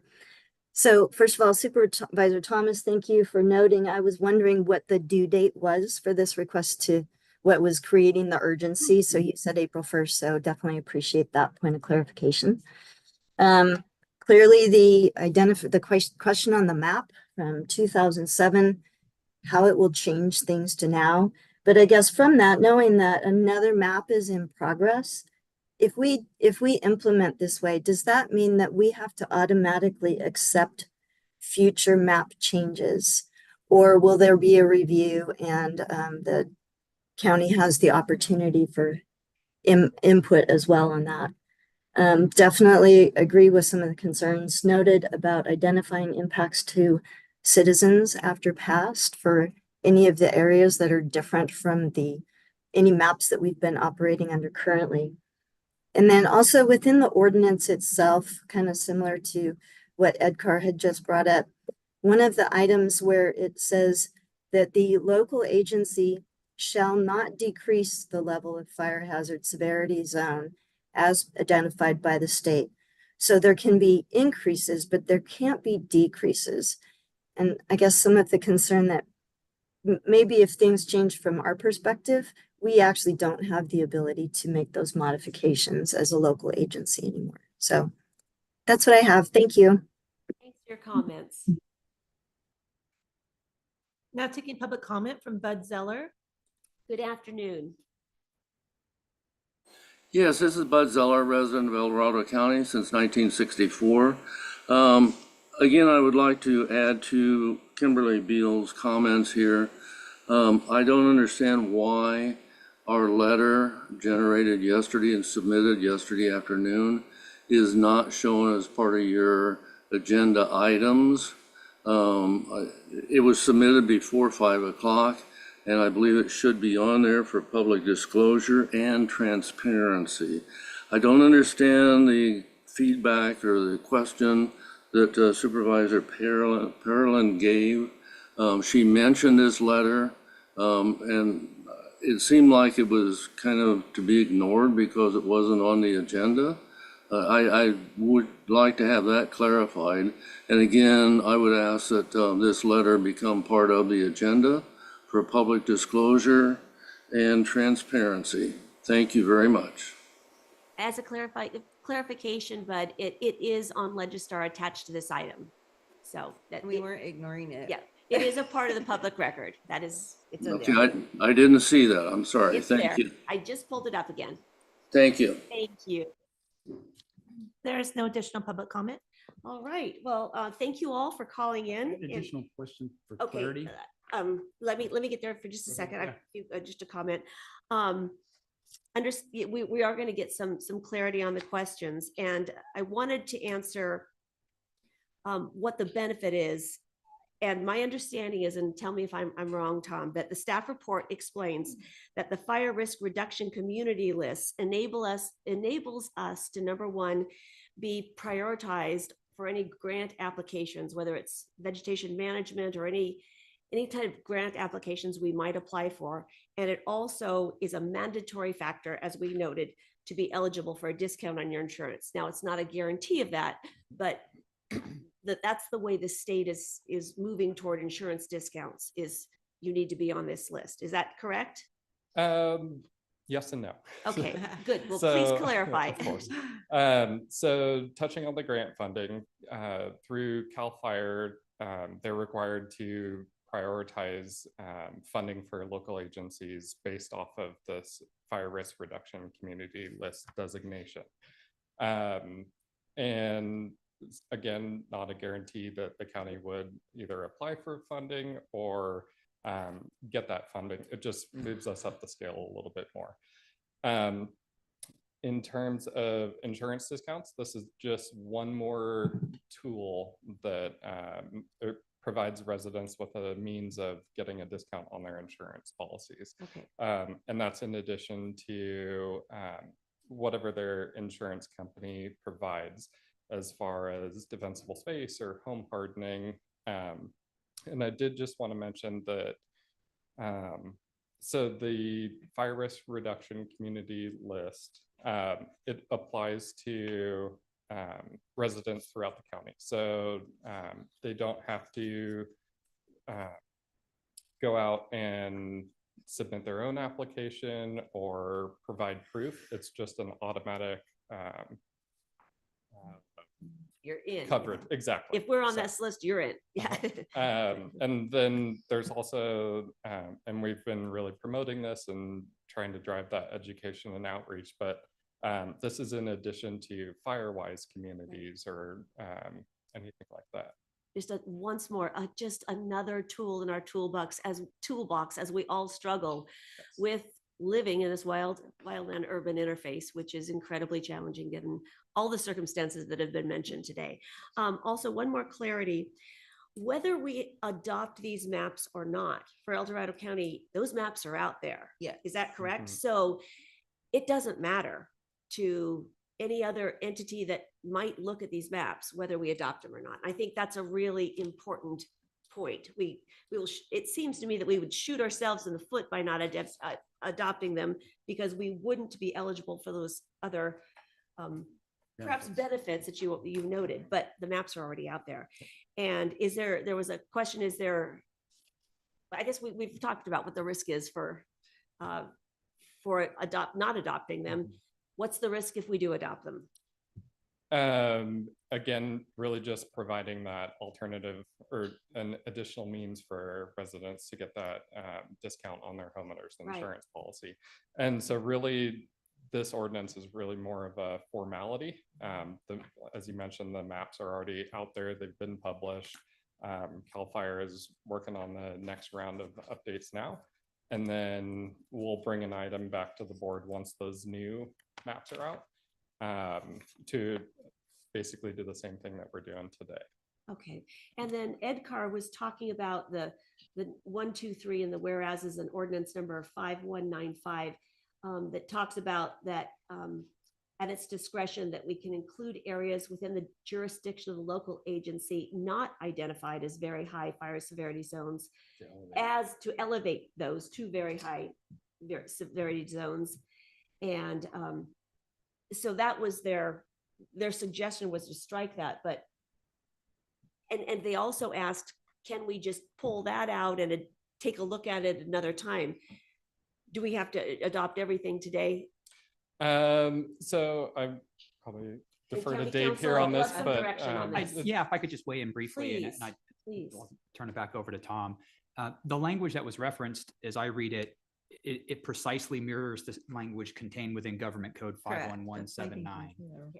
So I think it's just providing context by kind of restating the statutory language. It's not providing any more or less authority than what the statutes otherwise provide. So I don't see much value in striking it, but I also, since it is simply just restating things for purposes of context, I don't know if it would necessarily affect the ordinance one way or the other to remove it. It's providing context by simply restating the precise statutory language. And so I'm understanding that it's not authority we are giving ourselves. Correct. It is authority that is given to us by the state of California. That is correct. And I think that's an important, difference. Okay, thank you for that. And can I piggyback on that just really quick, since we're talking that stuff there about Ed Carr is, I know Kim Beal said something about her concern about this language implies that we could bring it back and adopt the new map, and it's an ordinance. So we would have a public hearing just like we are meeting now. I mean, the code, I think the way she was talking gives the impression that we would just put a new map in there whenever we want, but this is an ordinance. To update an ordinance, we would still have to have the board meeting, public comment and all that. So it's not just insert new map, it's actually another update to an ordinance, right? And it would have a public review also, correct? Correct, yeah, and I think as Tom's staff report even notes that there's an anticipated map that is coming. And I think it's contemplated that there'd be a subsequent ordinance amendment presented to your board to adopt that. To that end, I might just concede perhaps there was some confusion because the staff report does reference that there's kind of an urgent need for this, but I do want to clarify, this is not being adopted as an urgency True. ordinance. True. That was simply to address the kind of locally imposed requirement that we add in that third step when adopting an ordinance, that being conceptual review. And so I think it was just intended to address that component. But as you'll note, this ordinance is being adopted in accordance with the standard requirement for adoption of an ordinance, that is a first and second reading. So I just want to make that clear, but I can understand and appreciate that might have created some confusion, that kind of an urgency ordinance process was either being followed here or would be followed in the future for some change. Okay. Thank you for that clarification. All right, Supervisor Heidel. Yeah, so within the content of the staff report, it makes it very clear that in January 2020, the Board of Forestry was required to develop and maintain this FRA community, a list of local agencies located in the state responsibility. I believe the county is not the only jurisdiction. So when people read this section about local agencies being able to elevate the fire risk hazard, I don't believe that restrains us to only El Dorado County. Isn't El Dorado County Fire, the El Dorado Hills Fire Department, aren't those local agencies that have jurisdictional requirements associated, or is it only CAL FIRE? I guess I'm trying to understand, what does that local agency mean for El Dorado County as defined in January 2020? So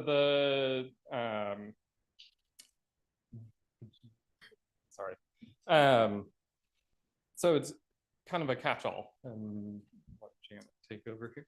Welcome. Hello, Janet Berenson from OWAPR. So we're doing this on behalf of all of these agencies within the county, within the SRA.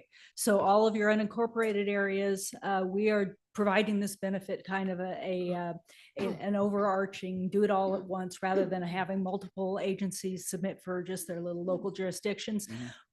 Having said that, the only other two jurisdictions that are submitting are the city of South Lake Tahoe and the city of Placerville, because they have their own jurisdictional requirements. Right, because they're not SRA. Correct. They're LRA. Correct. So I guess I want to make sure everybody understands it. In reading of the section that Ed Carbis, El Dorado County Association of Realtors, EDCAR, has proposed removing, it says local agencies. That's not limited to just El Dorado County. It is the local agencies that provide fire protection within El Dorado County, correct? They certainly can submit their own, but we're doing it for them. Right. Okay. So I believe boots on the ground know most about what's going on in their local communities as things change. And to have to wait 2 years to get a severity index changed when it might bring in grant funds to clean that problem up, it is to go in the wrong direction. People are going to have access to these maps, but I'd rather be in an eligibility category where you can get funds to resolve the problem as opposed to just try to hide it. And I think our local agencies are the best ones to identify those. So that's where I am on it. All right. Thank you, Janet. Appreciate it. All right. So what is the will of the board on this item? Move to approve. Second. Been moved by Supervisor Parlin, seconded by Supervisor Heidel. Any further discussion?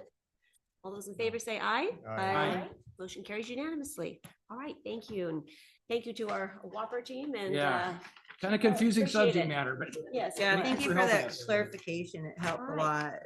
lot. Shall we knock out item 31 before our 2 p.m. time allocation? Sure. All right. Kim, go ahead and read that, please. Of course. Item 31 comes from the Chief Administrative Office recommending the board, 1, establish a cannabis ad hoc committee to work with staff and the public to study remaining cannabis ordinance issues, including setbacks, canopy limits, propagation, and manufacturing, and 2, appoint 2 members of the board to the ad hoc committee.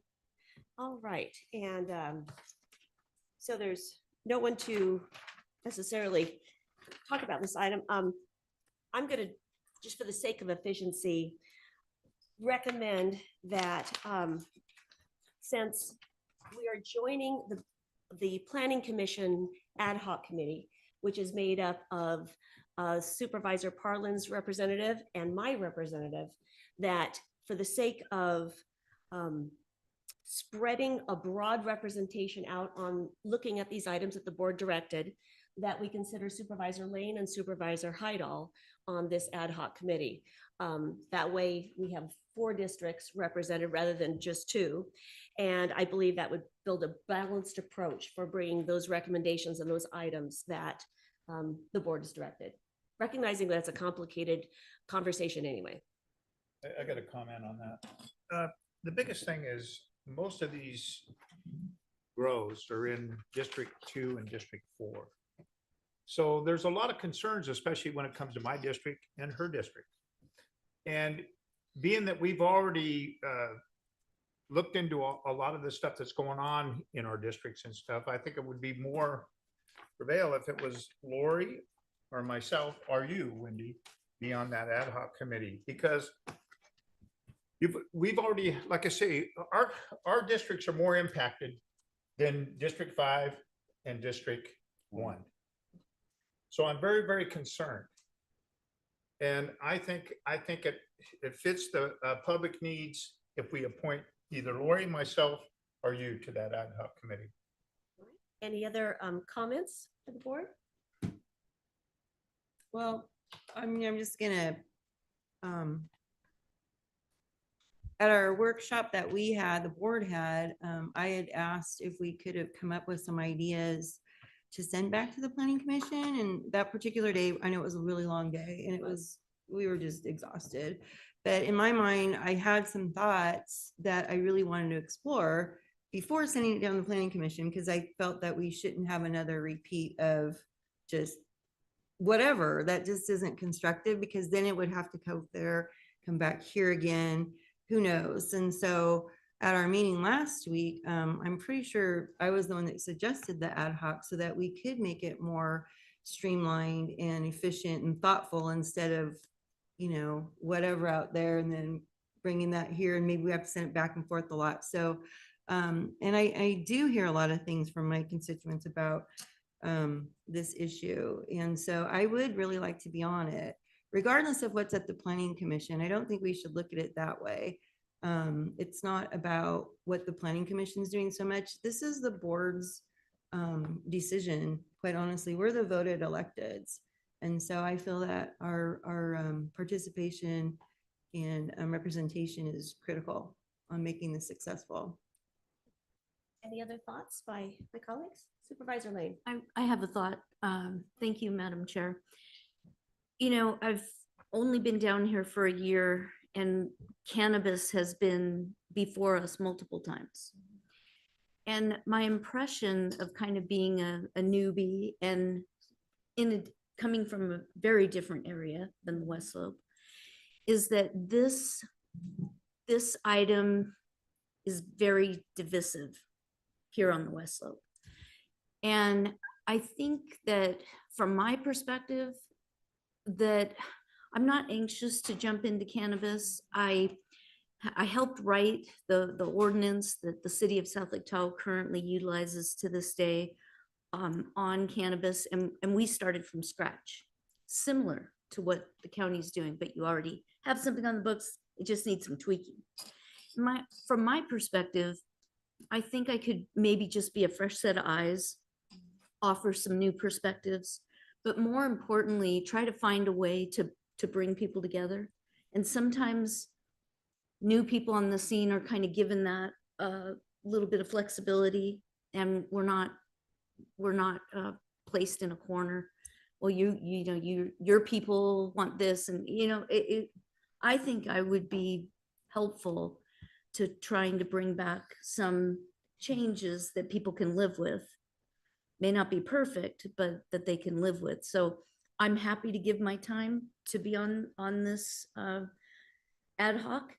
If the board chooses not to, I would just say thank you. So it's up to you, but I do think that having thought about it quite a bit, that I could bring some new perspectives, maybe, and some new conversation. Could I ask a follow-up question on that then? So Supervisor Lane, did the ordinances you write actually have to do with grows and all that stuff too, or just dispensaries? We do have some indoor grow language. Yeah. What do they call them? No, where you in greenhouse. Yeah, because Tahoe doesn't, allow itself to do what could possibly be done here on the West Slope. But I will tell you that the concerns are always very similar. So I don't feel like it's too far of a stretch. But yes, I think that the growing portion of this is more unique to the West Slope than what I had to deal with. Right. And I do recall that Supervisor Novosel, I believe, was on back in the day, when the ballot measures were being developed, was on the working group, if I remember correctly. So she was instrumental in all of that. Honestly, I would enjoy working with you on an ad hoc because, you know, you and I have already shared issues like the VHR stuff, which is also kind of divisive, but yet you've been navigating that really well. So if you like that idea, I would appreciate that. Any other comments? I would just like to comment that I'm willing to serve on this committee, having been going through a big learning curve with that and being very involved indirectly, not directly, with the formation of the original ordinance that was established for cannabis. I think I have a pretty thorough grounding of what the real issues are and where we need to focus our attention on how do we find compromise and reasonableness in this. I always look to go to outside agencies to see what they've been successful with and where they've had problems, and where we find a similar entity, a county or something or other that struggled with this and they found a successful solution. Those are the kinds of things that I want to look at. Does it fit in El Dorado County and can we make this happen? We had voters vote on these things, and I think we all need to recognize that we need to respond to the voters' request to establish all of the elements of cannabis growing and production and manufacturing and testing and everything else that the electorate, you know, voted for. And so I'm inclined to say we need to really look hard at what have people done successfully? How do we change this ordinance to make sure that we hit the ground with what the people wanted ultimately? And there's a lot of conjecture out there that people didn't understand the ballot measures. You know, I can't speak to that, but I think there is enough information now and through studies and through some of the demonstration grows that have been done. You know, we've looked at, can you put cannabis in the middle of a grape vineyard? Can you put them in the middle of apple trees? All those kinds of things. We have the knowledge now to know. And is that part of an essential ability for ag to continue growing, to have some ability to have another crop and call it a subsidiary crop or whatever? But I know the struggles of ag, and I think that's one of the things that's embedded in this is ag wants more opportunity to have some set of choices in terms of what products they grow and how they grow up. You're starting a new orchard. Why couldn't you put cannabis down the middle of the rows, right? It takes different watering and everything else, but if you can make all that work out, and farmers are pretty smart at that, it's going to give them some revenue or income in those years where the trees are maturing that helps cover the end of the year costs. You're not going to go into negative, you're not going to go into the red on your accounting because you couldn't find a way to get some production cost, some production revenue out of that land. So I have that very strong background in that, and I'm fighting it right now with walnuts. So it's not unlike other products like apple trees, right? How do you do that? So I'm willing to serve, but it's the board's discretion. Okay, well, thank you all. Appreciate it. Let's go ahead and go to public comment, and then we'll bring it back to the board for discussion and action. Now taking public comment on item number 31. Individuals will have 3 minutes to address the board. The timer will notify you when the allowed period of time has ended. Public comment will be taken first from those participating in the boardroom and then from those participating through Zoom. For those participating by Zoom, please make sure you unmute yourself when called upon. If you're joining the meeting by phone, press *9 to indicate a desire to comment. If you're joining by Zoom, press the raise hand button. Please voluntarily state your name for the record.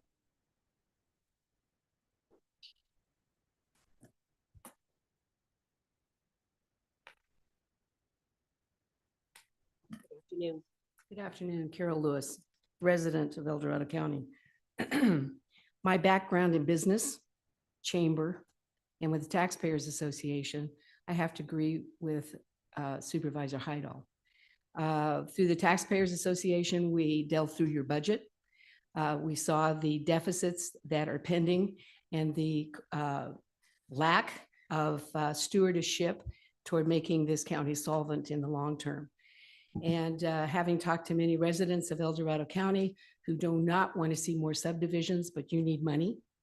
And so taking that stance that you have to produce an income for the county that will sustain it without having the rest of the county paved over. As a business owner in the past, retired at 3 different businesses, I understand doing business, and I take objections to you constantly changing the ordinance. It's like for business, it's difficult. We put our money up. We have an idea. We move that idea to where it's on the ground, but we don't need the rules changed all the time.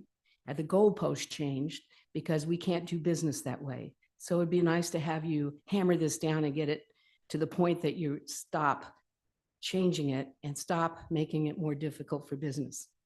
Having put that aside,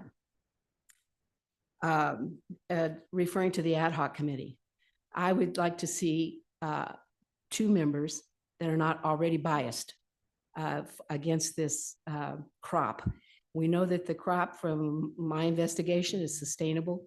It not subjected to smoke, not subjected to droughts as easily as most of the ag in the county. So it would be nice that we have a crop that is taxable, heavily taxable, and that people can do business and produce an income for the county that you desperately need and you'll need in the future.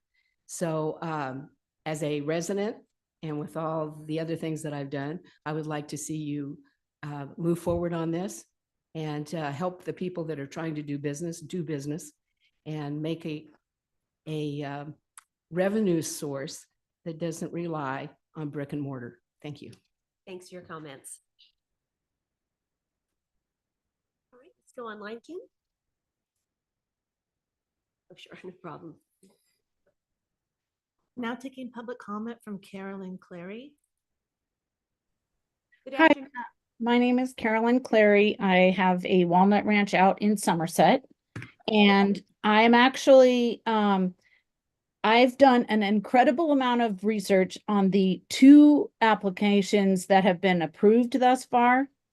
And I will tell you that I would implore the ad hoc committee to start with putting the entire program on pause and evaluating the process that these projects are going through. There are a huge number of inaccuracies and missing details, and the planning department is assessing, quote, less than significant impact without the details they need to make that assessment, which actually makes it in direct violation with CEQA. And we appealed the Hardy Cannabis project that was approved by your planning commission. We turned that in yesterday, so we will get the opportunity to present that to you again. But I will tell you, I've spent probably 80 hours looking at these proposals, and they're gravely inaccurate. There is no way you could look anyone in the eye and say that this isn't going to impact the environment based on the information that has been given in these projects. Also, the projects are completely different than what is in the packet.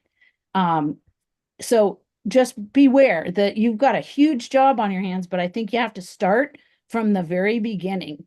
Before you're changing ordinances and setbacks, you need to look at what's actually happening in your planning department is making you at risk for getting a huge lawsuit. So I would just say, focus on the whole process before you start picking away at changing setbacks. My 87-year-old mother does not want a pot farm 350 feet from her property line and 900 feet from her house.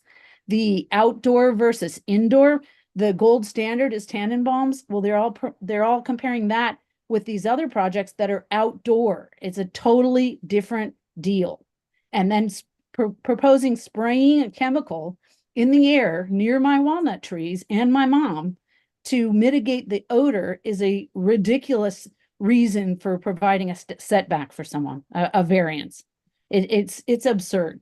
So I think y'all need to look real close, because I think you're treading on extremely thin water, and I think it really needs to be looked at closely. This is not something that the community of Somerset wants. We have a handful of people that want it, but the majority of us do not, for a number of reasons, including, and most importantly, health and environment. So I'll look forward to talking to you again when we make your agenda, and I've tried to make it extremely easy for you to see the details. Appreciate your comments. Now taking public comment from Lee Tannenbaum. Good afternoon. Good afternoon, supervisors. Thank you for your time this afternoon. I do appreciate it. And thank you all for volunteering to be on the ad hoc committee. I think it's wonderful. In doing the research, I, as the Alliance president, am not opposed, And if I didn't introduce myself, I'm Lee Tannenbaum, president of the Growers Alliance.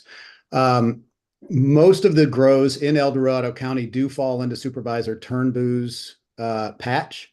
Not opposed. I realize that Supervisor Turnbow is generally opposed to cannabis, but not opposed to having him on this ad hoc. And then one of either Brooke Lane or John Heidel would be great. I think that would give some balanced approach to what we're looking at. And so you have all received my letter earlier, and which is why I did not name Supervisor Parlin. Not opposed to Supervisor Thomas either, but I think that someone with some cannabis experience and someone that represents someone like the woman that was just on the phone would probably be a nice mix, kind of like what the Planning Commission did, which was put the most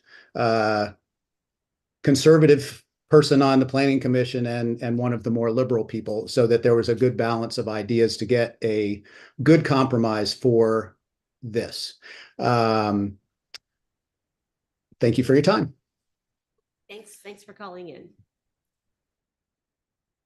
Now taking public comment from Cami Morali. Good afternoon. Can you please unmute yourself? There you go. Unmuted. Hi, this is Cami Moriali. I'm a resident across from David Hardy's project, and I agree with everything Carolyn said. I wanted to add a couple of things. There has been some criticism on the community that we did not come to the hearing, the ag hearing in 2021. We did have one representative there, but I did not get the letter.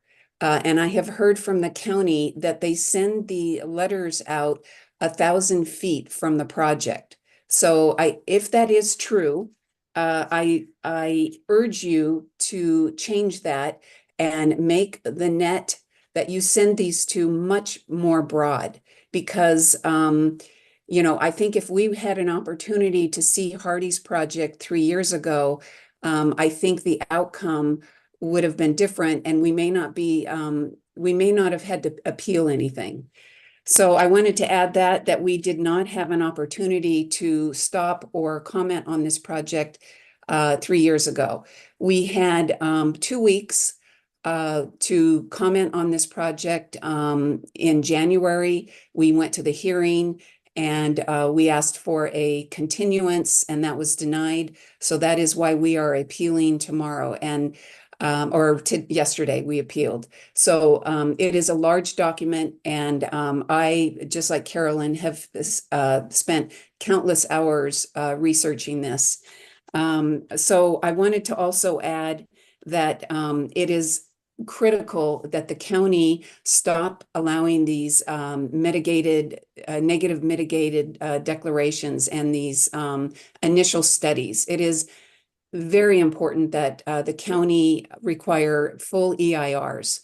And the other thing I wanted to add is, I appreciate what you said, Lee Tannenbaum, on this ad hoc committee, but I also wanted to add that it really needs to be a balance of community that are not ag, that don't have crops. You need to have at least one person representing that population, and it needs to be unbiased. It really has to be a fair committee. So that's it. Thank you so much for your time. Thanks for your comments. There's no additional public comment. We appreciate all your comments and helping us think through that. So I will bring this back to the board for action. I absolutely am disqualifying myself because I once again don't think it's appropriate for a board member and their appointed planning commissioner to serve in this capacity. I think a broad perspective is important, and I do agree that our county is going to be best served by the most objective a committee as possible. So what is the will of the board? I want to make a motion. I pushed my button. Go ahead. Okay, Supervisor Farland. I keep pushing my button and it's not Okay. working. I hate these buttons. I get it, guys. I came out really strong. last week, and Lee is specifically picking on me about that, saying I have a bias, but it's unfounded. At the workshop, I said I had ideas I want to explore. The board just wasn't ready that day. Last week, I'm the one that asked that we do an ad hoc because I have ideas I want to explore. So just because I came out strong and said that I feel that the planning commission, really messed up our public trust, I do. They're the ones that are being manipulated by Lee and his group. I really do feel that. So he's calling that a bias, and that's not a bias about cannabis. He needs to stick to the issue. So let's not refrain from let personal attacks. So right, but he's personally attacking me, Wendy, and he's Let's actually saying I should recuse myself, let's and just it's keep our decorum. unfounded. It's unfounded. So anyway, I don't think that the Lee's group should be, or the Growers Alliance, if you like that better, should be calling the shots here. And I do have some ideas that I'd like to work on. And I don't want to have to do it through my planning commissioner. I want to be on the ad hoc. I'm the one that suggested we have an ad hoc, and I'd like to be on it. So I don't see a reason not to. These allegations that I have a bias, well, guess what? Everybody has a bias. Remember that implicit bias training that we were supposed to take? We all have them. So I'd really like to be on here. My constituents do have strong thoughts on this issue, and I want to make sure that it's heard. So Supervisor Turnbull, I understood you wanted to make a motion. Yeah, I want to make a motion that we appoint Lori and Brooke to that ad hoc committee. And I will make a second motion that we appoint Supervisor Lane and Supervisor Heidel for the sake of objectivity to the ad hoc committee. Is there any further discussion? So I will, can step out of the room since I'm on both the slates and let it be hashed out, right? no, you have to vote. I mean, this is a vote. Yeah, we start with the second motion first. Oh, there was a second Oh. for the first one. Is there a second for the second one? Thank you for that. Thank you for that. And did you second that, Lori? We didn't get around to it because Okay, I think sorry. you interrupted, and which is fine because I know that this is contentious and it's unfortunate that it is. No, this is, It shouldn't be. yeah, this is shouldn't not even be personal. here. This is not personal. So, Well, there's folks out there making it personal, and I don't appreciate that. not between us. It's not personal between us. Absolutely. So was there a second for I Supervisor? second Turnbull? that. All right, thank you, Kim. Supervisor Parlin seconded Supervisor Turnbull's motion. And am I hearing a second on my motion? I'll second. Okay, there's Supervisor Heidel seconded my motion. All right. So appreciate everyone's willingness to serve. And so then we will take the second motion first. Any further discussion? No. Second motion first is to appoint Supervisor Heidel and Supervisor Lane. All those in favor say aye. Aye. Opposed? No. So I'm hearing motion carries with Supervisors Parlin and Turnbull dissenting. So thank you all for a difficult discussion and appreciate everyone's willingness to serve, and best wishes in working through a challenging issue. So, all right. So with that, we will move on to our 2 p.m. time allocation. Welcome back, Kyle. We'll wait for a few minutes to get everyone in the room.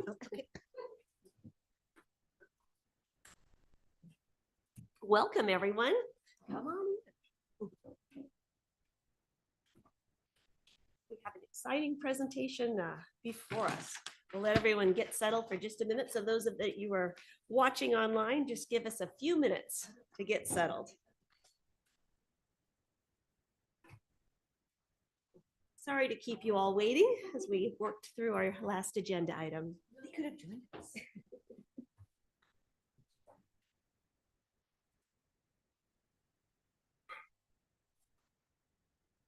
This is loading. I'll go ahead and read it into the record. Item number 25 comes from Planning and Building Department, Economic Development Division, recommending the board consider the following. 1, receive and file an update on policy J9, Startup and Entrepreneur Technical Assistance Program. 2, receive and file a brief presentation. 3, award J9 awards to 6 eligible startups, entrepreneurs, in a cumulative amount of $172,500. 4, approve the use of J9 funding agreement template, and 5, delegate authority to the Planning and Building Department Director to execute J9 awards and all other documents necessary to award J9 funds. Thank you, Kim. Welcome back, Kyle. This is an economic development day, isn't it? Yeah, Yes. ED. Do it all in Thriving day. economy. Yeah. Exactly. Thank you. Thanks for.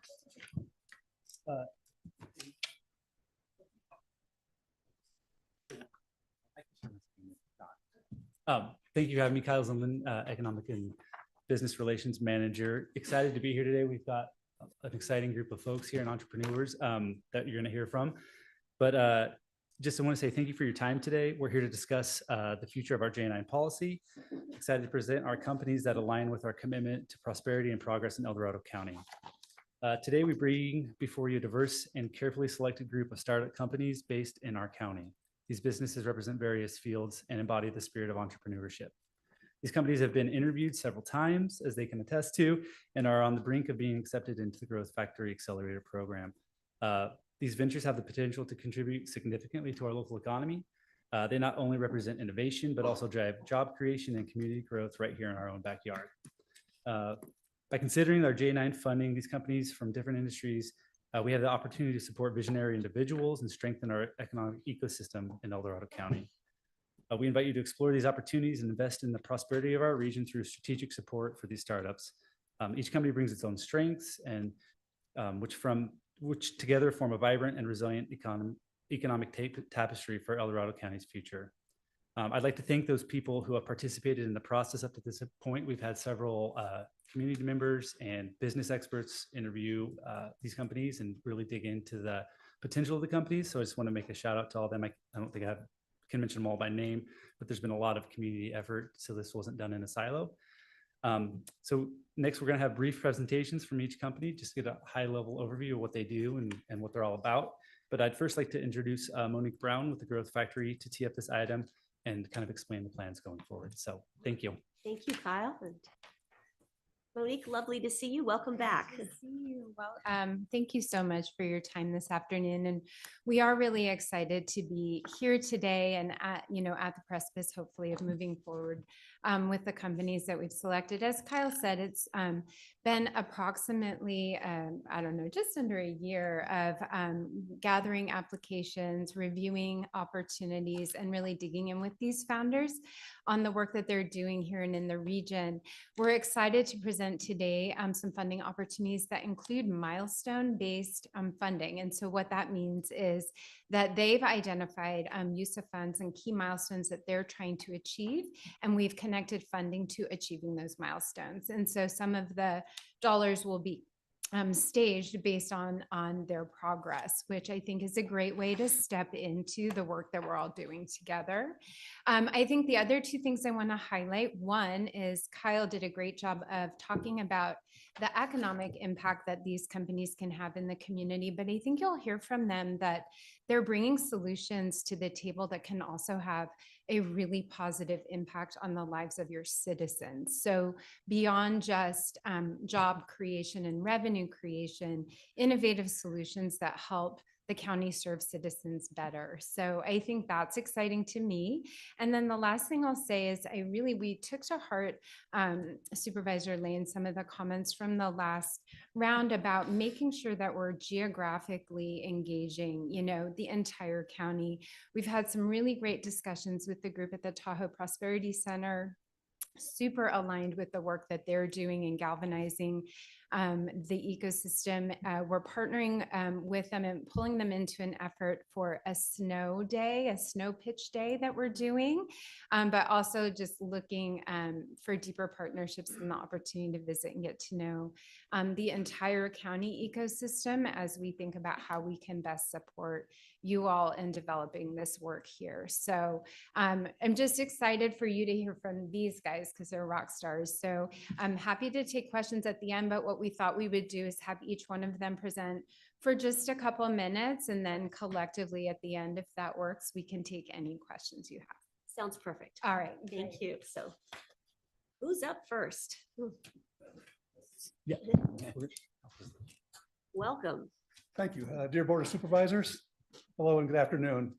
And my name is Gary Wilson. I'm the President and Chief Commercial Officer of AmSite, working alongside our CEO and founder, Dr. Alejandro Mendoza. And we thank you for this opportunity to present to you today. AmSite is automating cancer tissue processing analysis in real time to reduce the high percentage of inadequate tissue samples that are being collected currently. There's up to a 25% failure rate of cancer tissues going to the labs for testing, which means these patients have to come back for additional biopsies. Since our device is on site at the biopsy location, the process can be completed in a matter of minutes instead of days. And this will improve the patient care for these cancer patients while also reducing labor costs in the hospitals because there'll be less pathologists required on site. Partnering with ANSYNC, an advanced R&D company here in El Dorado County, we've developed the foundation of electromechanical design as well as the software development and have our beta prototype currently in a primary functional status. So it's operating, and we did show it at a conference alongside with the Growth Factory. And if we are graciously awarded EDC funds, which we, if and when it's decided, we'd be thankful, we would use those directly to impact our cancer tissue image processing, which is the stage where you take the cancer tissue, you smear it, you stain it, and you make it available for imaging remotely. And that's the critical stage of the whole process because you have to make sure the tissue is in good shape and ready to be analyzed by pathologists anywhere in the world. And so that work would be done, that's key to our product success, and that work would also be done by the talented engineers at ANSYNC. So there's a little confusion between AmSite, our company, and ANSYNC, which is the R&D company. So I apologize for that, but we've been attached to the hip for about the last year. And we've also applied for an NIH, National Institute of Health, National Cancer Institute grant, and we could receive those funds as early as the July timeframe. And that would also be instrumental for us to continue our product development and bring the entire beta prototype unit to completion by the end of June of this year. So we hopefully just 5 months away from having something we could then take out in the field and begin testing. Once our units are ready for beta testing, AmSite and ANSYNC will be working with initially veterinary clinics locally. So I've communicated with Dr. Ken Poloski of Insight Veterinary Wellness Clinic in El Dorado Hills. They're very interested in assessing our product because their effort's very manual. They have to do it all themselves. And in the world of a veterinary, you know, there's no time for anything. There's a single vet. So he's excited about that opportunity in the near future. And we've also been in meetings, personal meetings with Dr. Rebecca Sonu from Marshall Medical. She's the director of pathology. So we've given her a presentation via Zoom. We also brought her to the lab and let her see the product. And again, this is an area that she's very excited about because covering hospitals across the county, especially one as spread out and rural as El Dorado County is, it'd be very beneficial to have that service available to her where she could just read it remotely in a matter of minutes. So the requirement for us to begin working at the hospital level, like Marshall Medical, we have to get FDA registration. So some of our funds, and as our pre-seed funding continues, we're doing that in parallel to reaching out and accessing other funds. That would be used to submit and complete the FDA registration, which is required to go into the hospitals and start using this in conjunction with cancer patients. In the long term, AnSite and ANSYNC are in discussions about expanding their production capacity. So we envision that we would continue ongoing production in El Dorado County, which would result in a creation of additional jobs for production and the generation of sales tax revenue for the county for every unit that's sold out of this location. So with that summary, I'd like to say that we are very excited and committed about our partnerships in El Dorado County, and we'd like to ask the Board of Supervisors to join us in this important journey. So thank you for your time. Thank you, Mr. Wilson. And actually, Supervisor Turnbull, did you have a question for you? Yeah, I just want to say thank you. I think it's a great project, and I'm looking forward to see your results. Thank you very much. I'm excited to Thank we'll let you know so we Supervisor can Heidel. get it out in the field. And Gary, if you haven't been in contact with UC Davis, I would encourage you to do that because their new project, which is called the Community for Health and Independence, is an age in place observation of seniors and trying to get immediate data to determine what the proper diagnostics are, and then the remedies that you can be available to you, right? Whether it's surgery, whether it's some kind of medication, whatever, but they're on the forefront, I think, of moving forward, the kind of technology you're looking to bring to the table. Thank you for your input. And one of the Yes. things I didn't mention is this concept of this product originally came out of UC Davis. Our Perfect. pathology, There we go. the It's CEO connected. founder was there when he invented the concept, both the staining technique and the device itself that we've submitted patents along with Davis. I didn't bring them up because I was kind of focused on the Perfect, county. you're there. Perfect. The last thing I wanted to add to yours, if you don't mind, just for a moment, was with Dr. Sonu, if we do the beta testing here at Marshall Medical, that will put her in direct contact with the leading national pathology institute in the country, which is University of Pittsburgh Medical Center. Love it. So he's, Laurent Panatowski is going to be our chief of our medical advisory board, and everyone will be working directly with him. So it'll really expand the outreach of Marshall Medical Center. Congratulations. That's wonderful. Appreciate it, Mr. Wilson. Next up, we have Happy Ladders. Happy Ladders. Welcome. So quite a shift. I'm going to talk about something a little bit different, but thanks for the opportunity to talk today. My name is Amy Jacob Schroeder, and I am the co-founder and CEO of Happy Ladders. Happy Ladders is an early intervention mobile app that empowers parents of children with developmental needs to turn play into progress. So a little bit about me. I am an El Dorado County native. I'm a Rescue Union School District kid and an Oak Ridge graduate. I'm currently living in El Dorado Hills and raising my 5 children. I have spent my professional career working with children with developmental needs, specifically children with autism. And my last company was Square One Autism Services, and that was my first endeavor to bring autism therapy services to the rural parts of El Dorado County, which we did successfully for many years. But there were 2 things that we really struggled with. It was getting services to families above the snow line, and also working with parents that worked regular full-time hours like we did. And so those are 2 of the big reasons why Happy Ladders was created. And Happy Ladders empowers parents to work on their child's developmental needs at home. So during play, during regular daily routines, but at their pace, on their own time, regardless of where they live, regardless of their work schedule, maybe their living situation, or even the language that they speak. So we currently work with parents throughout rural parts of California, even here in El Dorado County. And we are vendored with 2 of the 21 state regional centers here in California. We currently have 4 more regional centers in our sales pipeline. So for use of funds, we plan to do 3 things. One is to continue with product development and just always looking at making our app better and better, really looking at that parental engagement piece and making sure that every family has something that they're getting from the program and that they're making meaningful progress with their child, no matter, kind of what that looks like or what pace that might take. 2, to expand our reach. So not just to additional regional centers throughout the state, but also to expand our outreach within the regional centers that we currently contract. And 3, we want to get the app into Spanish so that we can reach our Spanish speaking families throughout California, but especially here in El Dorado County. Thank you. Well, thank you so much. Wow, incredible. Thanks.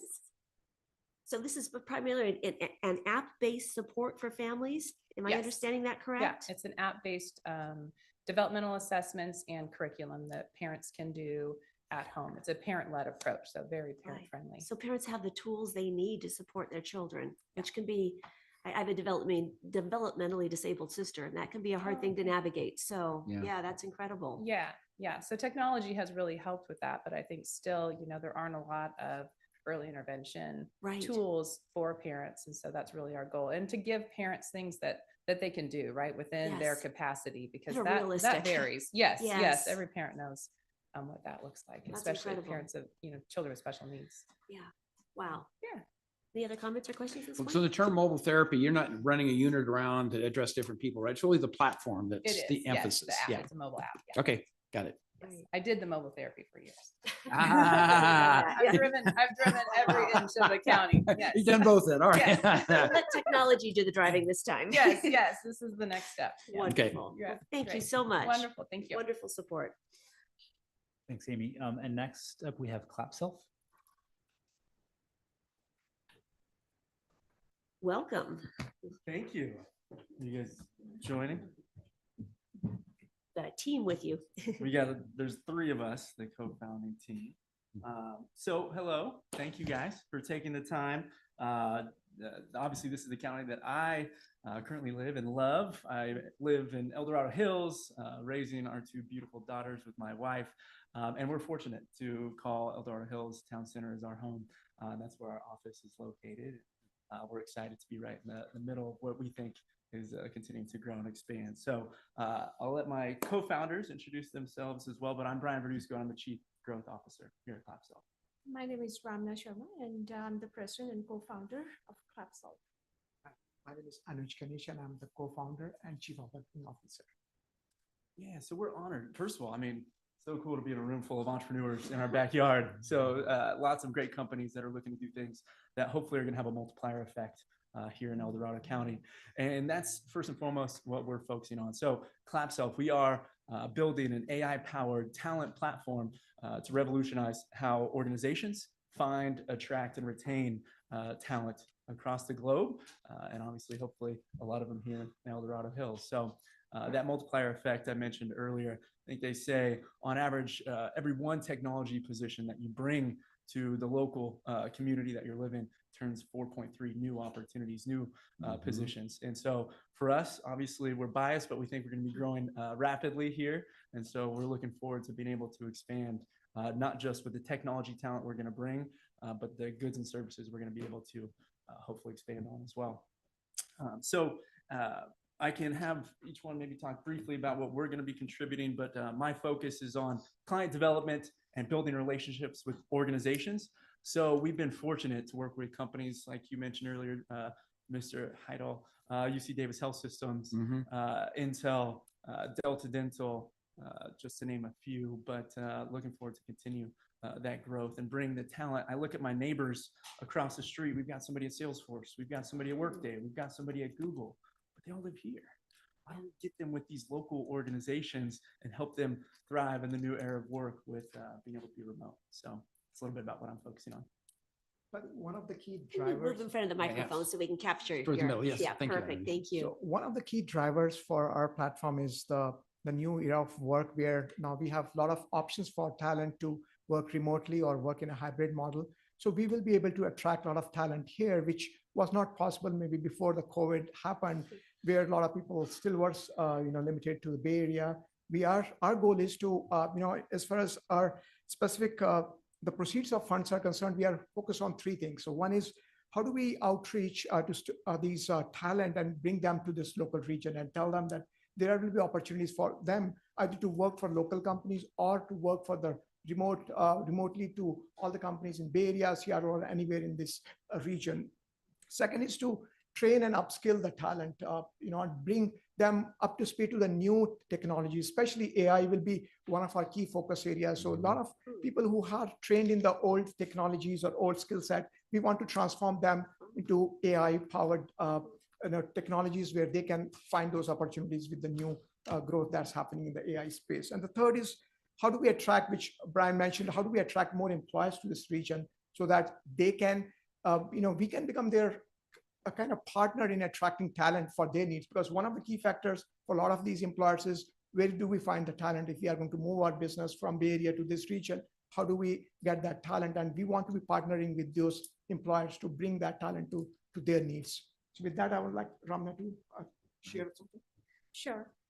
So I'm responsible for the technology piece of our application, and our goal at Clapsol is to really leverage the latest advancements in AI to augment the capabilities of human talent. As you all know, AI is the talk of the town these days, and there is a lot of fear about job displacements or job losses due to this technology. So what we believe is that AI is a big enabler and a level playing technology where we can uplift, we can upskill the talent to help them get to the next level and really leverage the technology to not only their personal economic growth, but to also contribute to the community. So that's what our platform is focused on. Two things, as Anuj and Brian mentioned.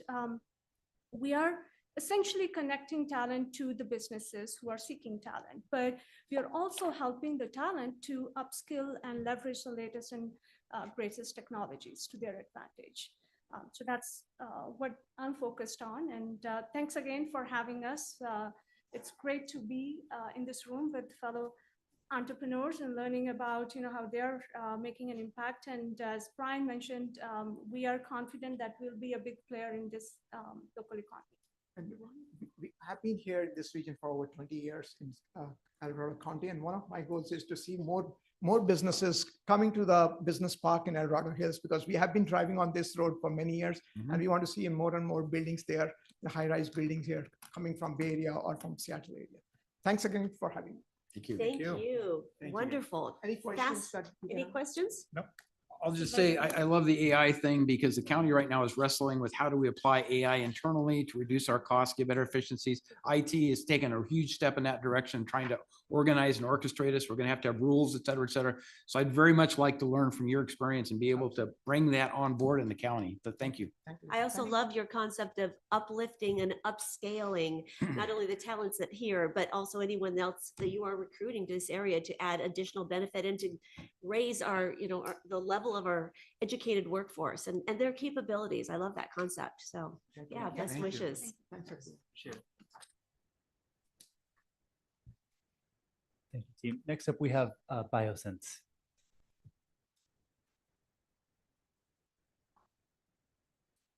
Welcome. Hi, good afternoon. So thank you for this opportunity. I am Luis Bojorquez. I'm founder and chief scientific officer at Biosense. Biosense is a health and wellness company. We're developing non-invasive technologies for monitoring metabolites in saliva. So we're focused right now on lactate and glucose. Our goal in the company is to change the current paradigm, which is to move from blood-based measurements to saliva-based measurements. We can find the same metabolites in saliva that you will find in blood. The only difference is the concentration. That's the main challenge. So we can process the measurement of metabolites in saliva, in this case, lactate and glucose, due to a proprietary specific material that we have been developing in the past several years. So it is a unique material that we adapted in a biosensor strip. It's like a lab on a chip, like the glucose meter, the glucose strip that are already in the market, that has the capabilities to detect small concentrations of these molecules in saliva. So that's the goal of the company, to move the paradigm, to shift it from a blood to saliva. And all of our development has gone just beyond R&D. We are currently working with professional sports teams like Real Salt Lake from the Major League Soccer. We just completed a study with them for lactate response. And for the case of glucose, we have promising results that correlates with blood to create a new glucose sensor that is non-invasive. There is a major a player in this field in the market of glucose strips that are interested in our company to implement our technology in one of the products that they already have in the market. So we have a really good momentum right now. I'm proud to announce that we just closed 2 weeks ago a investment it's our second 1 million investment in our company. So we have resources to move forward with the development and to accomplish milestones for the glucose sensor and the lactate sensor. So we are in a pretty good stage right now. We're located in the El Dorado Hills Business Park. We have a close relation with a local medical device company, EMED Technologies. They have all the expertise to bring the technology to the market. We share resources in terms of the engineering section, the quality, and the regulatory departments. All of the departments are involved in the Biosense development. And in terms of the connection with the county, in addition to our relation with EMED Technologies, all the prototyping of our electronics and the enclosures are processed by Ansing. Actually, it's a very famous company now I can see. And our investors our advisors and all the directors in Biosense are local too. So we have a close connection to the county in this way. And with the funds from the county, we'll move forward with the prototyping of the next generation of our biosensors. But our schedule is just beyond that with these new funds that we have, this new investment. Our plan is to acquire equipment for biosensor characterization. We have a list of fine equipment that we will implement in a unit next to the building where we are located right now. We will increase our headcount, starting with a testing engineer that will learn something that is not easy to learn in a university, which is bioelectrochemistry. There are not many courses for it. And so at the end, everybody in the environment will understand and learn more about something that is pretty, that have many applications, which is the electrochemistry, which is the basis of our biosensors. So thank you for your time, and thank you for considering Biosense in this grant. Fabulous, thank you. And any questions Quick or comment, comments? Yes. diabetes, a great thing to target because we know that's an increasing part of the population. Type 2, whatever you want to talk about, it's one of the major health issues that we have in this country. Correct. So being able to diagnose when people are getting on that borderline case or whatever it is, and being able to address it properly through understanding where you are physically as an individual, huge, because we can turn around a lot of this stuff and keep people out of the emergency room and keep them out of a lot of other medications that they might not have to go to. If they sense when they're getting to that point, there are certain things you can do from a diet perspective and other things, exercise perspective, to try to stay out of that realm of diabetes, right? So yes, and one of the main problems right now, at the end, management of diabetes is like the answer. And the main problem right now is that you need to prick your finger. That's the issue. That's Nobody the likes issue. that. And if we bring something to the people that it is non-invasive through saliva, we can accomplish that. Like it is just a restriction for them just to continue with the management, right? Yes. Wow. Well, congratulations. Yeah, thank you. Fabulous. Such innovative work already. My goodness. Yeah, thank you, Luis. Incredible. Next up is going to be Redline Safety. Welcome. Good afternoon. Hello, good afternoon. My name is Scott Holman. I am currently a full-time fire captain with 33 years in the fire and EMS business, and the founder and CEO of Redline Safety, the maker of I'm Safe technology. I'm Safe is the world's first wearable data collection and tracking system for firefighters, and our technology saves firefighter lives and improves incident management operations. Redline Safety is a Delaware C corporation that was formed on 9/11 in 2018. We are headquartered in District 4 in the town of Greenwood. My family and I have lived here in El Dorado County since 1996. Like all El Dorado County residents, there are two things that threaten our safety and our pursuit of happiness. The first is the threat to our safety from wildfire. Who in this room hasn't seen a column of smoke in the summertime and had a concern for their safety? The second is the anguish and the sadness that we all face when we get that letter from our homeowners insurance company that either raises our rates to an unprecedented and unsustainable level or outright cancels it. I'm Safe technology can improve both of these challenges in El Dorado County. Widespread adoption of I'm Safe will not only keep El Dorado County residents better protected from wildfire, but through enhanced incident management operations, it could improve the insurability profile of all homeowners in El Dorado County and beyond. But that starts with collecting the right kind of data, and I'm Safe collects the right kind of data. There are benefits to the county that go beyond safety and insurance. Redline Safety can bring tremendous revenue, well-paying jobs, and possibly increased tourism to El Dorado County. And as the company grows, we envision opening an office and manufacturing location in El Dorado Hills, where we would be hiring our local residents to fill positions in sales, marketing, manufacturing, engineering, finance, and customer service. Redline Safety is currently part of a Cal OES, UC San Diego, and Department of Homeland Security project to protect the United States from the threat of pyroterrorism. This is a clear example of the credibility we have gathered at the state, federal, and academic level. With regards to the use of funds, we believe the best option for the use would be to do a phase 1 deployment of I'm Safe here in El Dorado County. We would start by placing our mini trackers on all fire engines in all 13 departments. This would link all resources together on our dashboard to be viewed in real time. It would allow our engineers an opportunity to track, assess, and create solutions for a phase 2 deployment.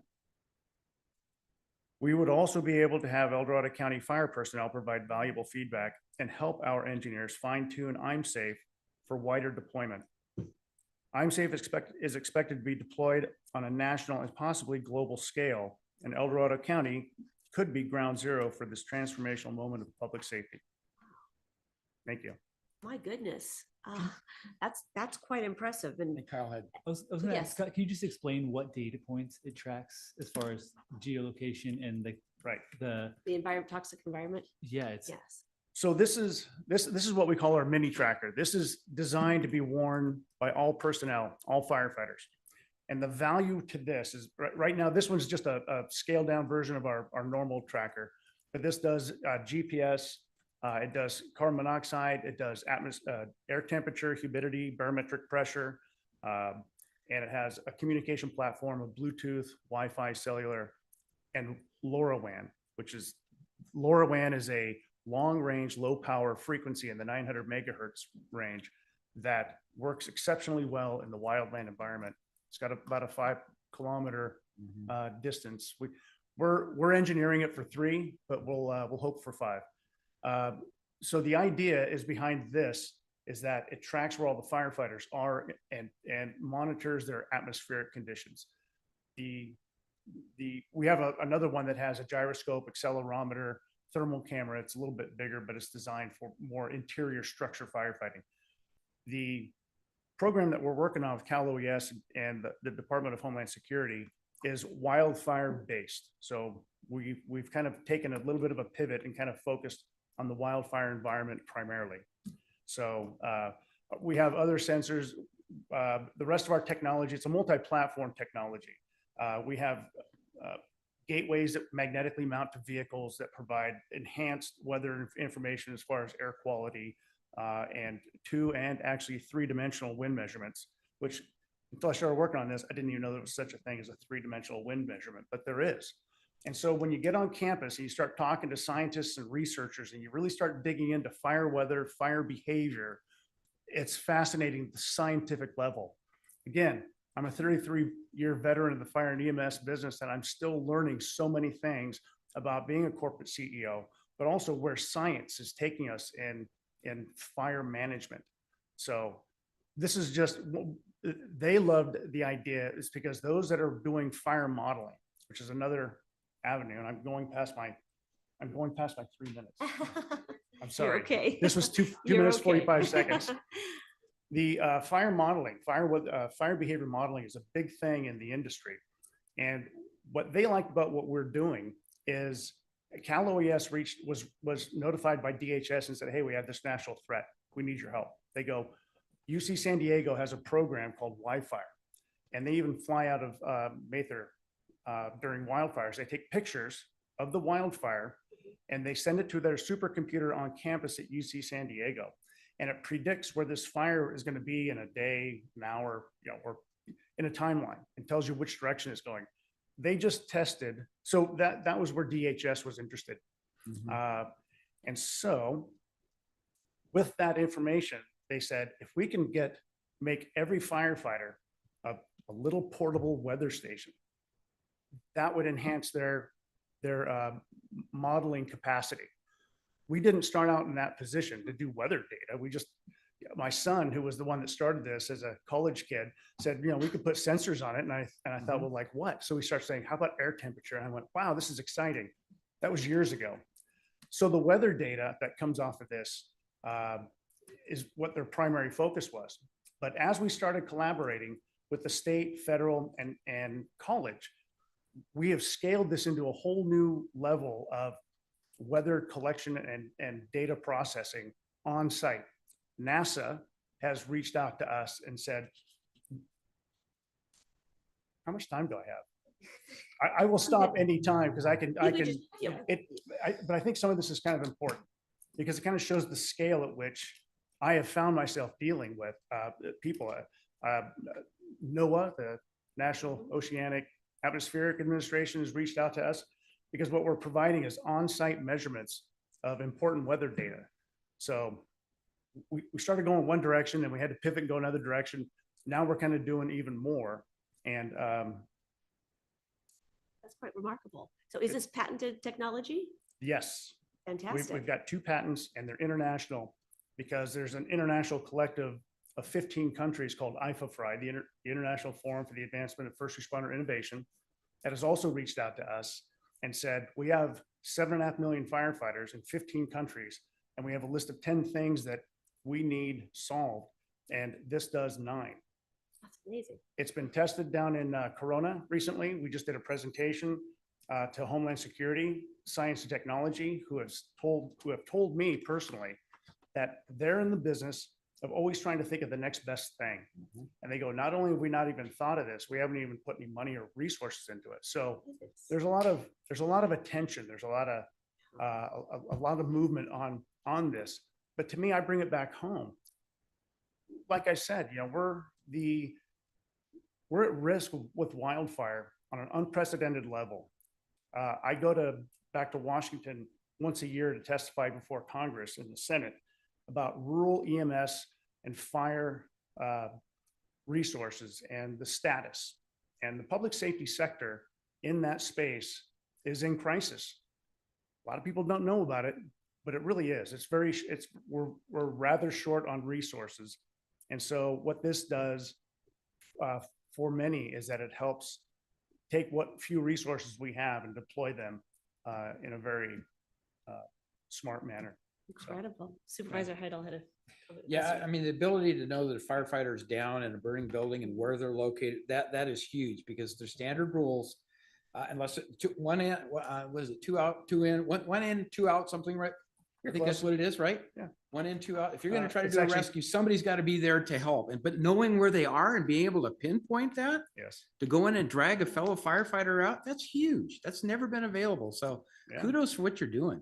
Yeah. Well, It's a family that is 2 firefighters. I second that. That's an incredible. well, it'll identify who's in trouble. Yes. And also where they are. Yes. Which we don't know, and who's closest to be deployed to go help them. Closest We have resource. a button on the side. Yeah. And these are designed that these can send out an SOS on our dashboard and identify, you can, based on the sensor data, we have it set to where this thing can automatically send an icon flash to the dashboard, but you can also press it 5 times quickly and it'll activate an SOS on the dashboard so it can be seen. And those features a lot of these features are based on line of duty death investigations that I've conducted.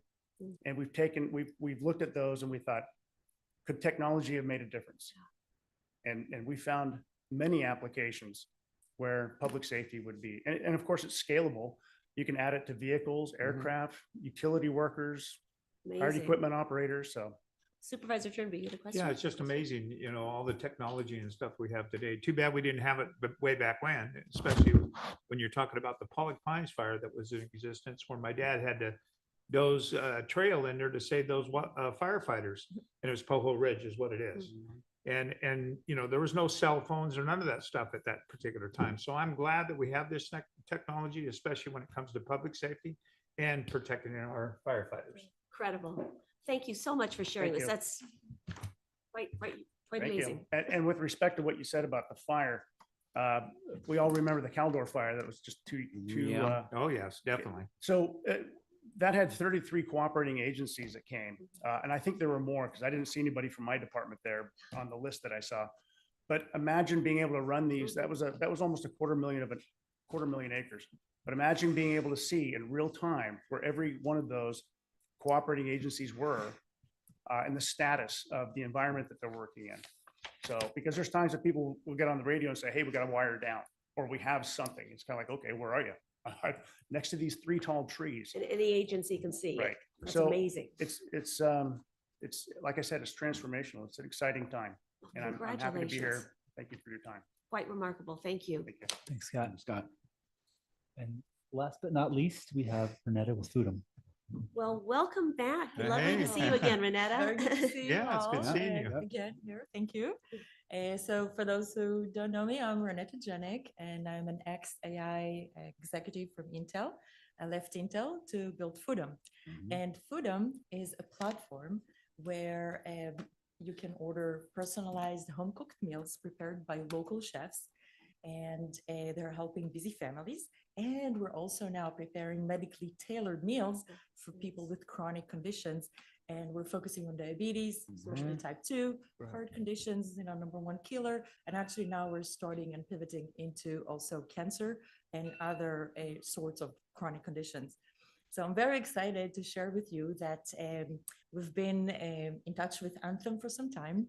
They evaluated us and they actually invited us to become a medically tailored meal vendor, meaning that once we finish the process, they're going to be paying their members, and especially a lot of the medical underserved communities pay for chefs to come and cook for them medical food, because food is medicine. So we started the process, and we expect to, by the end of the quarter, to be set up on their platforms. And that's about $50 million opportunity in the next 2-3 years. And the other exciting thing is that HealthNet, once we're set up with Anthem, they wanted to. So those are the two largest health plans in California. And just looking at our region, there are 35,000 members just in our region. So that's a huge, huge opportunity. And the other very, very exciting news is that we closed with a few business customers. And actually our first business customer that offers our chefs as an employee benefit is actually from El Dorado County, from Cameron Park. And it is my husband's business, his auto shop. George, we talked about that back then before. And now actually we have mechanics that have chefs come and cook for them at their home. I think this is the first in the world. So here, we're making here history in El Dorado County. And the goal of this is just to be a test for other bigger companies, tech companies from the Bay Area, from Sacramento, and another company from Rockland, that we're ramping up hundreds of their employees to offer between 50 to 100 to 150 to each employee to have chefs come over. So it's a different type of population. And I already reached out to Google. I spoke with their VP employee programs, and he told me that, first of all, go close with a few smaller companies. So this is my plan of closing with 10 companies with hundreds of employees, and then go to the Googles, Facebooks, and others, so we can expand and offer this to everyone. And the other exciting thing is that January was our best month ever. Congratulations. Thank you. We have almost 100 customers that booked on the platform.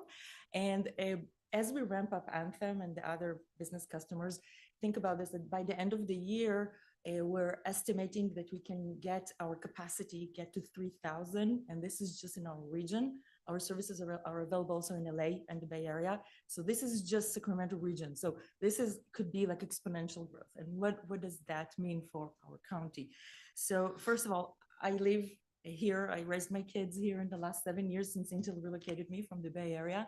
And my kids graduated from Oak Ridge. Now one of them is National Guard, another one in UC Davis, clinical nutrition.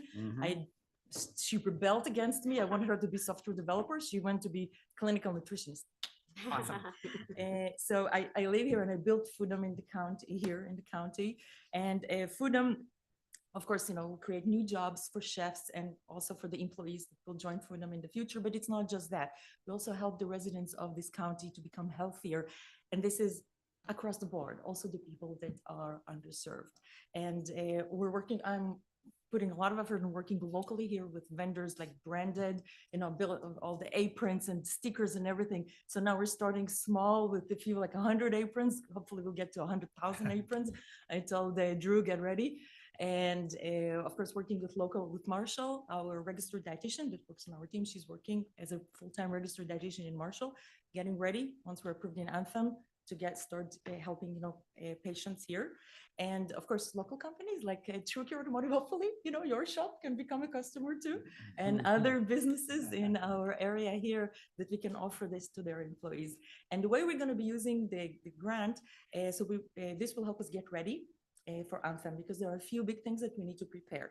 First of all, we need to become HIPAA compliant. So in the next 2-3 months, we need to finish that. And then we need to create on our platform an option to separate the flow for people with medical conditions that are paid by a health plan. So they're not in a regular flow. Not a lot of work, but it is work. We need to, develop a separate flow.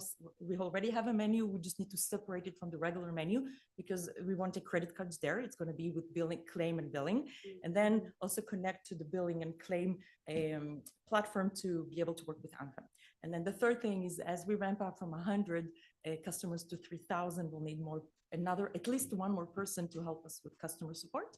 And probably we'll build like a team in the future because that's key, providing, top-notch, the best support that we can. Well, that is so exciting. And I think back when you were here about a year ago or so, and just tremendous progress and growth. Congratulations. That's wonderful. And being able to serve those customers with dietary needs to really help improve their quality of life and health outcomes is a tremendous addition to your services. That's wonderful. Thank you very much. And I look at it also as a prevention. So if we can help prevent chronic conditions, someone with pre-diabetes, we can prevent, then we can actually save them limps. We can save, just improve their life. They can stay working, if they're losing, body parts, it will be harder to work. So I look at it as an opportunity to really boost people's lives in a dramatic way. Oh, congratulations. Very exciting. Thank you, Renetta. Thank you very much. Thank you. Thanks. Good seeing you. Good to see you. And so that completes our company presentation. So if you guys have any questions, I'm just reminded constantly how much talent we have, and they say try never to be the smartest person in the room, and I've successfully done that with this. We definitely aren't. In and out. So with that, we take any more questions you guys have, or whatever your pleasure is. Any comments from the I board? just want to say it's fantastic, Kyle, that what we're doing, especially with this county trying to help, bring other businesses and new technology to our county. So it's a great thing you're doing. Thank you. I am just blown away by the talent, the creativity, the heart, the passion, the drive, and the vision that you all are encompassing in so many different arenas, whether it's, medical tech, or whether it's, supporting families with disabilities, or whether improving the health of our families, or just medical technologies that can change outcomes in lives. It's absolutely incredible. And to think you're right here in El Dorado County is just incredible. And we've long had a vision that we want to, grow and nurture that talent, and you're all doing it. And Kyle, just want to commend you and, for your work in this arena. This is really exciting, and it's a pleasure to see what you're all doing. So that's wonderful. Well, let's take public comment on this item. Now taking public comment on item number 25. Individuals will have 3 minutes to address the board.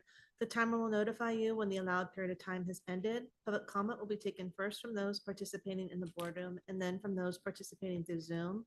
For those participating by Zoom, please make sure you unmute yourself when called upon. If you're joining the meeting by phone, press *9 to indicate a desire to comment. If you're joining by Zoom, press the raise hand button. Please voluntarily state your name for the record. Anyone in the boardroom that would like additional comments? All right. Now taking public comment from online participants. Now taking public comment from Laura Bretbaum. Welcome back, Laurel. Yeah, it truly is Economic Development Day, isn't it? It is. Amen. Thank you, Laurel Brentbaum, El Dorado County Chamber, as well as speaking on behalf of the El Dorado Hills Chamber. Debbie and I were both privileged to be participants in the interview process. It's so exciting to listen to these presentations and realize the brilliance and innovation that we have in our community. I want to thank the board for being proactive and supporting this program. And we're really excited to see these folks succeed. And you're right, Chairwoman Thomas, that Kyle really did the heavy lifting here and really brought this forward to fruition for future success for all of these energetic entrepreneurs. So thank you. Thank you, Laurel.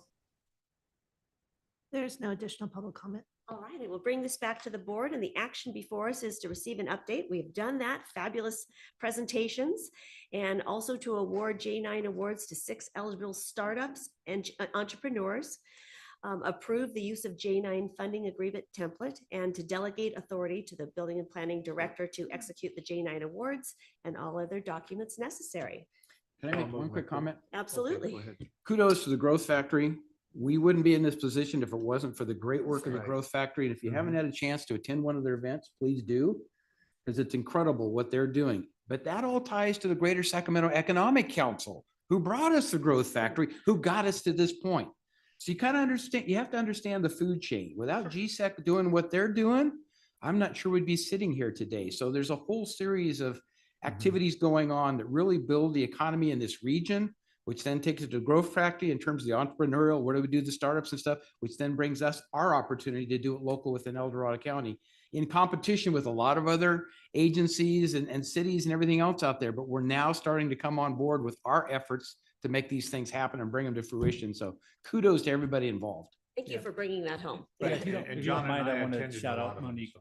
Monique as well. She's Yes. been tremendous in this effort and just getting this and dealing with me the entire time. So I appreciate her for doing that. And just the 50 EA, we see the other companies or the other jurisdictions within the 50 Economic Alliance that want to do similar things that we're doing right now. And it's, again, nice to be at the forefront of a couple of Yes. things within our region. So thanks. That's wonderful. I felt like we were in a really cool episode of Shark Tank for a second. Are you investing? I was thinking about it. Push your Yes. I'm in. Is that a motion? That's a I'll make- motion. Move to approve. I'll second it. All right, any further discussion? All right, all those in favor say aye. Aye. You have a contract, all right. Thank you all, fabulous. Thank you. Thank you for all your work. Really exciting presentations and can't wait to see what you do in the future. All right, thank you, Kyle. Excellent. So we have 5 closed session items before us, and does the board want to do to and froms now or go into closed session at this point? What is the will of the board? I don't Is there really- anything to report out? I don't anticipate any reports today. Yeah. Yeah, All I right. agree. All right, great. Well, who would like to start the to and froms? Thank you all. I have nothing to report. I have nothing at this time either, so. Supervisor Lane? I'm You're good? clean slate as well. Right. I'd just like to Supervisor report that last night we had our El Dorado Hills Community Council meeting. We had a great discussion. Dr. Minson was going to be our guest speaker. Unfortunately, he came down with COVID. And so he wanted to either do it by Zoom or reschedule. We decided rescheduling is better because you never want to have somebody try to talk if they're not feeling well. No. So he's going to come back and make his presentation on April 1st at our April meeting. But very good discussion, a lot of engagement and various things that are going on. And so APAC is very active in looking at development projects and making inputs to that, including impacts that can happen south of Highway 50 down where the business park is, with a lot of activities we've talked about. So I think we're really starting to get a lot of input and constructive information and dialogue relative to what the plans are down there and what they'll evolve to. So you're going to hear more about the road to the west, hopefully before too long, when we get to the point that we have a better understanding of that. So that's the only thing I wanted to add. Excellent. I just have 2 brief things. I'd like to thank Kim and Kaylee and David. We did the committee board workshop about the role of the chair and committees, as well as the Brown Act. And you both did a fabulous job. You and Kaylee, Kim, and then Dave. It was just a pleasure to be there. It was a wild and woolly night, and we had about almost 30 in attendance between online and in person. So that was quite remarkable. Really appreciated everyone, all of our volunteers that participated that night. And then I have an update for you, Supervisor Lane, from the El Dorado County Transportation Commission, which we all serve on. Want you to know that City Council Member Bass, who is our Tahoe liaison, asked Caltrans about the potential of adding like destination destination stewardship messaging on the Caltrans message boards when they're not in use on the West Slope. And Caltrans, was in attendance, and they're looking at coordinating that. So just wanted to, alert you to that. Yeah, thank you for that update. And Mayor Bass always has great ideas and observations, and he's fun to work with. So I did not know that's he a was the neat mayor now. idea. Yes, excellent. he's our mayor for the year. Excellent. Well, Yeah. he did you proud, and there's perhaps an opportunity there. Good. So, good. Thank you. Our CAO.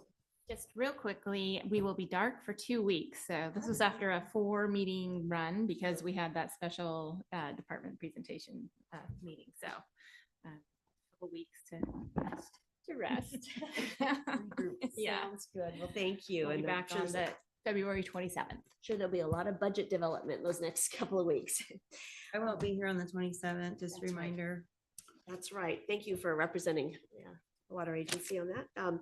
So the board will now recess into closed session to hear items 26 through 30 as specified on the agenda.